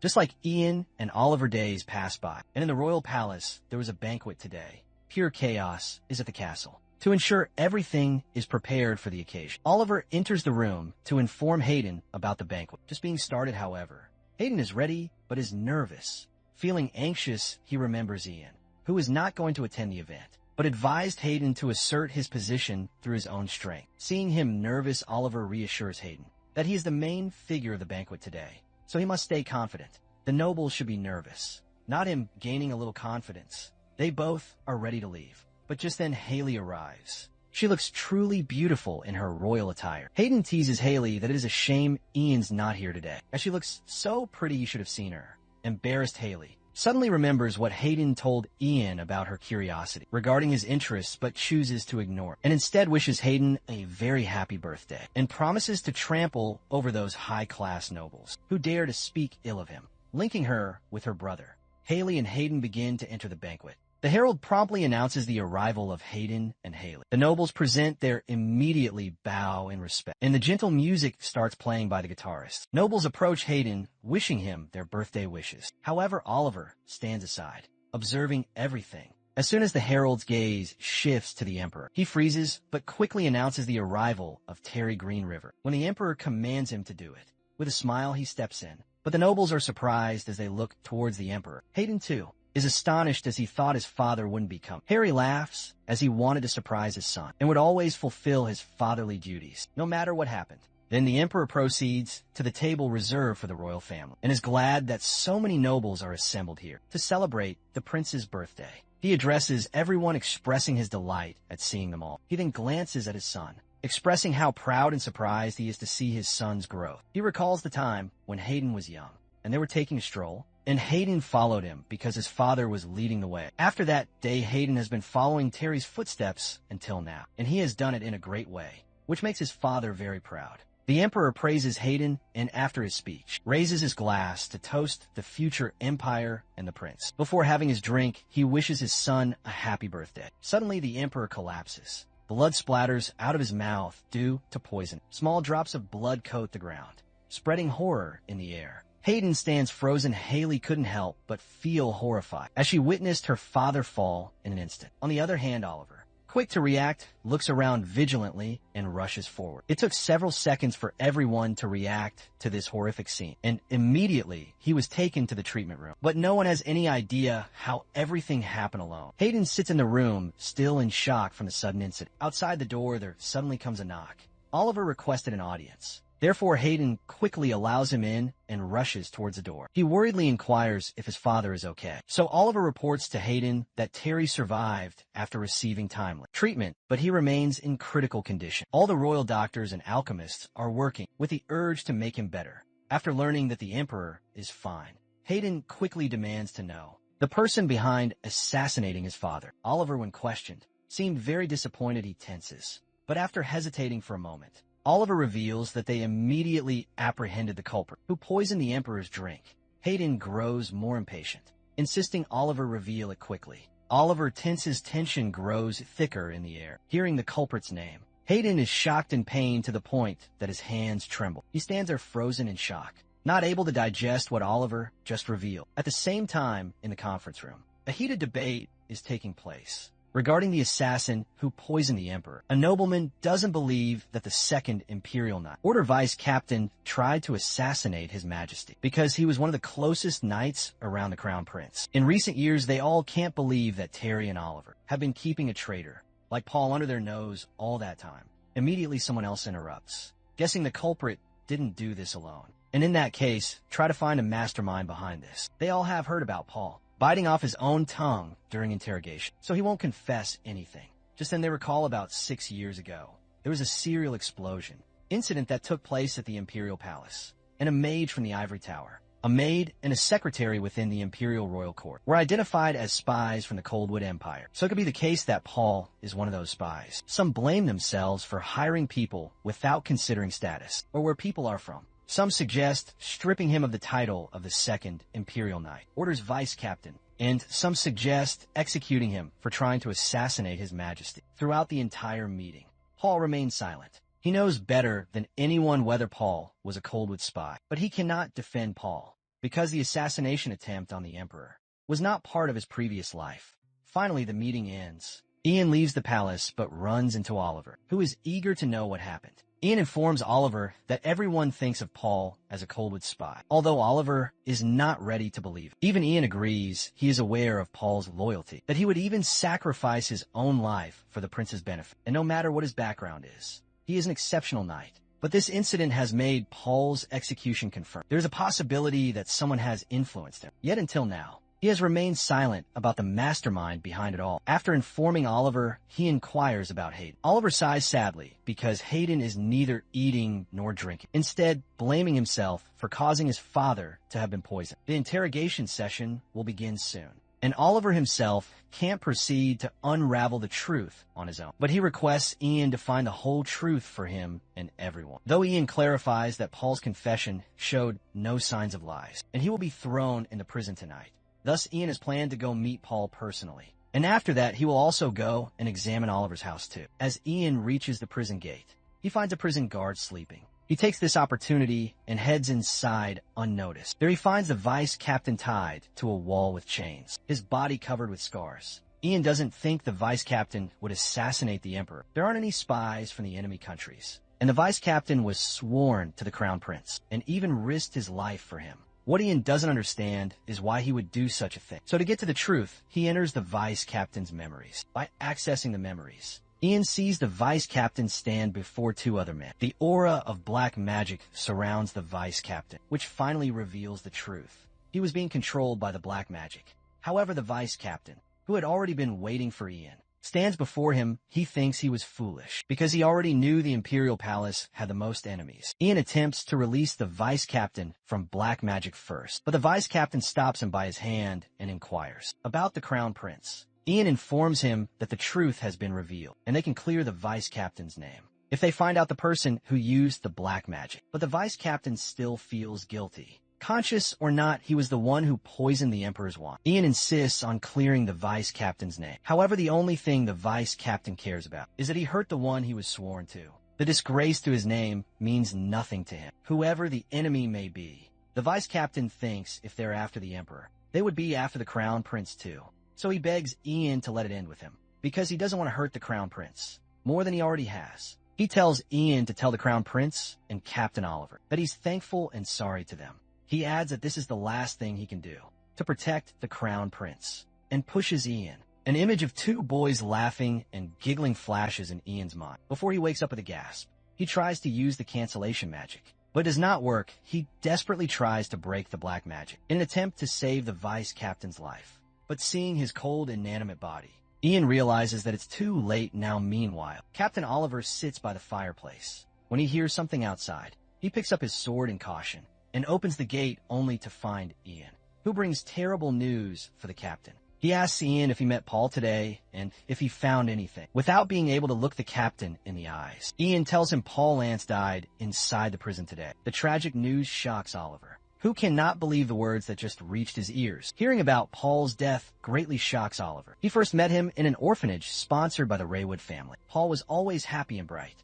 and he always did the right thing. Oliver's father recognized Paul's talent for swordsmanship and decided to sponsor him. After that, Oliver and Paul would spar like real brothers. He was someone who worked hard and always believed in justice. And to think that he died in vain greatly saddens Oliver. However, Ian tells Oliver before Paul died, he could read his memories. He found that a few days ago, Paul went to look for the first Imperial Night Order. Captain Sir Damphel and the person with Sir Damphel used black magic to brainwash the vice captain. Oliver is surprised to hear about Sir Damphel and the black magic. Because to his knowledge, black magic no longer exists. Ian defines the man as someone with a pale face and long silver hair. But he's never met him before, not even in his previous life. One thing he's sure of is that this is related to Sir Damphel and that the unknown high-ranking magician helped him. Oliver asks how strong this high-ranking magician is, and Ian tells him that when he tried to use the cancellation magic, it didn't work. So he's someone who's able to use magic that's higher than Ian's. Although Ian has some clue as to who the magician may be, he has no proof furthermore. He's unsure if the magician is working alone, or if he has other black magicians involved as well. So he needs to investigate further. However, Oliver is concerned that if the magician can cast a stronger magic spell than Ian, they could be really dangerous. Because if they manage to cast black magic on Ian, it could be the total annihilation of the Empire. Ian shows him the Queen's necklace that Oliver gave him 6 years ago, even though Oliver said it keeps one's mind clear. It's more than that. The pendant is made of a very rare jewel made from dragon's tears. Because of that, the necklace contains an anti-magic spell with the power of at least 8th class or above, and it can absorb black magic. Oliver is relieved to know that Ian will be safe with the necklace. However, there's more to the picture. Ian tells him that the details of the anti-magic spell are only known by him, and Oliver and people only think it's just a normal treasure of the Imperial family. Ian tells Oliver to promise to keep it secret what he's about to tell him. Hearing about the secret leaves Oliver standing speechless. Meanwhile, Sir Damphel brings the news of Paul's death and Ian's sneaky entrance inside the prison to Ragnar. However, Ragnar, the 5th prince, remains unbothered because he knows Ian couldn't have done anything. He still doesn't know of the existence of the dragon Ian, and due to a lack of any clear information, he'll try to prevent getting caught by black magic. Even though Herbert's 5th class magic couldn't affect Ian, with his 6th class magic Avantis is an 8th class magician, far stronger than Ian even twos. With his power sealed, is still stronger than Ian. However, even after knowing that a stronger mage exists, Ian wouldn't try to run. And Ragnar has no idea what Ian must be thinking. Because even though Ian has been one of the Crown Prince's aides, ever since he first joined the Imperial Palace, he still says he does not serve the Crown Prince. Even though Ragnar hid his actions well, he can't help but feel that Ian could always see right through him. So Ragnar thinks for now it's best to observe how Ian moves. Meanwhile, Ian hands over to his servant a letter to be sent to Lord Pierre and inquires about the one he sent to the Moglian estate in the north. He hands him the authorization, issued under the Merchant Guild's name, so that they can disguise themselves as merchants and leave the capital upon his request. Lord Moglian has offered to help them out. So Ian orders the servant to gather all the other servants in the mansion after sunset so that they can leave for Moglian, along with his mother meanwhile. His mother is confused why she has to leave the mansion, but above all she's worried about leaving her only son all by himself. However, Ian assures her that she doesn't need to worry about him. He's perfectly capable of taking care of himself, but right now he needs to protect her. But Ian's mother remains concerned for her son's safety and insists on leaving together. Ian begs her to listen for once, because he's afraid of hurting her. He tells Rado to take care of her, and forbids him from revealing her location, even if Ian himself comes looking for her. And once the danger clears, he will send the letter to Lord Moglian. Meanwhile, as Ian's #1 subordinate, Douglas offers to stay, but Ian refuses him too. Even Douglas's alchemy talents, him falling into that mage's hands, would be grave. As a safety measure, Ian decides to erase part of his memories once everyone leaves the mansion, so that he wouldn't know where anyone is going. However, everyone needs to move according to the plan, because Ian depends on them. After everyone leaves, all Ian has left is the necklace and an elixir. Meanwhile, a servant brings Ragnar the news regarding the Crown Prince and the Emperor. He informs him that the Crown Prince is very weak and doesn't leave home at all. Despite the Emperor having received treatment and getting out of the critical stage, he remains unconscious, however. Even him waking up would not make things better, with his internal organs damaged. It is likely that there will be negative after effects. The only thing that worries Ragnar is that,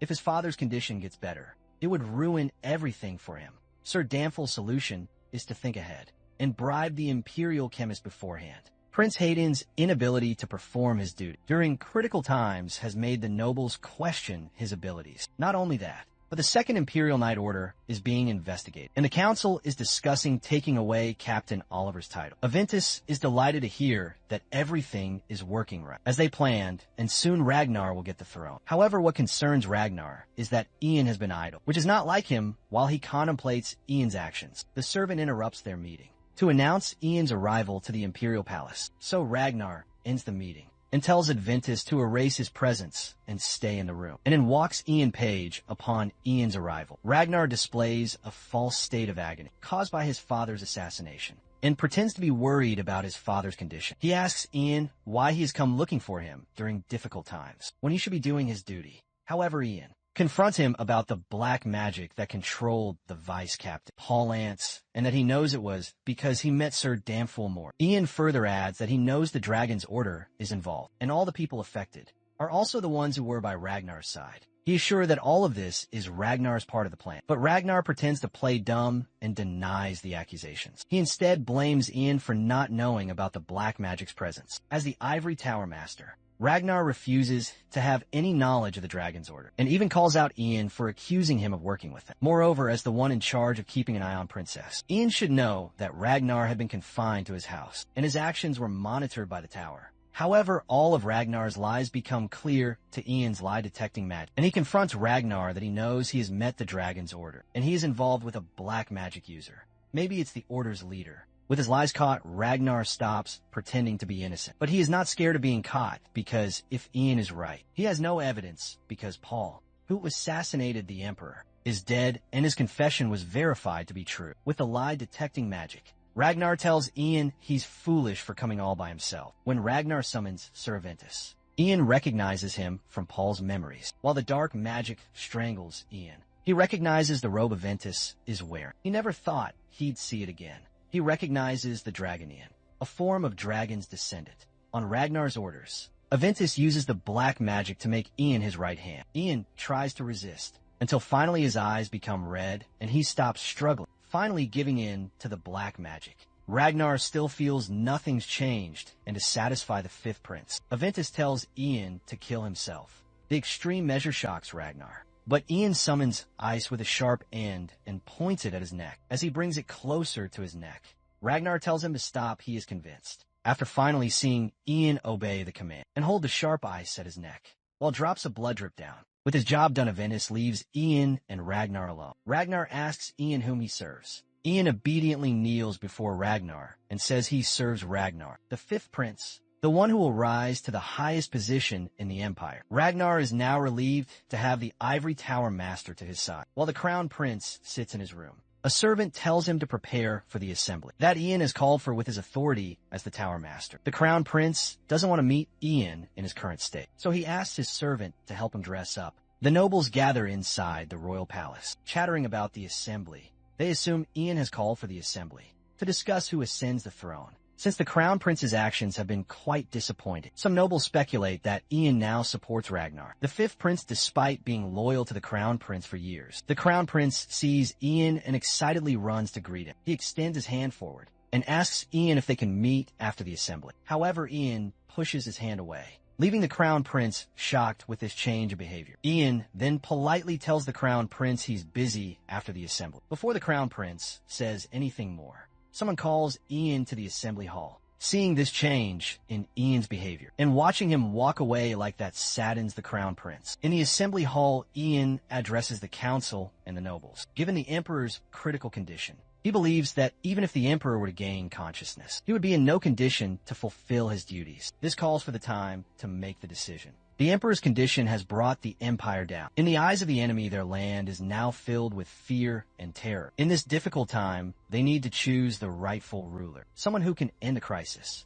and bring peace to the political affairs between the three countries. Someone who can restore the Empire's glory is the one who should wear the crown. Ian declares his support for Ragnar. The fifth prince, everyone's faces turn to each other in shock, looking for an explanation. The Crown Prince, like everyone else, remains shocked, but Ragnar, on the other hand, remains relaxed with a grin on his face. Hurt by this betrayal, the Crown Prince approaches Ian with anger. He grabs him by the collar and punches Ian in the face. People step in to break off the fight, and escort the angry crown prince out of the assembly hall. Ian's betrayal hit the crown prince hard. He never expected this of him. While the crown prince lies in his room, he sees Oliver standing outside. Oliver tells him to dress warmly so they can leave. Oliver's arrival strikes him with confusion. Oliver explains to the crown prince that they can take the secret emergency path behind the palace to avoid the guards, knowing that the whole squad of Second Palace knights awaits outside. Surprises the crown prince. Oliver kneels down in respect, extends his hand forward, and tells him they need to leave now. The crown prince stands surprised at first, unable to respond, but then places his hand in Oliver's. As Oliver and the crown prince come out, the Second Palace's knights greet the crown prince with excitement. Oliver tells him that the palace and the capital are not safe for the crown prince anymore, and the Second Palace knights have decided to accompany him to the Pyrrhix territory. For safety, however, the crown prince is concerned about Pyrrhix territory because Ian, who just betrayed him, made an eternal contract with them. Oliver tells him he'll explain everything, but first they need to leave. But the crown prince is concerned about defying orders because it's treason and punishable by execution. Oliver refuses to acknowledge anyone's orders. The Second Palace's knights recognize Oliver as their king, and only he can command them. They all kneel before the crown prince and pledge to serve and protect him. Seeing the undying loyalty of the Second Palace knights, the crown prince gives in and agrees to go with them and asks Oliver to explain the situation. Meanwhile, Sir Damphil brings the news that the crown prince has disappeared, along with Second Palace knights who were seen leaving Arm. They were seen heading to the east, so they've sent a team. But Sir Damphil asks if they should send more people. Ragnar refuses, because they must be going to Pierre's territory in the east. The frequent appearance of monsters will make it difficult to catch them. It should be okay with Oliver, the Sword Lord, and the elite knights with them. The less skilled force will only get hurt. So Ragnar tells Sir Damfield to ignore them and focus on finding Vanessa Page. Ragnar sees through Ian's plan. He knows he must have hidden his mother because he knew he would be influenced by black magic. However, he won't reveal her location, and it is unlikely that Sir Avantis was brainwashed, which means Ian must have erased his memories. Sir Damphair is curious why finding a powerless woman is a priority. Ragnar explains that there's no way Ian came on his own, being fully aware that he would be under the influence of black magic. He thinks there's more to Ian's plan, and he needs Vanessa to prepare for that. If something is too good to be true, it probably is, which makes Ragnar anxious to think what Ian must be planning. Meanwhile, the Crown Prince is standing with Oliver in the Pierre castle when Lord Pierre checks up on him to make sure he's comfortable. The Crown Prince assures him that he's only delighted with the kindness and the hospitality that Lord Pierre has shown him. Lord Pierre tells him he's honored to have the Crown Prince. He feels sorry for the Emperor's assassination and prays that he recovers soon. Lord Pierrick assures the Crown Prince that the Pierrick family will support him, as Ian requested, and they'll do their best to keep him safe. The Crown Prince feels very positive about Lord Pierrick and finds him very considerate. He points out Lord Pierrick and Oliver being related. Oliver tells him he's a distant relative, and even taught Oliver swordsmanship when he was little. The Crown Prince is relieved to know that Ian has thought everything through. However, he's worried if Ian really is influenced by black magic, or if he actually decided to side with Ragnar. The Crown Prince worries that Ragnar has always been better than him, and maybe like all the nobles.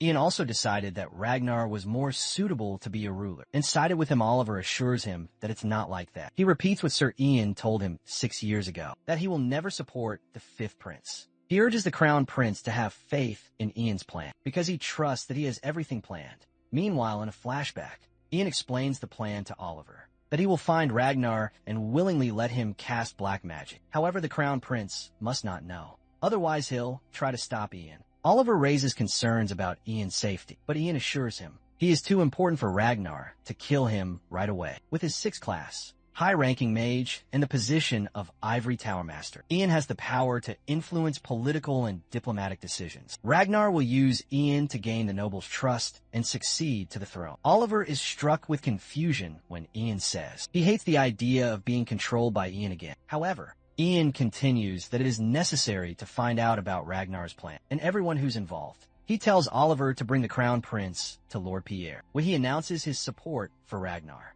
Oliver raises the question that, being under the influence of black magic, Ian would require someone to break it off, and there's no one they can trust in the Imperial Palace or the capital. However, Ian assures him there's someone strong and trustworthy, and she's been in Ragnar's blind spot all along, which gives them an advantage. Haley sits by the Emperor, who lies unconscious on his bed. She cries to her father about the recent events of the family, Ian's support for Ragnar Oliver's disappearance, and Ragnar preparing to take over the throne makes her feel helpless. There's no one she can trust. Even after all the lies, she wants to believe Ian. She cries to her father to wake up, but then Kevin interrupts her, saying he needs to talk to her. He hands her a box that the Ivory Tower Master asked him to give to her. This surprises Haley after everything that Ian did. Kevin tells her he was ordered to give it to her in secret and takes his leave, and after Kevin leaves, Haley stands speechless, holding the box in her hand. After Kevin hands the box to Haley and leaves, Haley sits down and opens the box. Inside the box, she finds a necklace, a bottle of elixir, and a letter. She picks up the letter to read first, in which Ian explains everything to her. He explains to her that he changed because of the black magic. The vice captain's assassination attempt on the Emperor was also caused by the influence of black magic. Her brother Ragnar, the fifth prince, is working with the organization known as Dragon's Order, along with a high-ranking magician, against the Emperor to succeed to his throne. Ian willingly became influenced by black magic to find the person who tried to harm the Emperor. However, he needs Haley's help. He tells her about the Queen's necklace that can break the spell of the black magic, and he needs her to put that necklace on him. The potion is a contingency in case the necklace doesn't work. It's made from a special herb called Landur's flower, and it can neutralize the mana in someone's body, but is also a fatal poison capable of killing a magician if the necklace fails to break the black magic spell cast on him. He wants her to use the potion to kill him. Meanwhile, now that Ragnar is no longer grounded, he visits the palace to see his father, because as the Emperor's son, he needs to perform his duties. Haley points out that she's seen Ragnar and Ian after a long time, and asks Ragnar if she can talk to Ian for a moment. After Ragnar's permission, Haley takes Ian to a room so that no one sees them. She tells Ian that she has to return the item he gave her, and asks Ian to bend down.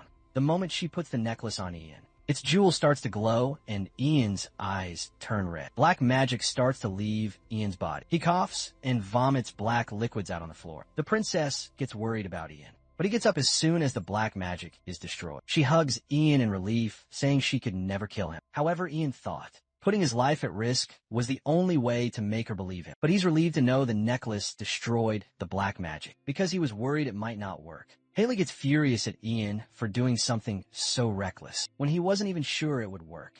Ian tells her that sometimes reckless actions are necessary for miracles, and it's the only reason he exists. A flashback of him holding a knife against his chest runs through Ian's mind. He wipes Haley's tears off of her face and thanks her for believing in him. In a moment of heartfelt conversation, Ian thanks Haley for believing in him. Haley wipes the tears off her face and stands up to ask Ian if he found anything. When he was Ragnar's puppet, Ian tells her everything the sheer scale of the Dragon's Order. Herbert, the previous Ivory Tower Master's position as the Order's executive, and the high-ranking membership of tens of high royalties. Sir Damphil Merid, the first Imperial family's knight who served the Emperor for decades, was also involved in the conspiracy. The long-thought extinct Dragonian is the religious leader of the Order. He has the ability to take human form and even use 8th class magic. It was Ragnar who released the Dragonian from Mitchell, Green River's seal, to collaborate with him. Ragnar's actions horrify Haley. However, Ian adds that he thinks Ragnar was planning this for a long time. Succeeding the royal line is not the end goal for the Order, but they want to start a war with the Empire's armed forces to conquer the lands. Ian tells Haley that Ragnar already controls the royal palace. It's not just poison that risks her safety. He urges her to not trust anyone and stand by the Emperor's side. Haley worries about Ian's safety, but Ian tells her he still needs to pretend to be on Ragnar's side to find out how Mitchell Green River got rid of the Dragony. There was nothing about it in the library of the Ivory Tower, so Ian believes maybe he'll find something in the royal palace. Haley takes a moment to think and asks Ian to follow her because she has something to show him. She leads him to another place and hands him a book, a royal family's treasure that her father gifted her. The book is a relic left behind by Mitchell Green River, the first mage of the royal family. It's assumed to be a journal written by an ancestor in his lifetime. The reason it's assumed is because the seal on the relic has never been opened by anyone. The records say Mitchell Green River was a 5th class mage, but the seal seems to be made with a higher class magic. She wonders if Ian will be able to undo the seal. Ian thinks about blowing the mana into the book to try to read the techniques. But suddenly the book starts to glow, and he recognizes the dragon tongue. The seal gets broken, so they try to read the book. The first entries of the journal are about the time after they defeated the Dragonians. The entry contains information regarding the plans to leave the land, to build a new ivory tower, along with a memorial for the mages and knights of the Empire that died in the battle. It also has records about research on magic techniques. Ian continues to read and recognizes Fran, his father's name. The entry is about when Fran went to see the ancestor, and the ancestor knew it was the last time he was seeing him. He swore to keep the promise he made to Fran until his last breath, and leaves in the journal his last words in dragon tongue. Suddenly a glitter appears around the room, and everything except Ian gradually turns gray. The confusion strikes Ian when he sees Haley stand still, and realizes the time has stopped. Across the room, he sees a bright yellow light on the other side of the door. Ian opens the door, and on the other side, he sees a plain covered with grass. In front of him sits a man covered by a robe. Ian approaches the man and asks him about the place and who the man is. The man tells him it's a dimensionless space, known as a time repository. The name confuses Ian a little, but the man explains that it's the place containing all of the time of the dimension Ian lives in. Ian is confused about how the man knows his name. He tells Ian that humans know him as the first magician, or the gold dragon. The revelation strikes Ian with surprise. The gold dragon, who controls time, exists only in legends, and the first mage was the first human to ever discover magic. Ian is confused to know both are the same being. The man tells Ian that if he's here, it means he already knows about Mitchell. But what he doesn't understand is why Mitchell spared the dragon in that dimension. He doesn't understand if it was out of pity or revenge. Ian is confused about how the man and Mitchell are related. The man answers that they're friends, because he's the one who gave Mitchell the power to end the Dragonians. Ian asks if he's telling the truth, why the man chose to give the power to Mitchell instead of doing it himself. The man answers that long ago, humans suffered from black magic. The Dragon Authority had the ability to put all creations into submission, and black magic was created to achieve that power. However, the black magic created by Dragonians was greedy and ambitious. It was corrupting and disrupting the balance of the world. Countless disasters erupted, and even though countless humans suffered, he could not get involved because when the world was created, a rule was made to never allow a dragon to be involved in the human world. But since the Dragon Authority was the cause of human suffering, the man couldn't just sit idle. So he went against the rule and interfered with human history. He taught humans magic to fight against the black magic. However, it was inadequate. Humanity needed a hero to raise them when it fell to disasters. So he shared the authority with humans. With Mitchell, Green River, even though Mitchell belonged to the Imperial family, he dedicated his life to destroying the existence of black magic. But his one mistake washed off all his efforts, pay for the consequence of interfering with human existence. The gold dragon lost all his memories. He couldn't destroy black magic himself, and he sealed his remaining time in his human body and hoped he would eventually remember what to do. After losing all the memories, the gold dragon traveled the human world, even though those times were short. He cherished each moment. That's when he met Vanessa. His life became beautiful, and he gained another precious gift. He calls Ian his son and tells him he missed him. However, Ian refuses to believe him because his father died long ago. The gold dragon agrees that Fran Page is dead, but what exists now is a mind without its physical body. He's been waiting for Ian. Ian gets furious at him for leaving them. The gold dragon continued that after some time had passed, his memories started to come back, and he remembered what he needed to do. He had to completely get rid of black magic in this world, even though he wanted to protect the world. He had no time, he had no choice but to leave his family. He acknowledged that Ian had had a bad life, but he hoped that he would find happiness. Ian is upset, but tells him he didn't come here to talk about that. The gold dragon tells Ian that the power he seeks to defeat the dragon Ian already exists within it. Before he left Vanessa, the gold dragon's authority was already passed to Ian when he was still in her womb.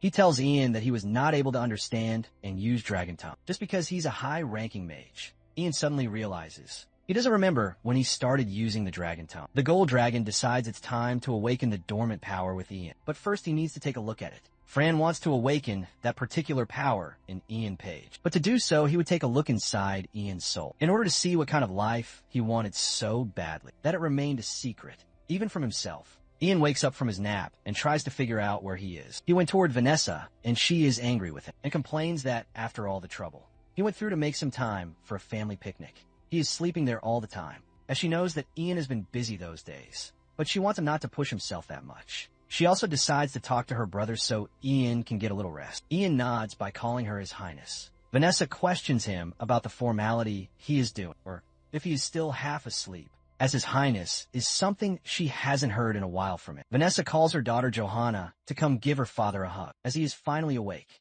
Johanna runs and comes to his father and hugs him, but his reaction seems a little dry, as Ian is confused about what is happening there. Vanessa reminds him that this is not the right way to treat a young lady, and as Johanna has hugged her, he should hug her back. Ian reaches for her and holds her really tight, and hearing her say Papa, he feels relaxed. But all of a sudden, he realized that it was all a dream, and the primal mage questions him about what he sees. He confesses to him that he saw a little girl with the same color, hair and eyes as his, and her name was Johanna. Her tiny body warmth, sound, and scent filled him up entirely with a warmth and soothing sensation. Ian questions him what was all that.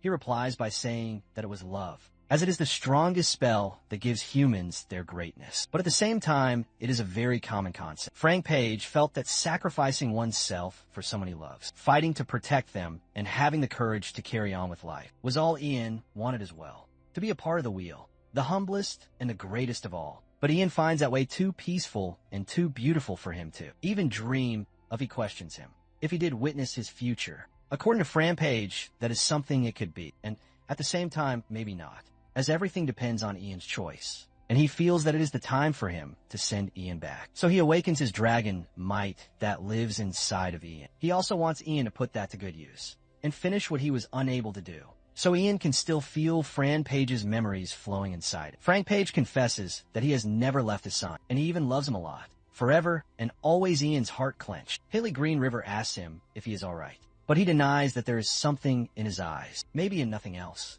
Ian opens the diary, and all the Dragonian writings have disappeared. He questions Haley if she remembers what was written there, but nothing is there, as it is blank from the very beginning. Haley asks Ian if he has found the way to defeat the dragons, and finally Ian has found a way, which made Haley glad. Ian's going to set things with Ragnar once and for all, and he wants Haley to take care of his majesty by staying at his side and keeping him safe, as that is the #1 priority. He also promises her that he is going to be fine and is going to put an end to all of Ragnar's madness. They both shake hands, and Ian is going to come back as soon as he promised. Ronan really wants Ian Page to reconsider, as the continent has already been unified, but they're still facing a lot of conflicts across the lands, and the Empire needs its 8th class hero. He wants Ian to think of the achievements in the Ivory Tower, as if he's going to give that all up. He even knows that his majesty is never going to let Ian leave like that, but Ian has already decided to leave, even if he doesn't give him the permission, as he has already finished the preparations for Ronan to become the next Tower Master. Ronan gets shocked. Ian confesses to him that he doesn't stand in front of him as an 8th class hero as a disgusting monster, which made Ronan speechless. Ragnar Green River calls out Ian, and he has read the letter Ian sent him. He questions Ian why is he leaving all of a sudden, if he wants a break from everything. Then Ragnar allows him to take a few months off, or even a few years if he wants, as he knows that how much Ian have sacrificed with him to build the Empire. So that is why he is going to grant him everything he needs. So he deserves the best. And they can take any other substitute till Ian is not there. And as Ian recommended him, Ronan for that, so he does so. And he is also going to rearrange the system so that the workload can be divided and more new people can be hired. So he commands Ian to take a break and come back whenever he is ready. But Ian refuses, as he is not going to come back, because his existence is not going to be of help to the Empire's future now that it is unified. And all it is going to do is lead the Empire to division again. That it is reason he chose to resign from all the public positions and go back home. He is also never going to use magic again, and he'll live the rest of his life repenting for his sins. Ragnar gets angry, as repenting is something failures do, and Ian has done better than anyone in the Empire, and he should be proud of himself for that. And the contribution Ian has made for the nation is the last thing he wants to do as a citizen of the Empire. So he wants Ian to stop wasting his time on such nonsense. Ian questions him. How could he wash the blood of innocent people from his hands? Ragnar confesses to Ian that the sacrifices they made are for the greater cause. But Ian feels bad as those sacrifices were made from his hands. He wants Ragnar to do him a favor as an old friend and allow him to repent his sins. Ragnar questions him. Is he going to betray the emperor he helped place on the throne so he can mourn for some insignificant people he doesn't even know? And after all those years, they both worked together. How could Ian ask something like that to him? Ragnar didn't imagine that they were both going to part ways like that. Ian felt really sorry for him. Ronan questions Ragnar, is he really going to let Ian leave like that, as the remnants of the Coldwood Empire and the unions of rebellions are still causing a lot of problems at their borders, and if their people heard that Ian had left them in such an uneasy time, they would be discouraged. And if he joins hands with rebellion, then he can take the empire by force if he wants to. Some people worship Ian Page as a war hero, and even he should be the one to succeed the throne. And if Ian Page chooses not to be their ally, it is going to be wiser to kill him. Ragnar calls out the Imperial Alchemist to bring Douglas home. He asks Ragnar about the new potion and if he is sleeping well, but it is getting worse for him. Ragnar questions him if they can increase the dosage, but that potion is made with an addictive herb, and if he is going to take more than he is taking, it is going to cause him harm. And also these potions are a temporary solution, and Ragnar needs to solve the fundamental problem, which is he can't sleep at night in order to get better. But Ragnar is unable to do so, as he is afraid that his old friend who left him is going to betray him and take his empire from himself someday. As when he was on his side, he used to trust him, but after he left, Ragnar feels that he indeed is the monster he claimed to be. Alchemist gives him advice that the only way to get over it is to kill him. Ragnar gets shocked if the Alchemist is giving him the advice to murder his friend. But Alchemist feels that he really is his friend, who is causing him that much pain. But Ragnar knows that he is an 8th class great mage, and there is no possible way to kill him, as he is more powerful than other mages of the Ivory Tower. Alchemist gives him an idea of killing Ian, that he can prepare a poison that could kill him. Ian is peacefully reading a book by the fireplace on a snowy night, when suddenly he hears a knock at the door. Wondering who it is at this time, he gets up from the chair and opens the door. As he's about to ask the person who he is, Ian gets surprised to see that it is Ragnar. Ragnar greets Ian with respect, mentioning how it has been a long time since they saw each other. When he asks Ian if he can come in, Ian confusedly asks him the reason for his arrival. Ragnar, with a simple smile, asks Ian that, even though he has stepped down from his position and left, would it not be okay for them to meet like this occasionally? Further clarifying that not just as a ruler, but as his friend Ian, after considering his request, allows him in saying that he will welcome him anytime. After they are inside, Ragnar sits on a chair with a bottle of wine on the table beside him. Noticing the bottle, Ian confusedly asks him why he suddenly brought wine, where he doesn't even enjoy drinking it. Pouring the wine into glasses, Ragnar answers that he just thought, it is not bad to drink a glass from time to time, like this. And he adds that he was also curious as to how his longtime friend Ian was doing. Ragnar extends his hand to give a filled glass of wine to Ian, which he takes by thanking Ragnar. After Ian has also sat down on a chair opposite to Ragnar, Ragnar asks him about how he has been, adding that he does look better than when he was in the capital. Ian tells that he has been traveling to areas that are under the unified empire and saw all sorts of people and how they live their lives, which was a really meaningful time for him. Ragnar enjoys his wine while listening to Ian's stories. Ian then tells how he also learned various things after returning to his hometown. When he thought about it, magic was the only thing he knew in his life. When winter passes and the snow melts, he says that he is thinking of working on a small farm. Ragnar comments on Ian surely living a simple and normal life, for a hero who led the unification war to victory. Looking down with a thought in his mind,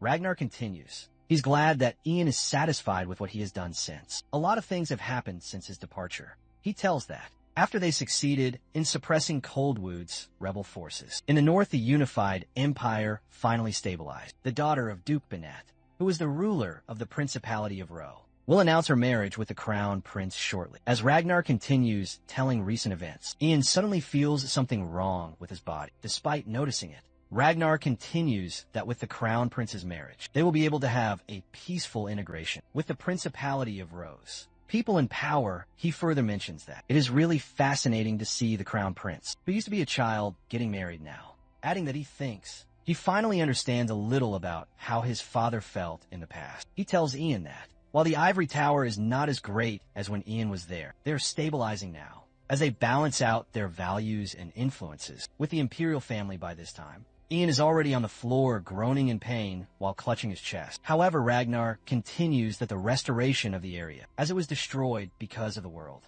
is also progressing quickly, and everything is being resolved peacefully, and the Empire is heading towards its best days. He then slams his glass down on the table and angrily adds the words to his statement by addressing Ian, if only he disappeared now. Ian coughs out blood and covers his mouth. It is a poison that neutralizes the mana within one's blood vessels. Ragnar stands up in front of Ian, stating that it will only last a few minutes at most for him, which is why he mixed in a different poison. Ian barely managed to ask why, and Ragnar sarcastically asks him if he does not know. that the power of Ian will do no good for the unified empire. Moving forward, it might be good during wartime, but it is actually the source of uneasiness right now, which is why Ragnar says that Ian returned to his hometown to repent for what he has done for the rest of his life, reminding Ian that it is what he said himself. Ian's eyes widened in shock. Ragnar then asks Ian if he knows how he was scared of him, and it was driving him crazy that he was scared of his longtime friend, the 8th class magician who, if he wanted, could take over his empire at any time. Ragnar, calling Ian a monster, asked him how he could let him live, thus once again calling him a longtime friend.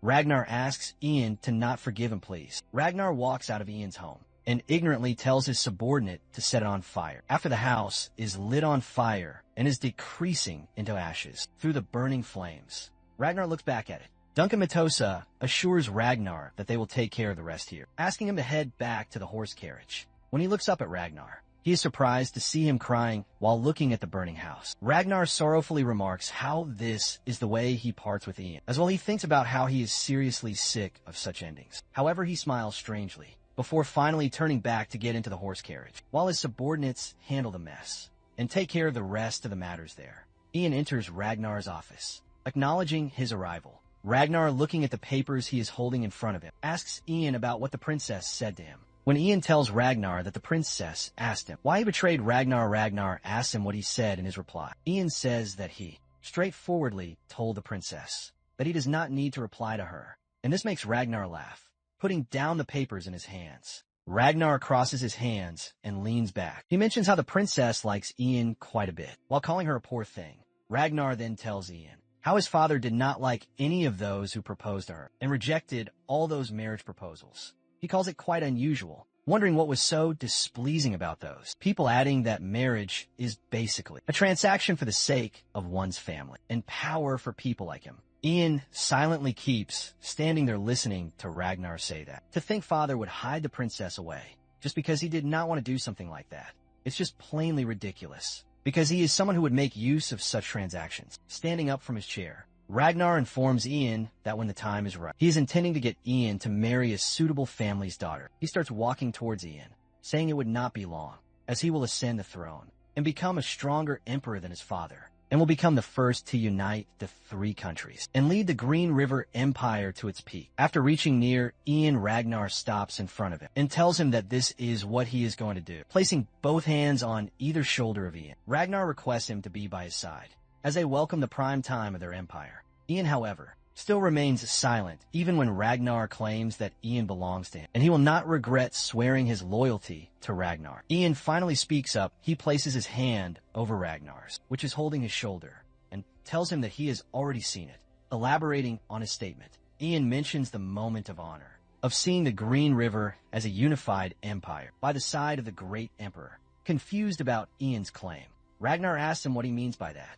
Ian respectfully removes Ragnar's hands from his shoulders and, lowering his gaze, he tells him that he gave up everything he had for the empire and the emperor because that was his whole life. However, he looks up and says that he found it in this life, the life that he truly wants. Ragnar, in shock, steps back and panically asks Ian if he has dispelled the black magic and asks him how he did that. Ian sorrowfully shuts his eyes close and accepts that. He regrets to tell Ragnar this, but calling Ragnar the only person who exists in the past, present, and the future his friend and lord, who trusted him the most and showed him the greatest honor and also the greatest despair. Ragnar, Ian asks him to come and look for him as he puts one knee on the ground with respect and looks down. Ian then places his hand on the chest with respect, telling the shaken Ragnar that he will be waiting for him at the old ivory tower. With that said, Ian disappears through his transportation skill, leaving Ragnar fuming in anger and clenching his fist. Ragnar barges out of his office and, seeing him this furious, his subordinate asks him about what happened.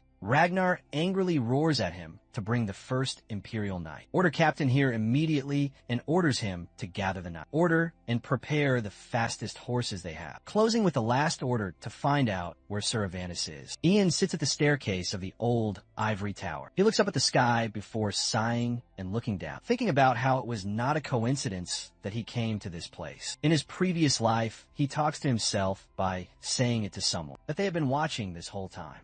He claims that they have watched him, who has been wandering around without any aim, and his life that was filled with regret and remorse. Recalling the painful past events of his life, he accuses them of bringing him to this place, to give him a second chance. Thinking about a book, he acknowledges it as the last keepsake that they left behind, the dragon tongue of time regression. He then says that he thinks he understands why he was able to understand the dragon tongue, and how he should use the authority that they have passed down to him. After saying, so he makes a yellow light appear around his hands, until he notices Ragnar's horses approaching, and he looks at them in a questionable way. Ragnar, after getting closer to the staircase of the old ivory tower, while riding his horse, glares at Ian, who is sitting at the top of the staircase with spite. When Ian looks at him, he gets up from the stairs, and as he starts stepping down, he welcomes Ragnar. Ragnar gets down from his horse and turning to Cervantes. He addresses him and tells him that he must kill Ian this time around. When he asks Cervantes if that would be possible, Cervantes sighs while looking down, stating that they should have just killed him earlier, instead of getting themselves into this mess. He calls Ian a brat who is just a 6th class mage. Thus he claims he will end Ian in an instant. However, worriedly, Cervantes tells Ragnar that it seems there is another problem. On being asked, he answers that he can feel the gold dragon's authority, stating that the person is nearby. Ian and Ragnar look at each other. Ian steps down to where Ragnar is standing and welcomes him. However, Ragnar angrily snaps, asking Ian mockingly if they're close enough to be on a first-name basis. Before Ian could say anything, Ragnar calls Ian by his full name, telling him that he was wrong, and asks if he thought the crown prince could rule over the empire. Furiously, Ragnar states that what the empire needs is a rational emperor with strong power. Thus he claims that fool, the crown prince, does not have the right to possess power. Maniacally grinning, Ragnar stares into Ian's eyes and says that if the crown prince knew it was not his place, he should have given up, and he adds angrily by question, how dare the crown prince count on his father's love for him and strut around confidently? When he is unqualified, Ian stays silent, even when Ragnar calls the crown prince an unqualified insect, stating that he was enjoying what Ragnar could not get, as if it was how things were meant to be. When Ragnar yells in anger, refusing to acknowledge the crown prince, by claiming himself to be the one who is qualified, and saying that he is the one who needs to become the emperor, Ian finally speaks up in his gentle voice. He says that black magic corrupts the souls of humans, and tells Ragnar that he is no exception. He further tells him that he has lost the cool judgment he had, and he is now showing his true colors while pursuing his desires. When Ian tells Ragnar that he can no longer go back to his normal self, Ragnar smirks and arrogantly tells Ian to spout all the nonsense that he wants. For today will be the last day that mouth will speak. After saying that, Ragnar calls out Cervantes, signaling him to do his work and finish off Ian. Cervantes then steps forward by spreading his wings and sends his air-based magic towards Ian, thinking about how he heard that Ian was an intelligent human, but maybe it was not entirely true. As he is thinking about how Ian is cutting his own life short, he notices that the air-based magic which he sent towards Ian has done him no harm, and he is still standing intact. This fuels Cervantes' anger,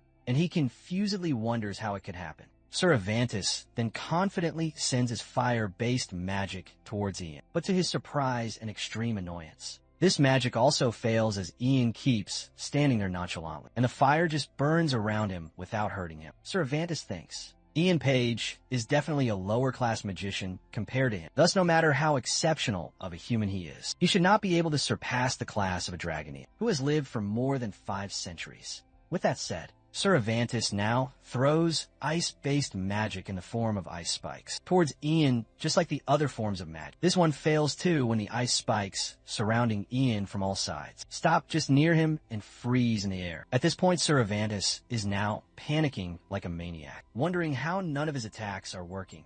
And not only that, is the issue the energy he felt from the moment he arrived, the gold dragon's authority. Cervantes feels that energy is from Ian. Ian crushes down all the ice spikes while staring into Cervantes' eyes with a grim expression. Cervantes finally asks Ian who he is. In his reply, Ian calls him by the name of Pitiful Last Dragoneer, remarking how Cervantes lusted after the power and authority of a dragon and even killed his own ancestor to get that power. But now his race is no more and he's been left all alone. Reminding Cervantes about his past, Ian says that Mitchell, Green River, gave him the most painful punishment possible, which was the void hatred. anger and sadness, the powerlessness of not being able to do anything. When Ian sarcastically appreciates Sir Vantus by declaring, he sure did well to survive all that humiliation. He reaches the limit of self-control, and his anger fuels greatly. Sir Vantus yells at Ian to shut up, threatening he will snuff out Ian's life right now, and starts running towards Ian to attack with his long nails. Ian, on the other hand,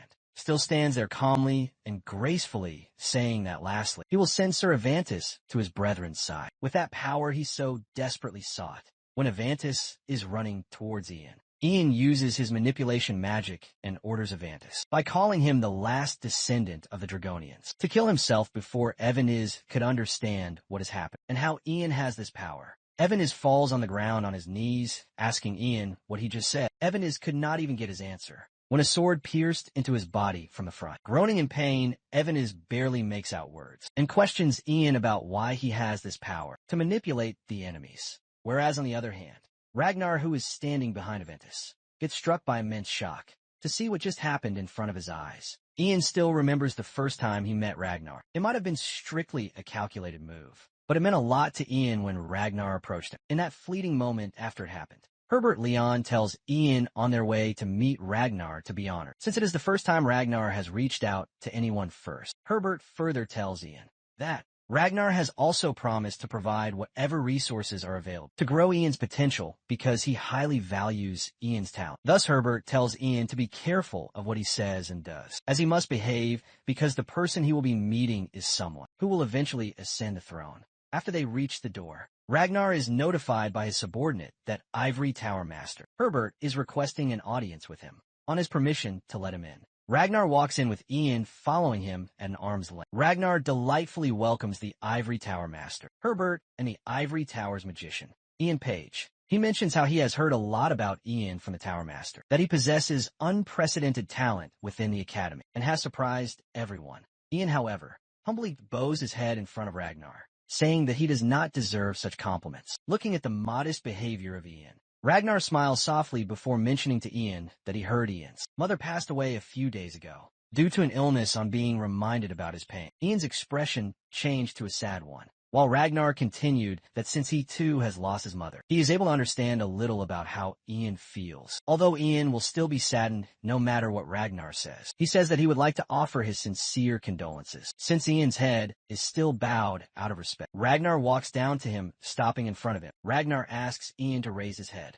When Ian looks up at Ragnar, after raising his head, Ragnar tells him that he is not the prince of their empire right now. Rather, he wants to meet Ian as a fellow human being, and exclaims that he wishes to become friends with Ian now. In the present day, when Ian has made Avani's kill himself, Ragnar is too stunned to speak. His eyes are widened with shock, and his mind is haunted by his fears. At last, he shuts his eyes, telling himself to make a decision. With a thud, he drops on his knees in front of Ian, saying that he will not beg for his life, and asks Ian to kill him, since he would rather Ian kill him here and now, as opposed to cutting his head off at the plaza. Ian, on the contrary, is still quite calm, and keeps standing in his place while looking at Ragnar, when he does not utter a single word. Ragnar gets confused and asks him if he doesn't loathe him. Ian still stays silent, and it makes Ragnar even uneasy, making him ask Ian why he is looking at him like that, or if Ian is pitying him. Ragnar finally reaches the limit of annoyance, and calling Ian a monster, he yells at Ian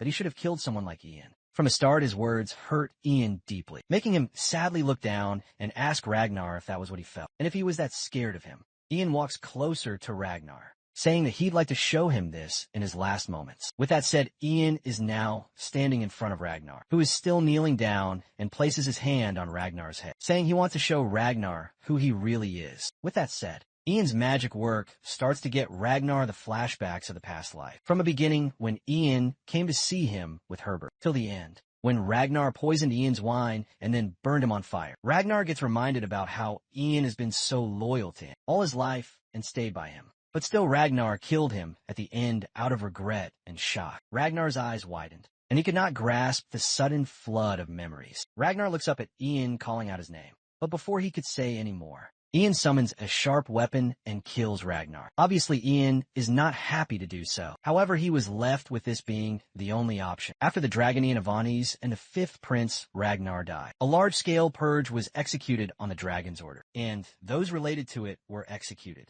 The executioners started from the first Imperial Knight Order, Captain Damphel, to all the nobles that helped in the fifth Prince Ragnar's rebellion. Thanks to Princess Haley's devoted care to the Emperor, Terry Green River, he was able to recover quickly and regained his consciousness. After his recovery, when the Princess Haley Green River tells Terry about all the events that took place, along with the fifth Prince Ragnar's death, he was deeply saddened to know it. Paul Lance, who tried to assassinate the Emperor because he was under black magic, was considered to have reverted back to normal and was found to be innocent. His grave was treated with respect, and he was laid to rest with the rest of the Imperial Knights. The rebellion of the fifth Prince Ragnar, involving the use of forbidden black magic, was recorded as an uncommon case of grave crime in history, and records of the Dragonian Avantis were sealed away. Under Imperial orders, his existence is to remain a secret from the world. As the time past the death of the fifth Prince Ragnar was slowly and quietly forgotten by the world, as if he never existed without Ian's revenge, and the journey of that rebellion that felt like eternity have finally come to an end.